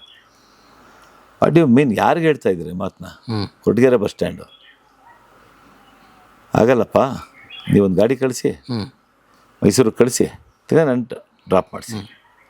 ನಾನು ನೈಟಲ್ಲಿ ಡ್ರಾಪ್ ಮಾಡ್ಕೊಂಡು ಮತ್ತೆ ತಿರ್ಗಾ ಬೆಳಗ್ಗೆ 7 ಗಂಟೆಗೆ ಶೂಟಿಂಗ್ ಮಾಡೋಕ್ಕಾಗಲ್ಲ, ರೆಸ್ಟ್ ಇರಲ್ಲ ನನಗೆ. ತಿರ್ಗಾ ಫೋನು, ಇದು ಸಿನಿಮಾ ಅಲ್ಲ, ಬರೋಕ್ಕೆ ಹೇಳಿದ್ದಾರೆ ಡೈರೆಕ್ಟ್ರು ಅಂತ. ಒಂದು ಸ್ವಲ್ಪ ಅರೋಗೆನ್ಸಿ ಮಾತಲ್ಲಿ ನಾನು ಹೇಳಿದೆ, ನನಗೇನು ಬೇಡ, ನಾನೇ ಡ್ರೈವ್ ಮಾಡ್ಕೊಂಬರ್ತೀನಿ, ನನಗೆ 6 ಗಂಟೆಗೆ ಬಿಟ್ಕೊಡ್ಬೇಕು ಸಾಯಂಕಾಲ, ಮತ್ತು ನೀವು ರಾತ್ರಿ ಎಲ್ಲ 9 ಗಂಟೆವರೆಗೂ ಮಾಡಿದ್ರೆ ಆಗಲ್ಲ, ನಾನು ತಿರ್ಗಾ ಮೈಸೂರು ಬರಲೇಬೇಕು, ನಾನು ಡೀಸೆಲ್ ಕಾಸು ಕೊಡಿ. ಇಲ್ಲ ಅವೆಲ್ಲ ಕೊಡೋಕ್ಕಾಗಲ್ಲ, ಭಾಳ ಕಷ್ಟ, ಹಾಗೆ ಹೀಗೆ ಅಂದರು. ಬೇಡ ಬಿಡಿ ಅಂತೇಳಿ, ನಿಮ್ಮ ಫೋಟೋ ಹಾಕ್ಬಿಟ್ಟು ಹಾರ ಹಾಕ್ಬಿಡಿ ನನ್ನ ಕ್ಯಾರೆಕ್ಟರ್ಗೆ ಅಂತ ಹೇಳಿದೆ. ಹಂಗೆ ನೀವು ಅಷ್ಟೊಂದು ಫೆಸಿಲಿಟಿ ಕೊಡಲಿಲ್ಲ ಅಂದರೆ, first of all Bengaluru shooting ಅಂತ ನೀವು ಒಪ್ಕೊಂಡಿರೋದು, ಇದ್ದಕ್ಕಿದ್ದಂಗೆ ಇಟ್ಕೊಂಬಿಟ್ಟು ನೀವು ಅಲ್ಲಿಗೆ ಬನ್ನಿ ಅಂತಾರೆ. ನನಗೆ ಇಲ್ಲಿ ಯಾವುದೋ ಸಿನಿಮಾಲಿ ಇಟ್ಕೊಂಡು ನನ್ನ ಕಾರ್ನ ಓಡಿಸ್ಕೊಂಡು ನಾನು ಊಟ ತಿಂಡಿ ಮಾಡಿಕೊಂಡು ನೀವು ಕೊಡೋ 300 ರೂಪಾಯಿ ಕನ್ವೆನ್ಸ್ ಇಟ್ಕೊಂಡು ಆಗಲ್ಲ, ನನಗೆ ಬಿಟ್ಟುಬಿಡಿ ನೀವು ಅಂತಂದೆ.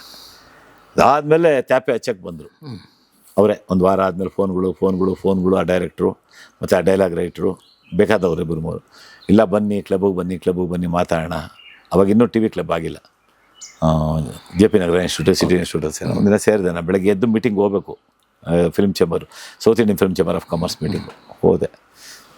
ಚಿಲ್ಡ್ರನ್ ಸಿನಿಮಾ ಮಾಡಬೇಕು, ಹಾಗೆ ಅದೆಲ್ಲ ಮಾತಾಡಿ, ಅಪ್ಪಾಜಿ ನಾವೆಲ್ಲ ಹಂಗೆ ಹೇಳಲಿಲ್ಲ ಅಪ್ಪಾಜಿ, ನಿಮಗೆ ಬೇಜಾರು ಮಾಡ್ಕೋಬೇಡಿ, ನೀವೆಲ್ಲ ನಮ್ಮ ಜೊತೆಗಿರಬೇಕು. ಏನು ನನಗೇನು ಬೇಜಾರಿಲ್ಲಪ್ಪ, ಯಾರ್ದೋ ಪ್ರೊಡಕ್ಷನಲ್ಲಿದ್ದೆ, ಅವ್ರು ಬಿಟ್ಕೊಡ್ತೀನಿ ಅಂದಮೇಲೆ ನೀವು ಬೇಸಿಕ್ ಫೆಸಿಲಿಟಿ ಮಾಡಲಿಲ್ಲ ಅಂದರೆ ನಾನೇನು ಮಾಡೋಕ್ಕಾಗಲ್ಲ, ಏನಿಲ್ಲ, ನೀವು ಮಟಾಸ್ಗೆ ಹೋಗಿ ಬಂದುಬಿಡಿ. ನಾನು ಅರ್ಜೆಂಟಾಗಿ ಓಡಬೇಕಾಗಿತ್ತು, ನಾವು 3 ಗಂಟೆಗೆ ಸ್ನಾನ ಮಾಡಬೇಕು, 5 ಗಂಟೆ ಮನೆ ಬಿಡಬೇಕು, 6 ಗಂಟೆಗೆ ಶತಾಬ್ದಿ ಟ್ರೈನು, ನಾವೆಲ್ಲ ಒಟ್ಟಿಗೆ ಹೋಗ್ತಾಯಿದ್ವಿ, ನಾವು ಒಂದು 8-10 ಜನ. ಸರಿ ಹಿಂಗಾಗುತ್ತೆ, ನಾವು ಹೊರಟ್ಬಿಡ್ತೀನಿ ಅಂದ್ಬಿಟ್ಟು ಒಂದು 10:30ಗೆ ಹೊರಟುಬಿಟ್ಟೆ ನಾನು ಊಟ ಮಾಡಿಕೊಂಡು. ಅದಾದಮೇಲೆ ಇವತ್ತರೆಗೂ ಅವರು ಸಿನಿಮಾ ಮಾಡಿಲ್ಲ. ಎಷ್ಟು ಜನ ಈ ರೀತಿ ಶಾಪೆ ಹಚ್ಚೋದು ಅಲ್ವಾ ಜೀವನದಲ್ಲಿ ನೋಡ್ತಾನೆ ಇದ್ವಿ. ಅದೇ ಅಲ್ಲಿಂದ ಸೀರಿಯಲ್ ಬಿಟ್ಟೆ. ಸುಮಾರು ಜನ ಕೇಳಿದ್ರು, ಬೇಕು ಅಂತ ರೇಟ್ ಜಾಸ್ತಿ ಹೇಳ್ಬಿಡ್ತಿದ್ದೆ, ರೆಮ್ಯುನರೇಷನ್ ಮಾಡೋಕ್ಕೆ ಇಷ್ಟ ಅಲ್ಲಿ. ಮೊನ್ನೆ ಇದರಲ್ಲಿ ಇದಕ್ಕೆ ಹೋಗಿದ್ದೆ ನಾನು, ಕುಂಭಮೇಳಕ್ಕೆ. ಮಾತಾಡ್ತಾಯಿದ್ರು, ಮಾತುಕತೆ ಇತ್ತು, ಆಯಿತು ಮಾಡೋಣ ಹಾಗೆ ಹೀಗೆ ಅಂತ ಹೇಳ್ತಾ ಇದ್ದೆ. ಎಷ್ಟೇ ಹೇಳಿದ್ರು ಅವ್ರು ಕೇಳ್ತಾ ಇರಲಿಲ್ಲ ನನ್ನ ಮಾತನ್ನ. ಕೊನೆಗೆ ರೆಮ್ಯುನರೇಷನ್ನು 15 ಪರ್ ಡೇಗೆ ಇಷ್ಟು ಮಾಡಿದ್ರೆ ಮಾಡ್ತೀನಿ, ಇಲ್ಲದ್ರೆ ಮಾಡಲ್ಲ ಅಂತ ಹೇಳಿದೆ. ಅವರು ಅದರಲ್ಲಿ ಅರ್ಧದಲ್ಲಿದ್ದರು, ಆಗಲ್ಲ ಅಂತಿದ್ದೆ. ಸರಿ ಏನೋ ಒಂದು ಮಾಡೋಣ ಬನ್ನಿ ಸರ್, ವಯಾ ಮೀಡಿಯಾ ಹಾಗೆ ಹೀಗೆ, ನೀವು 13ರಿಂದ ಕಂಟಿನ್ಯೂಸ್ ಡ್ಯೂಟಿಗೆ ಬೇಕು ರೀ. ನಾನು ಕುಂಭಮೇಳದಲ್ಲಿದ್ದೀನಿ ಅಂತ ಒಂದು ವಾರದಿಂದ ಮಾತಾಡ್ತಾ ಇದ್ದೀನಿ, ಹೊರಡೋದ್ರಿಂದ. 7ನೇ ತಾರೀಕು ಬೆಂಗಳೂರು ಬಿಟ್ಟಿದ್ದೀನಿ, ನಾನು ವಾಪಸ್ ಬರೋದು 14 ಆಗುತ್ತೆ. ನೀವು 12ರಿಂದನೇ ಶೂಟಿಂಗ್ ಇಟ್ಕೊಳ್ತೀನಿ ಅಂದರೆ ಹೆಂಗಾಗುತ್ತೆ? ದಯವಿಟ್ಟು ಆಗಲ್ಲ, ನಿಮ್ಗೆ ರೆಮ್ಯುನರೇಷನು ನನ್ನ ಕಡೆ ವರ್ಕೌಟ್ ಆಗಲ್ಲ, ಬಿಟ್ಬಿಡಿಯಪ್ಪ ಯಾರನ್ನ ನೋಡ್ಕೊಳ್ಳಿ ಅಂತ ಹೇಳ್ಬಿಟ್ಟೆ. ಅದಾದಮೇಲೆ ಮತ್ತೊಂದು 2 ಸೀರಿಯಲ್ ಬಂತು. ಆಗಲ್ಲ ಅಂತಿದ್ದೆ. ನನಗೆ ಏನು ಅಂದರೆ ಸುಮ್ಮನೆ ಕೂರಿಸ್ತಾರೆ, ಆಮೇಲೆ ಅಲ್ಲಿ ಊಟ ತಿಂಡಿ ಇವೆಲ್ಲ ಆಗಲ್ಲ. ಒಂಥರ ಆಮೇಲೆ ನನಗೇನು ಆ ಥರ ದೊಡ್ಡ ಫೀಲಿಂಗ್ಸ್ ಏನಿಲ್ಲ. ನನಗೆ ಈ ಫೆಸಿಲಿಟಿ ಬೇಕು, ಆ ಫೆಸಿಲಿಟಿ ಬೇಕು ಅಂತ. ಆಯಿತು ಅಂದರೆ ಮಾಡ್ತೀನಿ, ಇಲ್ಲ ಕಾರ್ನಲ್ಲಿ ಏನೋ ಬಿಸ್ಕೆಟ್ ಇಟ್ಟು ತಿನ್ಕೊಳ್ತೀನಿ, ನನ್ನ ಪಾಡಿಗೆ ನನ್ನ ಜೀವನ ಕಳಿಸ್ತೀನಿ ಅಷ್ಟೇ. ಅವರ ಲಿಮಿಟ್ಸಲ್ಲಿ ಏನು ಮಾಡಬೇಕು ಅಂತಾರೋ ಅದು ಮಾಡಿರ್ತಾರೆ ಅಷ್ಟೇ.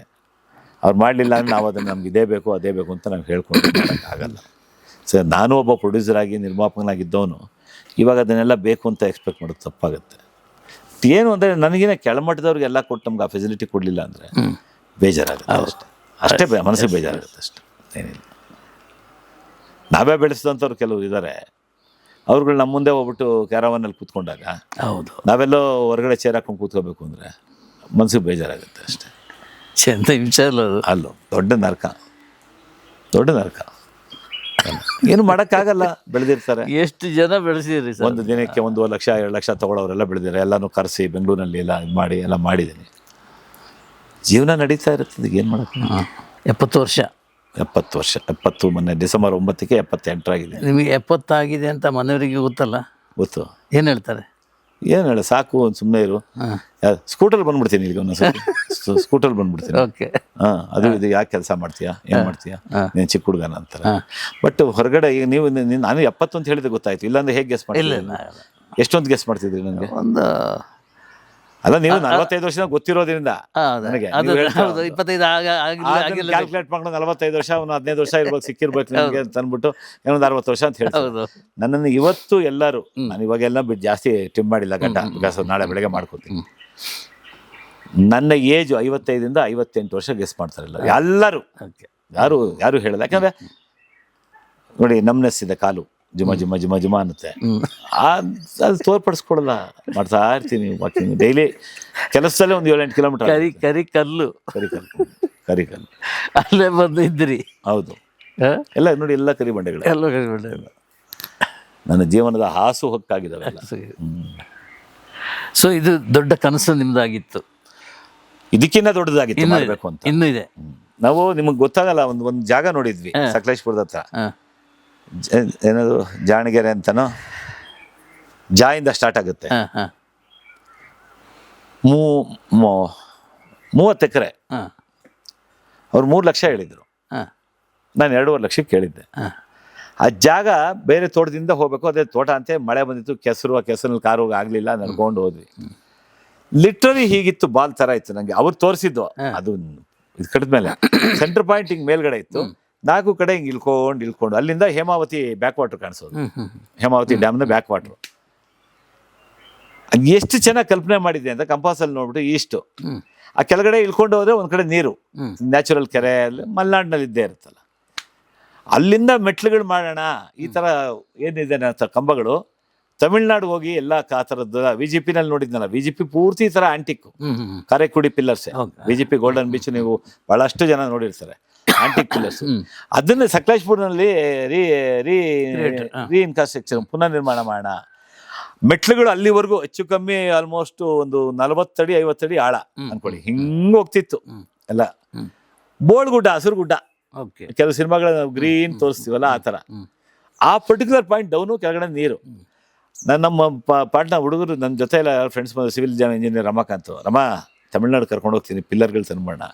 ಇಲ್ಲಿಂದ 10 ಅಡಿಗೆ ಒಂದೊಂದು ಪಿಲ್ಲರ್ ಇಟ್ಕೊಂಡು ಹೋಗೋಣ ರಮ, ಮೇಲ್ಗಡೆ ಒಂದೊಂದು ಕಮಾನ್ ರಮ, ಬೋದ್ಗೆ ಅದಕ್ಕೆ ಸೇಫ್ಟಿ ಮಾಡೋಣ ರಮ. ನೀಟಾಗಿ ಹೂವಿನ ಗಿಡಗಳು ಹಬ್ಬಿಸ್ಬೋಣ ರಮ, ಅದು ಲುಕ್ಕೇ ಬೇರೆ ಥರ ಇರುತ್ತೆ. ಕೆಳಗಡೆ ನೀರು, ರೂಮ್ಸು, ಪಾರ್ಟಿ ಹಾಲು. ಸೊ ಭಗವಂತ ಏನೋ ಒಂದು ಏನು ಕೊಟ್ಟಿದ್ದಾನೆ ಅಂದರೆ ನಿಮಗೆ ನಾನು ಹೇಳಬೇಕು ಅಂತಂದರೆ, ಯಾವ್ದಾದ್ರು ಒಂದು ಜಾಗಕ್ಕೆ ಹೋದರೆ ಆ ಜಾಗ ನೋಡಿದ್ರೆ ಈ ಜಾಗ ಈ ರೀತಿ ಮಾಡಿದ್ರೆ ಚೆನ್ನಾಗಿರುತ್ತೆ. ಪ್ಲೈನ್ ಆಗಿರೋ ಜಾಗ ಇರಲಿ, ಈ ಥರ ಬೆಟ್ಟ ಇರಲಿ, ಹಳ್ಳ ಇರಲಿ, ಕೆಸರು ಗದ್ದೆ ಇರಲಿ, ಅದೇನೋ ಒಂದು ಊಹೆ ಮಾಡೋ ಶಕ್ತಿ ಭಗವಂತ ಕೊಟ್ಟಿದ್ದಾನೆ. ಅದು ನನಗೆ ಗೊತ್ತಿಲ್ಲ, ಯಾಕೆಂದರೆ ನಾನೇನು ಕಲಾವಿದ್ರ ಕುಟುಂಬದಿಂದ ಬಂದಿಲ್ಲ. ನನ್ನ ಗುರುಗಳು TS ರಂಗ ಅವರು. ಮತ್ತು ಟೆಕ್ನಿಕಲ್ ಪ್ರಾಬ್ಲಮ್ ಆದಾಗ ಅವರಿಂದ ಕಲ್ತಿದ್ದು. ಇವತ್ತು ಬದುಕೇನಾದರೂ ಇದ್ದರೆ ಅವರಿಂದನೇ. ಅವರಿಲ್ಲ ಇವತ್ತು ನಮ್ಮ ಜೊತೆಗೆ. ಟಿ ಆರ್ ಶಾಮಣ್ಣ ಅವ್ರ ಮಗ. ಟಿ ಎಸ್ ರಂಗ ಅಂದ್ರೆ ಎಲ್ಲರೂ ಬಿ ಎಸ್ ರಂಗ ಅನ್ಕೊಂಡ್ಬಿಡ್ತಾರೆ. ಇಲ್ಲ, ಟಿ ಎಸ್ ರಂಗ ಅಂತ 3 ಸಿನಿಮಾ ದೊಡ್ಡ ಹೆಸರು ಮಾಡಿದ್ದಾರೆ ಸಿನಿಮಾ. ದೊಡ್ಡ ಹೆಸರು ಮಾಡಿದ್ರು, 3 ಸಿನಿಮಾ ಮಾಡಿದ್ರು ಅಷ್ಟೇ. ಅವರ ಹೇಮಾವತಿ ಸಿನಿಮಾದ ನಾಯಕಿ ಅಶ್ವಿನಿ ಅವರ ವೈಫು ಅವ್ರು ತೀರ್ಕೊಂಡ್ರು ಪಾಪ. ಅವರು ಎಷ್ಟು ಶಿಸ್ತಾಗಿರ್ತಾ ಇದ್ರು ಜೀವನದಲ್ಲಿ, ಎಷ್ಟು ಶಿಸ್ತುಬದ್ಧವಾಗಿರ್ತಾ ಇದ್ರು. ಬೆನಕಾದಲ್ಲಾಗಲಿ, ಆಮೇಲೆ ಪ್ರಯೋಗ ರಂಗ ಅಂತ ಅವರೇ ಒಂದು ತಂಡ ಕಟ್ಟಿದ್ರು. ಮತ್ತೆ ಅವರ ಗಿದ್ದು ಸಿನಿಮಾಗೆ ನಾನು ಫಸ್ಟು ಕರ್ಕೊಂಡೋಗಿ ಅವರು ನನ್ನನ್ನು ಪ್ರೊಡಕ್ಷನ್ ಮ್ಯಾನೇಜರ್ ಅಂತ ಮಾಡಿದ್ರು 81ರಲ್ಲಿ. ಸಿನಿಮಾದಲ್ಲಿ ಅಷ್ಟೊತ್ತಿಗೆ ಇದ್ದೆ ನಾನು, ಅಸಿಸ್ಟೆಂಟ್ ಡೈರೆಕ್ಟರ್ ಆಗಿ, ಕ್ಲಾಪ್ ಬಾಯ್ ಆಗಿ, ಕೆಲವು ಸಣ್ಣ ಪುಟ್ಟ ಪಾತ್ರಗಳು ಮಾಡಿಕೊಂಡು ಅವ್ರನ್ನ ನೋಡಿ ತುಂಬ ಕಲಿತೆ ನಾನು. ತುಂಬ ಅಂದರೆ ತುಂಬ ಕಲಿತೆ. ಆ ಶಿಸ್ತು, ಯಾವ್ದಾದ್ರು ಸಾಮಾನ್ಯ ಜಾಗದಲ್ಲಿ ಇಟ್ಟು ಆ ಜಾಗದಲ್ಲಿ ಇರಬೇಕು.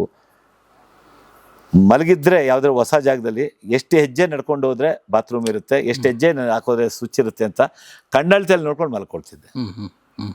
ಇವತ್ತು ಅದೇ ಬಂದಿದೆ ನನಗೆ. ಇನ್ನು ನಾನು ದಿನ ಮಲಗೋ ಜಾಗ ಒಂಥರ, ಹೊಸ ಜಾಗ ಒಂಥರ ಅಂತ ಅನ್ಸಲ್ಲ ನನಗೆ. ಇದ್ದ ತಕ್ಷಣನೂ ಅದು ನೀಟಾಗಿ ಅದು ಅಭ್ಯಾಸ ಆಗಿ ಹೋಗ್ಬಿಡುತ್ತೆ. ಕತ್ಲಲ್ಲೇ ನಡ್ಕೊಂಡು ಹೋಗೋ ಅಭ್ಯಾಸ ಆಗ್ಬಿಡುತ್ತೆ. ಪರಮಾತ್ಮ ಅದೊಂದು ಶಕ್ತಿ ಕೊಟ್ಟಿದ್ದಾನೆ. ಈ ಶಕ್ತಿ ಇನ್ನೂ ಒಂದು 10-15 ವರ್ಷ ನನಗೆ ಇರಲಿ ಅಂತ ನಾನು ಕೇಳ್ಕೊಳ್ತೀನಿ. ದುರಾಸೆ ಅದು ಅಲ್ಲ. ಅಷ್ಟು ವರ್ಷ ಇಲ್ಲಿ ಅಂದ್ರೆ ಅಷ್ಟು ವರ್ಷ ಜೀವನ ಬೇಕು ಅಂತ ಕೇಳ್ಕೊಳ್ತೀನಿ. ಬೇಕು, ಯಾಕೆ ಇನ್ನೇನಾದ್ರು ಹೊಸದು ಮಾಡಬೇಕು. ಒಂದು ಹೊಸದೇನಾದ್ರು ಒಂದು ಮಾಡಬೇಕು. ಒಂದು ಸಿನಿಮಾ ಮಾಡಬೇಕು. ಒಂದು ಚಪ್ಪಲಿ ಹೊಲಿಯೋನ ಕತೆ ಮಾಡ್ತಾ ಇದ್ದೀನಿ. ಎಲ್ಲ ಇರುತ್ತೆ ಅದರಲ್ಲಿ ಒಂದೇ ಒಂದು ಮಾತು ಅಂತ ಹೇಳ್ತಾನೆ, ಅದನ್ನು ಹೇಳೋದಕ್ಕೆ ಇಷ್ಟಪಡ್ತೀನಿ. ಮಗ ವಿದ್ಯಾವಂತ ಆಗಿ, ಅಪ್ಪ ನಂಗೆ ಸರ್ಕಾರಿ ಕೆಲಸ ಸಿಗುತ್ತೆ, ನಾನು ಇಂಟರ್ವ್ಯೂಗೆ ಹೋಗ್ತಾ ಇದ್ದೀನಿ ಅಂದಾಗ ಒಂದೇ ಒಂದು ಮಾತು ಅಪ್ಪ ಹೇಳ್ತಾನೆ. ಅಪ್ಪ, ನಾವು ಕೆಳವರ್ಗದ ಜನ ಯಾವುದೇ ಮೀಸಲಾತಿ ನಾವು ಉಪಯೋಗಿಸ್ಕೊಂಡಿಲ್ಲ, ಇದುವರೆಗೂ ನೀನು ಉಪಯೋಗಿಸ್ಕೊಂಡಿಲ್ಲ. IAS ವರ್ಗೂ ಬಂದಿದೆಯಾ, ಇನ್ನು ಮುಂದೇನು ಅದನ್ನೇ ಪಾಲಿಸು. ನಿನ್ನ ಕೈಲಾಗಿದ್ದ ಸಹಾಯ ಬೇರೆಯವ್ರಿಗೆ ಮಾಡು. ನನ್ನ ಜಾತಿ ಇದು, ನನಗೆ ಈ ಮೀಸಲಾತಿ ಬೇಕು ಅಂದ್ಬಿಟ್ಟು ಯಾವುದಕ್ಕೂ ಹೋಗಬೇಡ. ಇದು ಯಾವುದೋ ಒಂದು ಇಂಗ್ಲೀಷ್ ಪೇಪರಲ್ಲಿ ಒಬ್ಬ IAS ಆಫೀಸರ್ಗೆ ಉತ್ತರ ಪ್ರದೇಶದಲ್ಲಿ ಬಂದಿತ್ತು, ಯಾರೋ ಒಬ್ಬರು ಹೇಳಿದ್ದು. ಅದನ್ನ ಒಂದು ಥ್ರೆಡ್ ಬೇಸಾಗಿ ಇಟ್ಕೊಂಡು ಒಂದು ಕತೆ ಮಾಡ್ತಾ ಇದ್ದೀನಿ. ಅದೊಂದು ಡೈರೆಕ್ಟ್ ಮಾಡ್ಬೇಕು ಅಂತ ಒಂದು ಆಸೆ. ಅದೇ ಅವಾಗ ಹೇಳಿದ್ನಲ್ಲ, ಇದಕ್ಕೆ 50 ಲಕ್ಷ ಕೊಡ್ತೀನಿ ಅಂತ ಹೇಳಿದ ಆ ಮನುಷ್ಯ, ಹಣ ಬೇರೆಯವ್ರು ಬೇಡ, ನೀವೇ ಡೈರೆಕ್ಟ್ ಮಾಡಿ, ಕತೆ ಚೆನ್ನಾಗಿದೆ ಮಾಡಿ ಅಂತ ಫಿಲ್ಮ್ ಚೇಂಬರ್ ಕೂತ್ಕೊಂಡು ಹೇಳ್ಬಿಟ್ರು. ಓಕೆ. ಮಾನ್ಯ ದಿನ ಹಣ ಸಬ್ಜೆಕ್ಟ್ ಬಗ್ಗೆ ಏನು ನಾನು ಮರ್ತುಬಿಟ್ಟೆ. ನಾನು ಹೇಳಿದವ್ರು 100 ಜನ ಹೇಳ್ತಾರೆ ಅಂತ ಅಂದ್ಬಿಟ್ಟು ಮರ್ತುಬಿಟ್ಟೆ. ಬೆನ್ನು ಬಿದ್ದುಬಿಟ್ರು. ಆಮೇಲೆ ಸ್ಕ್ರಿಪ್ಟ್ ಮಾಡ್ಬೇಕಲ್ಲ, ಮೈಂಡಲ್ಲಿ ಇತ್ತು ತಾರೆ. ಪ್ರಹ್ಲಾದ್ ಅವ್ರನ್ನ ಕರೆಸ್ದೆ. ಓಕೆ. ಅವರು ಆತ್ಮೀಯ ಫ್ರೆಂಡು, ನಮ್ಮ ಪಿ ಶೇಷಾದಿಗೆಲ್ಲ ಕತೆ ಮಾಡ್ತಿದ್ರು. ಪ್ರಹ್ಲಾದ್ ಗೊತ್ತಲ್ಲ ನಿಮ್ಗೆ? J M Prahlad. ಅವ್ರು ಕರೆಸ್ದೆ. ಅವ್ರ ಆಫೀಸ್ಗೆ ಬಂದರು, ಕೂತ್ಕೊಂಡ್ರು. ಒಂದು 2 ದಿನ ಡಿಸ್ಕಷನ್ ಮಾಡಿದ್ವಿ. ಆಮೇಲೆ ಅವ್ರು ಒಂದು ಲೈನ್ ಥ್ರೆಡ್ ಮಾಡಿ ಬಂದಿದ್ದೀನಿ ಅಂದರು. ಹೇಳಿದ್ರು, ಅವ್ರು ನಾನು ಹೇಳಿದ್ದಿಂದ ಪ್ರಾರಂಭ ಇಲ್ಬೇಕಾಗಿತ್ತು, ಅದನ್ನು ಮಾಡಿ ಸರ್ ಅಂದರೆ ನೀವು ಬೇರೆ ಒಂದು ಮಾಡಿದ್ದೀರಾ, ಬೇರೆ ಬೇಡ, ಯೋಚನೆ ಮಾಡೋಣ ತಾಳಿ, ನೀವು ಹೇಳಿದ್ದು ಚೆನ್ನಾಗಿದೆ ಅಂತಂದೆ. ಸರ್ ಅದಕ್ಕೆ ಇನ್ನು ಮುಂದುವರಿಬೇಕು, ಒಂದು ಅಡ್ವಾನ್ಸು ಮಾಡಿ ಅಂತಂದರು. ಈ ಮನುಷ್ಯನಿಗೆ ಹೇಳಿದೆ. ಈ ಮನುಷ್ಯ ಮತ್ತು ಅದ್ರ ಬಗ್ಗೆ ಗಮನನೇ ಹರಿಸ್ಲಿಲ್ಲ. ಈಗ ಇನ್ನೊಬ್ಬ ಗೆಳೆಯ, ಅಣ್ಣ ಹೋದ್ರೋಗ್ಲಿ 50 ಲಕ್ಷ ನಿಮ್ಮ ಕೈ ಕೊಟ್ಬಿಡ್ತೀನಿ, ನನ್ನ ಕತೆನೇ ಕೇಳಲ್ಲ, ನೀವು ಸಿನಿಮಾ ಆದರೂ ಮಾಡಿ, ಏನಾದರೂ ಮಾಡಿ, ನೋಡಪ್ಪ ನೀನು 50 ಲಕ್ಷ ಹೋಯ್ತು ಅಂತ ಮಾತ್ರ ನನ್ನ ಹತ್ರ ಕೊಡು, ಅವಾಗ ಸಿನಿಮಾ ಮಾಡಿಕೊಡ್ತೀನಿ. ನಾನು ಸುಮ್ಮನೆ 50 ಲಕ್ಷ ಹಾಕು, ನಿನಗೆ 1 ಕೋಟಿ ಬರುತ್ತೆ, 2 ಕೋಟಿ ಬರುತ್ತೆ ಅನ್ನೋ ಮಾತು ನನಗೆ ಹೇಳಲ್ಲ ಅಂತ. 2-3 ಇಷ್ಟಪಟ್ಟಿದ್ದಾರೆ, ಮಾಡಬೇಕು ಅಂದ್ಕೊಂಡಿದ್ದಾರೆ. ನೋಡೋಣ, ಏನೋ ಒಂದು ವಸ್ತು ಮಾಡಬೇಕು ಅಂತ ಕತೆ ನಿಮ್ಗೆ ಹೇಳ್ತೀನಿ. ಹೇಳದೇ ಇರಲ್ಲ, ಯಾಕೆ ಮಣಿ ಸಿನಿಮಾ ಕತೆನೂ ನಿಮ್ಗೆ, ಆ ಕತೆ ನಿಮ್ಗೆ ಹೇಳ್ತೀನಿ. ಖಂಡಿತ ಮಾಡೋಣ. ನೀವು ಎಸ್ ಅಂತಂದರೆ ಮಾಡೋಣ. ಖಂಡಿತ. ಹೊಸ ವರ್ಷ ನಾಳೆ. ನಾಳೆ ಹೊಸ ವರ್ಷ. Advance happy new year. Happy new year. ಹೊಸ ವರ್ಷದ ಹಾರ್ದಿಕ ಶುಭಾಶಯಗಳು. ಹೊಸ ವರ್ಷ ಕ್ಯಾಲೆಂಡರ್ ಹೊಸ ವರ್ಷ. ನಮ್ಮ ಹೊಸ ವರ್ಷ ಉಗಾದಿ ಹಬ್ಬಕ್ಕೆ. ಇದು ಕ್ಯಾಲೆಂಡರ್ ಹೊಸ ವರ್ಷಕ್ಕೆ ಹಾರ್ದಿಕ ಶುಭಾಶಯಗಳು ನಿಮಗೆ, ನಿಮ್ಮ ಕುಟುಂಬಕ್ಕೆ, ನಿಮ್ಮ ವೀಕ್ಷಕರಿಗೆ. Beyond the limits. Thank you. ಇನ್ನೇನಾದ್ರೂ ಪ್ರಶ್ನೆಗಳು ಅಂತ ಹಾಗೇನಿಲ್ಲ. ಯಾಕೆಂದ್ರೆ ನಿಮಗೆ ನನ್ನ ಬಗ್ಗೆ ತುಂಬಾ ಬರೆದು ಬಿಟ್ಟಿದ್ದೀರಾ. ಹೌದು. ಹೀಗಾಗಿ ಹೊಸದೇನಾದ್ರು ಹೇಳಿದ್ರೆ ಅದಕ್ಕೆ ಉತ್ತರ ಕೊಡೋ ಶಕ್ತಿ ನನಗಿದೆಯಾ ಅಂತ ನಾನು ಯೋಚನೆ ಮಾಡ್ಬೋದು ಅಷ್ಟೇ. ಇಲ್ಲ, ಏನು ಸದ್ಯಕ್ಕೆ ಏನಿಲ್ಲ. ಬಟ್ ಇದು ಈ ನಿಮ್ಮ ಬಿಲ್ವ ಇನಾಗ್ರೇಷನ್ ಆಗುವ ಸ್ವಲ್ಪ ಮೊದಲು, ಒಂದು 4 ದಿವಸ ಮೊದಲು ಇಲ್ಲಿ ಬರ್ತೀವಿ. ಏನೇನು ಮಾಡಿದಿರಿ ನನಗೆ ಇದು ಒಂದು 50% ಕನ್ಸ್ಟ್ರಕ್ಷನ್ ಆಗಿದೆ ಈಗ. 80%. 20%ನಲ್ಲಿ ಇನ್ನೊಂದು ಲೋಕನೇ ಆಗಿರ್ತದೆ. ಹೌದು. ಸೊ ಆಗ ನಾ ಬಂದು ಮತ್ತೆ ಇವಾಗ ಏನು ಭಾಳ ಗಲೀಜಾಗಿದೆ ಎಲ್ಲ. ಇಲ್ಲ, ಅದು ಇದ್ದೇ ಇರ್ತದೆ, ಕೆಲಸ ಮಾಡೋ ಜಾಗ ಇದ್ದೇ ಇರ್ತದೆ. ಕೊನೆಯದಾಗಿ ನೀವು ಆಯಾಸ ಆಯಿತು, ಟಯರ್ಡ್ ಆಗಿದ್ದೀನಿ, ಇನ್ನಾದರೂ ನಾವು ರಿಟೈರ್ಡ್ ಆಗಬೇಕು ಅಂತ ಅನಿಸೋ ಒಂದು ವಯಸ್ಸು ಯಾವಾಗ? ಗೊತ್ತಿಲ್ಲ ಸರ್, ಅನ್ನಿಸ್ತಾ ಇತ್ತು. ಹ್ಮ್. ಕರೋನಾ ಬಂತು. ಹ್ಞೂ ಕರೋನಾ ಬಂತು. ಕರೋನಾ ಬಂದಿದ್ದ ತಕ್ಷಣ ಮತ್ತೆ ಇದೊಂದು ಮಹಾಯಜ್ಞ. ಹ್ಞೂ ನನ್ನ ಲೈಫಲ್ಲಿ ಬೇರೆ ಬೇರೆ ಎಲ್ಲ ನೋಡಿದ್ರೆ ನೀವು. ಹ್ಞೂ ಅವಾಗ ಕೆಳಗೆ ಬಿದ್ದಾಗ ಸ್ಟುಡಿಯೋ ಕಟ್ಟಿದೆ, ಹೌದು. ಮತ್ತೆ ಈ ಕೆಳಗೆ ಬಿದ್ದಾಗ ಇದ್ರ ಕೈಗೆ ಎತ್ಕೊಂಡಿದ್ದೀನಿ. ಸೊ ಭಗವಂತ ಕೈ ಹಿಡಿತಾನೆ ಅನ್ನೋ ಒಂದು ನಂಬಿಕೆ ಇದೆ. ಸೊ ಹೀಗಿರ್ಬೇಕಾದ್ರೆ ಯಾವಾಗ ನಾನು ರಿಟೈರ್ಡ್ ಆಗಬೇಕು ಅನ್ನೋದು ಹೇಗೆ ಹೇಳ್ತೀರಾ ನೀವು? ಹೇಳಲಿಕ್ಕಾಗಲ್ಲ. ಹೇಳಕ್ಕಾಗತ್ತೆ? ರಿಟೈರ್ಮೆಂಟ್ ಪ್ರಶ್ನೆನೇ ಇಲ್ಲ. ಪ್ರಶ್ನೆನೇ ಇಲ್ಲ. ಇದೇನು ಸರ್ಕಾರಿ ಕೆಲಸ ಅಲ್ಲ. ಅಲ್ಲ, ರಿಟೈರ್ಮೆಂಟ್ ಪ್ರಶ್ನೆನೇ ಇಲ್ಲ. ಅನಿಸುತ್ತೆ ಕೆಲವು ಸತಿ ಸಾಕಪ್ಪ, ಇಲ್ಲಿ ಶಕ್ತಿ ಇದೆ, ಇಲ್ಲಿ ಶಕ್ತಿ ಬೇಕು, ಇನ್ನೂ ಬೇಕು. ಬೇಕು ಬೇಕು ಬೇಕು. ಈ ಶಕ್ತಿ ಜೊತೆ ಇದು ಪೈಪೋಟಿ ಮಾಡ್ಲಿಕ್ಕೆ ಆಗಲ್ಲ. ಆಗಲ್ಲ ಅಲ್ವಾ? ಹೌದು. ಆದ್ರೂ ಇಲ್ಲಿ ಮುಟ್ಟಿದಾಗ ಕೆಲಸ ಮಾಡೋರು ಒಂದೊಂದ್ಸತಿ ಹೇಳ್ತಾರೆ, ಹ. ಈ ಕ್ಲಾಡಿಂಗ್ ಎಲ್ಲ ಮಾಡುವಾಗ ಆ ಕಡೆ ಎಲ್ಲ ತುಂಬಾ ದೊಡ್ಡ ದೊಡ್ಡ ಬಂಡೆಗಳು ಹ್ಮ್ ಬಿಟ್ಟಿದ್ದೀವಿ, ಒಳ್ಳಿಲ್ಲ ಅಂದಾಗ ನಾನು ಗಡ್ಪರೆ ಹಾಕೊಂಡು ನಿಂತ್ಕೊಳ್ತೀನಿ, ಐಡಿಯಾ ಕೊಡ್ತೀನಿ. ಹ್ಮ್ ನಾನು ಹಿಂಗೆ ತಳ್ತೀನಿ, ಕೆಲಗೊಂದು ಕಲ್ ಕೊಡು, ಹಿಂಗೆ ತಳ್ತೀನಿ, ಹಿಂಗೆ ತಳಿಸ್ತೀನಿ, ಅಷ್ಟು ದೊಡ್ಡ ಬಂಡೆನ ತಳ್ತೀನಿ. ಹ್ಮ್ ಹ್ಮ್ ಮಾತಾಡ್ಕೊಳ್ತಾರೆ ಅವರು. ನಾವು ಇಷ್ಟೊತ್ತು ಮಾಡಿದ್ವಲ್ಲ, ಅದು ಸರಿಲಿಲ್ಲ, ನಮ್ಮ ಸಾರ್ ಬಂದ ತಕ್ಷಣ ಬಂಡೆಗಳು ಅವ್ರ ಮಾತು ಕೇಳ್ತಾವಲ್ಲ ಅಂತ. ನಾನು ಹೇಳಿದೆ, ಅಪ್ಪ ನನಗೆ ನಿಮ್ಗಿರೋ ಶಕ್ತಿ ನನಗಿಲ್ಲ ಕಣಯ್ಯ, ಇಲ್ಲ ಕಣಯ್ಯ. ಯುಕ್ತಿ ಇದೆ. ಅದೇ ಯುಕ್ತಿ ಇದೆ, ಆ ಯುಕ್ತಿನಲ್ಲಿ ಮಾಡ್ತೀನಿ, ಅದ್ರ ಜೊತೆಗೆ ನೀವು ಸಹಕಾರ ಕೊಡ್ತೀರ, ಕೆಲಸ ಆಗುತ್ತೆ. ಅಥವಾ ಅಲ್ಲಿದೆ, ನಿಮ್ಗೆ ತೋರಿಸ್ತೀನಿ. ಇಷ್ಟಪ್ಪ ಇದೆ ಬಂಡೆ ಒಂದೊಂದು. ಓಕೆ. ಒಂದು ಟ್ಯಾಕ್ಟ್ರಿಗೆ 8 ಕಲ್ಲು 10 ಕಲ್ಲು ಹಾಕೊಂಡ್ಬಂದಿದ್ದಾನೆ JCB ನಲ್ಲಿ. ಅದನ್ನ ಹೆಂಗ್ ಜರುಗಿಸ್ಬೇಕು ನಾವು? ಸ್ಟೋನ್ ಕ್ಲಾಡಿಂಗ್ ಇಲ್ಲೆಲ್ಲ ಮಾಡಿದೀವಲ್ಲ, ಹೌದು. ಇಡೀ ಬಂಡೆನೆ ನಾನು ಆ ಬಂಡೆಗಳ ಕೆಳಗಡೆ ಸಿಮೆಂಟ್ ಅಲ್ಲಿ ಕಟ್ಬೋದಾಗಿತ್ತು. ಆ ಸಿಮೆಂಟ್ ಬೇಡ ಅಂತ ನನಗೆ. ಓಕೆ. ಅಂದ್ರೆ ಆ ಕಾಡ್ಗಲ್ಲೇ ಕಾಣಿಸ್ಬೇಕು ಬಂಡೆಗಳು, ಎಲ್ಲೋದ್ರೂ ಬಂಡೆಗಳು ಕಾಣಿಸ್ಬೇಕು. ಈ ಬಂಡೆಗಳು ಬುಡಕ್ಕೂ ನೋಡಿ, ಇಲ್ಲಿ ನೋಡಿ, ಹೌದು. ಇವೆಲ್ಲ ಬರೀ ಕಾಡ್ಗಲ್ಲೇ ಮಾಡಿದ್ದೀನಿ. ಆ ಕಾಡ್ಗಲ್ಲಿ ಇನ್ನೊಂದು ಬೇಕು, ಹೆಚ್ಚು ಕಮ್ಮಿ 100 ಲೋಡ್ ಆಗಿದೆ, ಇನ್ನೊಂದು 50 ಲೋಡ್ ಬೇಕು. ಆ ಕಡೆ ಎಲ್ಲ ಕೆಲಸ ಇದೆ. ಈಗ ಈ ತಿಂಗಳಲ್ಲಿ 15 ದಿನ ಹೊರಟೋಗುತ್ತೆ ನನಗೆ ಕೆಲಸಗಾರ ಕರೆಕ್ಟಾಗಿ ಸಿಕ್ಕಿದ್ರೆ 2 ತಿಂಗಳಲ್ಲಿ ಇನಾಗ್ರೇಷನ್ ಮಾಡ್ತೀನಿ. ಕೆಲಸಗಾರರು ಬರ್ತಾ ಇಲ್ಲ ನೋಡಿ. ಈಗ ಶನಿವಾರ ಹೋದ್ರು, ಭಾನುವಾರ, ಸೋಮವಾರ, ಮಂಗಳವಾರ, ಬುಧವಾರ 4 ದಿನ ಆಯಿತು, ಬಂದಿಲ್ಲ. ಕಟ್ ಮಾಡಿದ ಕಬ್ಬಣ ಎಲ್ಲ ಅಲ್ಲಲ್ಲೇ ಬಿದ್ದಿದೆ. ತುಂಬ ನಾನು ಇರೋವಾಗ ನಾನು ಇದ್ದು ಮಾಡಿಸ್ಬೇಕಾಗಿದ್ದಂಥ ಕೆಲಸಗಳದು, ಏನು ಮಾಡೋಕ್ಕಲ್ಲ. ಆಮೇಲೆ ಮುಖ್ಯವಾಗಿ ಹೇಳಬೇಕು ಅಂತಂದರೆ, ಇದನ್ನು ಸಪ್ರೇಟೇ ಮಾಡ್ಬೋದು ನೀವು ಎಲ್ಲರೂ, ಅದನ್ನ ಕ್ಲಿಪ್ಪಿಂಗು ಈ ಇದರಲ್ಲಿ ಈ ಕೆಲಸ ಮಾಡಿದ್ದೆಲ್ಲ ಬಕ್ಷು ಅಂತ ಒಬ್ಬ ವ್ಯಕ್ತಿ, ಫ್ಯಾಬ್ರಿಕೇಶನ್ ವರ್ಕ್. ಅವನನ್ನು ಎಷ್ಟು ನಂಬುದೆ ಅಂದರೆ, ಆ ಮನೆ ಕಟ್ಟಿದಾಗ ಕೆಳಗಡೆ ನೀವು ಕೂತಿದ್ರಲ್ಲ, ಆ ಮನೆ ಕಟ್ಟಿದಾಗ ಅವನೇ ಕೆಲಸ ಮಾಡಿ. ಅವನು ಬರ್ತಾ ಬರ್ತಾ ಬರ್ತಾ ಎಷ್ಟು ಮಟ್ಟಿಗೆ ದುರಹಂಕಾರಿ ಆದ ಅಂತಂದರೆ, ಕಳೆದ ರಂಜಾನ್ ತಿಂಗಳಿಂದ ಹೋದರೆ ಒಂದೊಂದು ತಿಂಗಳು ಎತ್ತಲ್ಲ ಫೋನು. ನೋಡಿ, ಇಲ್ಲಿ ಕೂತ್ಕೊಂಡು ಅಬ್ಸರ್ವ್ ಮಾಡ್ತಾ ಇದ್ದೀನಿ. ಆ ಕಡೆ ಟ್ರೆಸ್ಸು, ಈ ಕಡೆ ಟ್ರೆಸ್ಗೂ ಅವನೇ ಎಲ್ಲ ನಿಲ್ಸಿರೋದು ಪಿಲ್ಲರ್ಗಳು. ಮೇಲ್ಗಡೆ ಟ್ರೆಸ್ಸು ಹಿಂಗೆ ಕಾಣಿಸುತ್ತೆ ಕ್ರಾಸ್ ಆಗಿ. ನಾನು ಇವತ್ತು ಅಬ್ಸರ್ವ್ ಮಾಡ್ತಾ ಇದ್ದೀನಿ. ನೀಟಾಗಿ ಅದನ್ನು ಎಕ್ಸ್ಟೆಂಡ್ ಮಾಡಿ ಮುಂದೆ ಮಾಡ್ಬೋದಾಗಿತ್ತು, ಮಾಡಲಿಲ್ಲ. ಆಮೇಲೆ ಎಲ್ಲ ಕಬ್ಬಣ ಎಲ್ಲ ಕಟ್ ಮಾಡಿ ಒಂದು 5-6 ಮತ್ತೆ ಶೀಟ್ಸ್ ಎಲ್ಲ ಕಟ್ ಮಾಡಿ ಒಂದು 5-6 ಲಕ್ಷ ಲಾಸ್ ಮಾಡಿಬಿಟ್ಟು ಫೋನ್ ಎತ್ತಲಿಲ್ಲ ಒಂದು ಫೈನ್ ಟೈಮಲ್ಲಿ. ಯಶ್ ಅವರ ತೋಟ ಕೆಲಸ ಅವನೇ ಮಾಡಿದ್ದು, ತಿಂಗಳಾನ್ಗಟ್ಲೆ ವರ್ಷಾನ್ಗಟ್ಲೆ. ಓಕೆ. ಅವರು ಯಶ್ ಅಭಿಮಾನಿ ಸಂಘದ ಅಧ್ಯಕ್ಷ ಒಬ್ರು ಇದ್ರು, ಮಂಜು ಅಂತ. ಅವ್ರು ಕರ್ಕೊಂಬಂದ್ರು ಇವನನ್ನ ನನ್ನ ಹತ್ರ. ಕುಣಗಲಿಂದ ಬರ್ತಿದ್ದ, ರೂಮ್ ಮಾಡ್ಕೊಡ್ತಿದ್ದೆ, ಬೇಕಾದಾಗ ನಾನ್ ವೆಜ್ಜು, ಚಿಕನ್ನು, ಕೇಳ್ದಾಗ ದುಡ್ಡು ಹೆಚ್ಚು ಕಮ್ಮಿ 8 ಲಕ್ಷ ಪೇಮೆಂಟ್ ಮಾಡಿದ್ದೀನಿ ಲೇಬರು. ಫೈನ್ ಡೇ ತುಂಬ ಕಿರಿಕಿರಿ ಮಾಡ್ಬಿಟ್ಟ. ಒಂದು 50 ಸತಿ ಹೇಳ್ತಿದ್ದ, ಸರ್ ನೀವು ಹೇಳಿದ್ರೆ ಕೆಲಸ ಮಾಡ್ತೀನಿ, ನಾನು ಹೊರಟೋಗ್ತೀನಿ ಸರ್ ಅಂತ. ನಾನು ಯಾವತ್ತು ನೀನು ಡಿಸೈಡ್ ಮಾಡು ಅಂತಿದ್ದೆ. ಒಂದು ಫೈನ್ ಡೇ ನಾನು ಶೂಟಿಂಗ್ ಹೋಗ್ಬೇಕು, ನೈಟ್ ಶೂಟಿಂಗು. ಇಲ್ಲಿಂದ ಹೋದ ಶನಿವಾರ ಕೆಂಗೇರಿ ಹತ್ರ ಪಾಸ್ ಆಗ್ತಾ ಇರ್ಬೇಕಾದ್ರೆ ಕಿರಿಕಿರಿ ಅಂದರೆ ಅಂತಿಂತ ಕಿರಿಕಿರಿ ಮಾಡಲಿಲ್ಲ. ಸರಿ, ಪೇಮೆಂಟ್ ಯಾವುದೂ ಇರಲಿಲ್ಲ. 10,000 ರೂಪಾಯಿ ಪೇಮೆಂಟ್ ಆಗಿದೆ. ಈಗ 10,000 ರೂಪಾಯಿ ಬಂತು, ಹಾಕಿದ್ದೀನಿ ಅಂತಂದರೆ, ನಾನು ಹೋಗಿ ಅಲ್ಲಿ ಮೇಕಪ್ ಕೂತಿದ್ದೀನಿ. ಕಾರವಾಗಿ ಶುರು ಮಾಡ್ದೆ ಮಾತಾಡೋದಕ್ಕೆ. ಇಷ್ಟ ಇದೆ ಕೆಲಸ ಮಾಡೋ, ಸಾಕಾಗಿದೆ ಬಿಡು, ಒಂದು 6 ತಿಂಗಳಿಂದ ಇದನ್ನೇ ಹೇಳ್ತಾ ಇದೆಯಾ, ಮಾಡಬೇಕಾ ಬೇಡವಾ ಅಂತ ವಾಯ್ಸ್ ಮೆಸೇಜ್ ಆಗ್ದ. ಯಾಕೆಂದರೆ ಹೆಚ್ಚು ಕಮ್ಮಿ 1 ಲಕ್ಷ ರೂಪಾಯಿ ಮೆಟೀರಿಯಲ್ಲು ಏನು ಕಾಣಿಸ್ತಾ ಇದೆ, UPVC ಶೀಟ್ಸು ಕಟ್ ಮಾಡಿಬಿಟ್ಟಿದ್ದ. ಅದು ಅವ್ನ ತಲೆ ಮೇಲೆ ಬೀಳ್ತಾ ಇತ್ತು. ಸರ್ ಬರೀ ಸುಳ್ಳೇ ಹೇಳ್ತೀರಾ ನೀವು ಅಂದ್ಬಿಟ್ಟು, ಸೋಮವಾರ ಬರ್ತೀನಿ ಕೆಲಸಕ್ಕೆ ಅಂದ. ಬಂದು ಟಿಫನ್ ತಂದು ಕೊಟ್ಟರು ಅವ್ನಿಗೆ. ಟಿಫನ್ ಊಟ ಎಲ್ಲ ಕೊಡಬೇಕು, ತಂದುಕೊಟ್ಟೆ. ಟಿಫನ್ ಮಾಡಿ ನಮ್ಮ ಆನಂದ ಅಂತ ನಿಮ್ಗೆ ಊಟ ಬಡಿಸಿದ್ನಲ್ಲ, ಅವನ್ನೆಲ್ಲ ಹೋಗಿದ್ದಾಗ ಅವ್ನ ಸಾಮಾನೆಲ್ಲ ಇಲ್ಲಿತ್ತು, ಎತ್ತು ಕಾರಲ್ಲಿ ಹಾಕ್ಕೊಂಡು ಸೀದಾ ಹೊಟ್ಟೋದು. ಅಲ್ಲಿಗೆ ಹೋಗ್ಬಿಟ್ಟು ಮೆಸೇಜ್ ಆಗ್ತಾನೆ, ನೀವೇ ಬೇಡ ಅಂದಿದ್ದೀರಲ್ಲ ಸರ್, ಬೇಡ ಬಿಡಿ ಸರ್ ನಾನು ಬರೋಲ್ಲ ಅಂತ. ಆಮೇಲೆ 2-3 ಹತ್ರ ಹೇಳಿ ಕಳಿಸ್ತಾ, ಅವರೇ ಕರೀಲಿ ನಾನು ಬರ್ತೀನಿ ಅಂತ.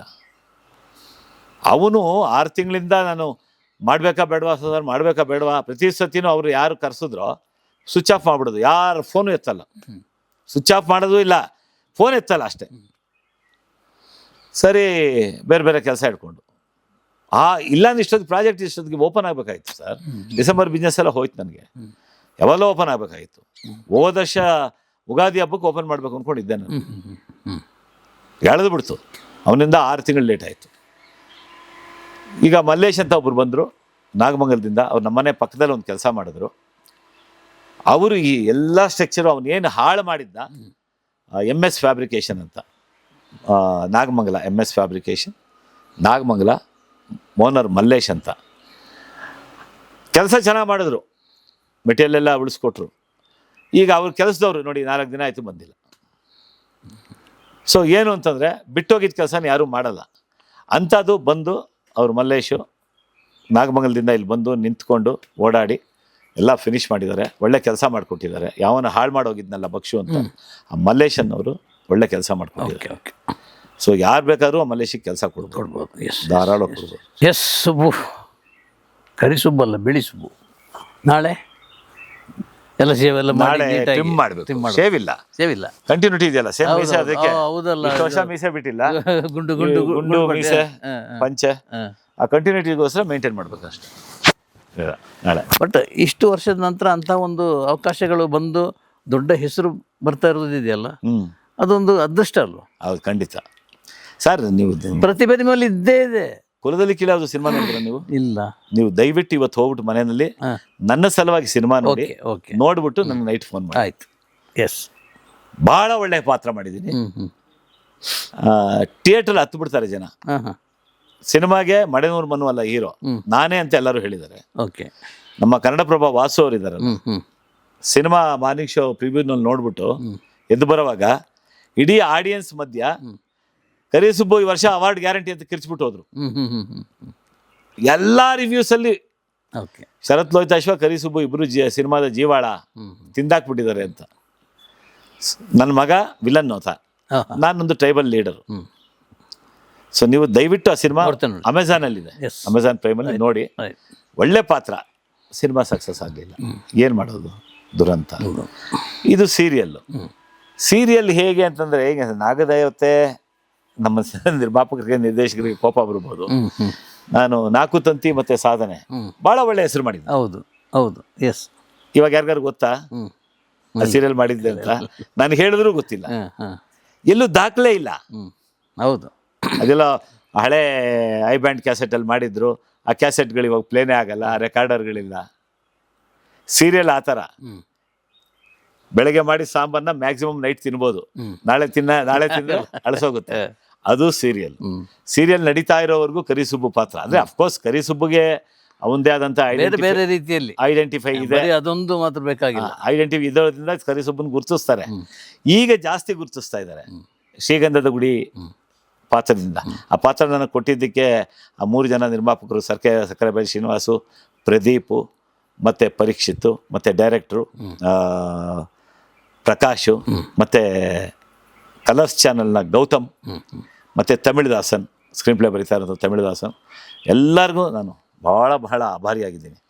ಅದೇ ಥರ ನನಗೆ ಸುಮಾರು 2011ಕ್ಕೆ, ಇವಾಗ 55 ವರ್ಷ ಅಂತಂದರೆ 2012ಕ್ಕೆ 43 ವರ್ಷ ಆಗಿತ್ತು ಇಂಡಸ್ಟ್ರಿಗೆ ಬಂದು. ಸುಮಾರು ಸಿನಿಮಾ ಮಾಡಿದ್ದೆ.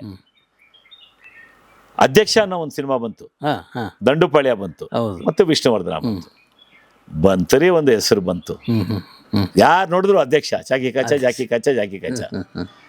ಅದು 43 ವರ್ಷ ಬೇಕಾಗಿತ್ತು ನಮ್ಮ ಒಂದು ಒಳ್ಳೆ ಪಾತ್ರ ಮಾಡೋದಕ್ಕೆ. ಸೊ ಆ ಪಾತ್ರ ನನಗೆ ಕೊಟ್ಟಂತ ಅಣ್ಣ ತಮ್ಮದಿರಿದಾರಲ್ಲ, ನಂದಕಿಶೋರು ಮತ್ತೆ ತರುಣ್ ಸುಧೀರ್. ಸೊ ಅವ್ರಿಗೂ ನಾನು ಬಹಳ ಆಭಾರಿಯಾಗಿದ್ದೀನಿ. ಶ್ರೀನಿವಾಸ ರಾಜು, ದಂಡುಪಾಳ್ಯ, ಅದು ನೆಗೆಟಿವ್ ಕ್ಯಾರೆಕ್ಟರ್ ಇರ್ಬೋದು, ನೀವು ಬೈದಿದ್ದೀರಾ ಆ ಥರ ಪಾತ್ರನ ಸುಮ್ಮ ಮಾಡ್ಬೇಕಾ ಅಂತ ಬೈದಿರಿ ಫೋನ್. ಬೈರಲ್ಲ ಮಾರ್ನಿಂಗ್ ಶೋ ಪಿಕ್ಚರ್ ನೋಡ್ಬಿಟ್ಟು. ಬಟ್ ಪಾತ್ರವಾಗಿ ನೋಡಿ ಅಂದೆ ನಾನು. ಪಾತ್ರವಾಗಿ ನೋಡಿ ಅಂದೆ ನಾನು. ಆ ಪಾತ್ರವಾಗಿ ನೀವು ಬೈಯುವಂತ ಒಂದು ಕೋಪ ತರಿಸ್ಬೇಕಾದ್ರೆ ಆ ಪಾತ್ರದ ಎಫೆಕ್ಟ್ ಹೇಗಿತ್ತು ಅದನ್ನ ಕೊಟ್ಟಿದ್ಯಾರು? ಶ್ರೀನಿವಾಸ ರಾಜು. ಸೊ ಆತನಿಗೂ ನಾನು ಥ್ಯಾಂಕ್ಸ್ ಹೇಳ್ತೀನಿ. ಮತ್ತೆ ವಿಷ್ಣುವರ್ಧನ, ದ್ವಾರಕೀಶ್ ಇವತ್ತಿಲ್ಲ, ಯೋಗಿ, ಮತ್ತೆ ಆ ಡೈರೆಕ್ಟ್ರು ಪೊನ್ ಕುಮಾರ್, ಮತ್ತೆ ಒಪ್ಕೊಂಡಂತ ಸುದೀಪ್ಗೆ ತಂದೆ ಲಾಂಡ್ರಿ. ಎಲ್ಲರಿಗೂ ನಾನು ಚಿರಋಣಿ ಆಗಿರ್ಲೇಬೇಕು. ಆ ಕ್ಯಾರೆಕ್ಟರ್ಗಳೇ ಇವತ್ತು ಕರ್ಕೊಂಡ್ಬರ್ತಾ ಇರೋದು. ಆ ಕ್ಯಾರೆಕ್ಟರ್ಗಳು ಇವತ್ತು ಕರ್ಕೊಂಡ್ ಬರ್ತಾ ಇದ್ದಾರೆ. ಹೌದು. ಇವಾಗ ಒಂದು ಮುಚ್ಚಿನ ಕತೆ ನಾನು 85ನಲ್ಲಿ ಆಕ್ಟ್ ಮಾಡಿದ್ದೆ. ಹ್ಮ್. ಮೊನ್ನೆ ಯಾರೋ ನೋಡ್ಬಿಟ್ಟು ಅದರ ಟಿವಿ ಕ್ಲಿಪ್ಪಿಂಗ್ ಕಳ್ಸಿದ್ದಾರೆ, ಫೋಟೋ ಇದೆ ಮೊಬೈಲಲ್ಲಿ, ಇದು ನೀವೇನೇ ಅಲ್ವಾ ಅಂತ. ಸೊ 85 ಅಂತಂದ್ರೆ 40 ವರ್ಷದ ಹಿಂದೆ ಮಾಡಿದಂಥ ಸಿನಿಮಾನ ಗುರ್ತಿಡಿದು ಕರೀತಾರೆ. ಹೌದು. ಆದ್ರೆ 2000 ಮಾಡಿದಂಥ ನಾಗುತಂತಿನ ಯಾರು ನೆನ್ಪಿಡಲ್ಲ. ಇದು ಅಷ್ಟೇ. ಶ್ರೀಗಂಧದ ಗುಡಿ ಮುಗಿದು ಒಂದು 6 ತಿಂಗಳು ನಾನು ನೆನಪಿರ್ತೀನಿ ಅಷ್ಟೇ. ನಾನು ಹೇಳ್ತಾ ಇರೋ ಪಾಯಿಂಟ್ ಕರೆಕ್ಟ್ ಕರೆಕ್ಟೇ ಇಲ್ವಾ? ಹೌದು, ಸೀರಿಯಲ್ ಅಷ್ಟೇ. ಯಾಕೆ ಬಿಗ್ ಬಾಸ್ ನಲ್ಲಿ ಮಾಡಿದವರು 2 ತಿಂಗಳಲ್ಲಿ ಮರ್ತು ಬಿಡ್ತೀರಿ? ಆಯ್ತಾ? ನನಗೆ ಗೊತ್ತಿರಲ್ಲ, ನಮ್ ಶಿಷ್ಯರು ಬಿಗ್ ಬಾಸ್ ನಲ್ಲಿ ಇದ್ರು ಅಂತ ನನಗೆ ಗೊತ್ತಿಲ್ಲ, ನಿಜವಾಗ್ಲೂ ಗೊತ್ತಿಲ್ಲ, ನನಗೆ ಗೊತ್ತಿಲ್ಲ. ಆಗಿದೆ ಪರಿಸ್ಥಿತಿ. ಬಹುಶಃ ಸಿನಿಮಾ ಹಾಗೆ ಅಲ್ಲ, ಸಿನಿಮಾ ಹಾಗೆ ಅಲ್ಲ. ಇದು ಅಡಿಗೆ ಮನೆ ವ್ಯೂವರ್ಸ್ ಸೀರಿಯಲ್, ಅಡಿಗೆ ಮನೆ ವ್ಯೂವರ್ಸ್. ಸಿನಿಮಾ ಹಾಗೆ ಅಲ್ಲ, ಅದ್ರ ಮಜಾನೇ ಬೇರೆ. ಏನೋ ಡಾರ್ಕ್ ರೂಮಲ್ಲಿ ಕೂತ್ಕೊಂಡು ಬಿಗ್ ಸ್ಕ್ರೀನ್ ಅಲ್ಲಿ ಸಿನಿಮಾ ನೋಡ್ತಾ ಇದ್ರೆ ಆ ಡಿಸ್ಟರ್ಬೆನ್ಸ್ ಇರಲ್ಲ. ಯಾವುದೇ ಫೋನ್ ಮಾಡಿದ್ರು ಸೈಲೆಂಟ್ಗೆ ಹಾಕ್ತೀವಿ. ಸೊ ಅದಿದೆಯಲ್ಲ, ಆ ಮಜಾನೇ ಬೇರೆ, ಅದ್ರ ಲೈಫೇ ಬೇರೆ, ಆ ಮೈಲೇಜೇ ಬೇರೆ. ಇಲ್ಲಿಂದ ಕಾಶ್ಮೀರ್ಗೆ ಹೋದಷ್ಟು ಇನ್ನು ಬಿಹ್ಯಾಂಡ್ ದ ಲಿಮಿಟ್ಸ್. ನಿಮ್ಮ ಬಿಹ್ಯಾಂಡ್ ಹಿಮಾಲಯ ಪರ್ವತ ಎಷ್ಟು ಹೋಗ್ತೀವಿ, ಮಾನಸ ಸರೋವರ, ಕೈಲಾಸ ಪರ್ವತ, ಅದನ್ನು ನೋಡಿ ಹೋಗಿ ಬಂದ್ಬಿಟ್ಟೆ, ಪರಿಕ್ರಮ ಮಾಡ್ಕೊಂಡ್ ಬಂದೆ. ಮಾಡಿ ಆಯ್ತು, 2011 ಮಾಡಿ ಆಯ್ತು. ಸೊ ಈಗ ಒಂದು ಹೊಸ ಪ್ರಾಜೆಕ್ಟ್ ಅನ್ನು ಇದು ಬಿಡಿ, ಇದು ಆಯ್ತು, ಇದಾಗೋಯ್ತು. ಇದು ಅದ್ಭುತವಾಗಿ ಇನಾಗ್ರೇಷನ್ ಆಗ್ತದೆ, ಜನ ಬರ್ತಾರೆ, ಮುಗಿ ಬೀಳ್ತಾರೆ, ಖಂಡಿತ ಏನು ಅನುಮಾನನೇ ಬೇಡ ಅದಕ್ಕಾಗಿ. ಅಂಥ ಜಾಗದಲ್ಲಿ ಅಂಥ ಒಂದು ಪ್ರಾಜೆಕ್ಟ್ ರೆಡಿ ಮಾಡಿದ್ದಾರೆ. ಸಿನಿಮಾದ ಒಂದು ಕಾನ್ಸೆಪ್ಟ್ ಇದೆಯಲ್ಲ, ಆ ಸಬ್ಜೆಕ್ಟ್ ಹೇಳಿದಲ್ಲ, ಜಸ್ಟ್ ಅದು ಒಂದು ಥ್ರೆಡ್ ಹೇಳಿದಾರೆ, ಅದ್ಭುತ. ಅದಕ್ಕೆ ಅವಾರ್ಡ್ ಅಂತೂ 100% ಪಕ್ಕ. ಶುರು ಮಾಡಿ. ಸ್ಥಾವರ ಆಗಿರಬಾರ್ದು, ಯಾರು ಜಂಗಮ ಆಗಿರ್. ಹೌದು, ನನ್ನ ಲೈಫ್ ಹಾಗೆ. ಈಗ ನಂಗೆ ಅನ್ಸುತ್ತೆ, ಯಾವಾಗ ರಿಟೈರ್ಡ್ ಆಗಬೇಕು ಅಂತ ಅನ್ಸುತ್ತಾ ಅಂತ ಕೇಳಿದ್ದೆ ತಪ್ಪಾಯ್ತು ಅಂತ. ಅದು ಸ್ಥಾವರ ಆಗೋಗ್ಬಿಡ್ತು ಅಲ್ವಾ? ಹೌದು, ಸ್ಥಾವರ ಆಗಬಾರ್ದು, ಜಂಗಮ ಮೊಬೈಲ್. ಸೊ ನನ್ನ ಸಿನಿಮಾ ಕಾನ್ಸೆಪ್ಟು ಅದನ್ನೇ. ಎಸ್, ನನ್ನ ಪಾತ್ರ, ನಾನು ಅನ್ಕೊಂಡಿರೋ ಪಾತ್ರನೂ ಅದೇನೆ. ಆಗಲಿ, ಮಾಡ್ತೀರಿ. ಮತ್ತು ಹೊಸ ಉತ್ಸಾಹದಿಂದ ಹೊಸ ವರ್ಷದಲ್ಲಿ ಬೇರೆ ಬೇರೆ ಪ್ರಾಜೆಕ್ಟಿಗೆ ಕೈ ಹಾಕ್ತೀರಿ. ನಿಮ್ಮ ಆಶೀರ್ವಾದ ಇರಲಿ. ನಿಮಗೆ ಆ ಶಕ್ತಿ ಇದೆ, ಮಾಡಿ. ಥ್ಯಾಂಕ್ ಯು ಕರಿ ಸುಬ್ಬು ಅಲ್ಲ, ಬಿಳಿ ಸುಬ್ಬು. ಯಾಕಂದರೆ ಆ ಬಿಳಿ ಆಗಿ ಪರಿವರ್ತನೆ ಆಗ್ತದೆ ಬದುಕು. ಆಗಲಿ. Thank you.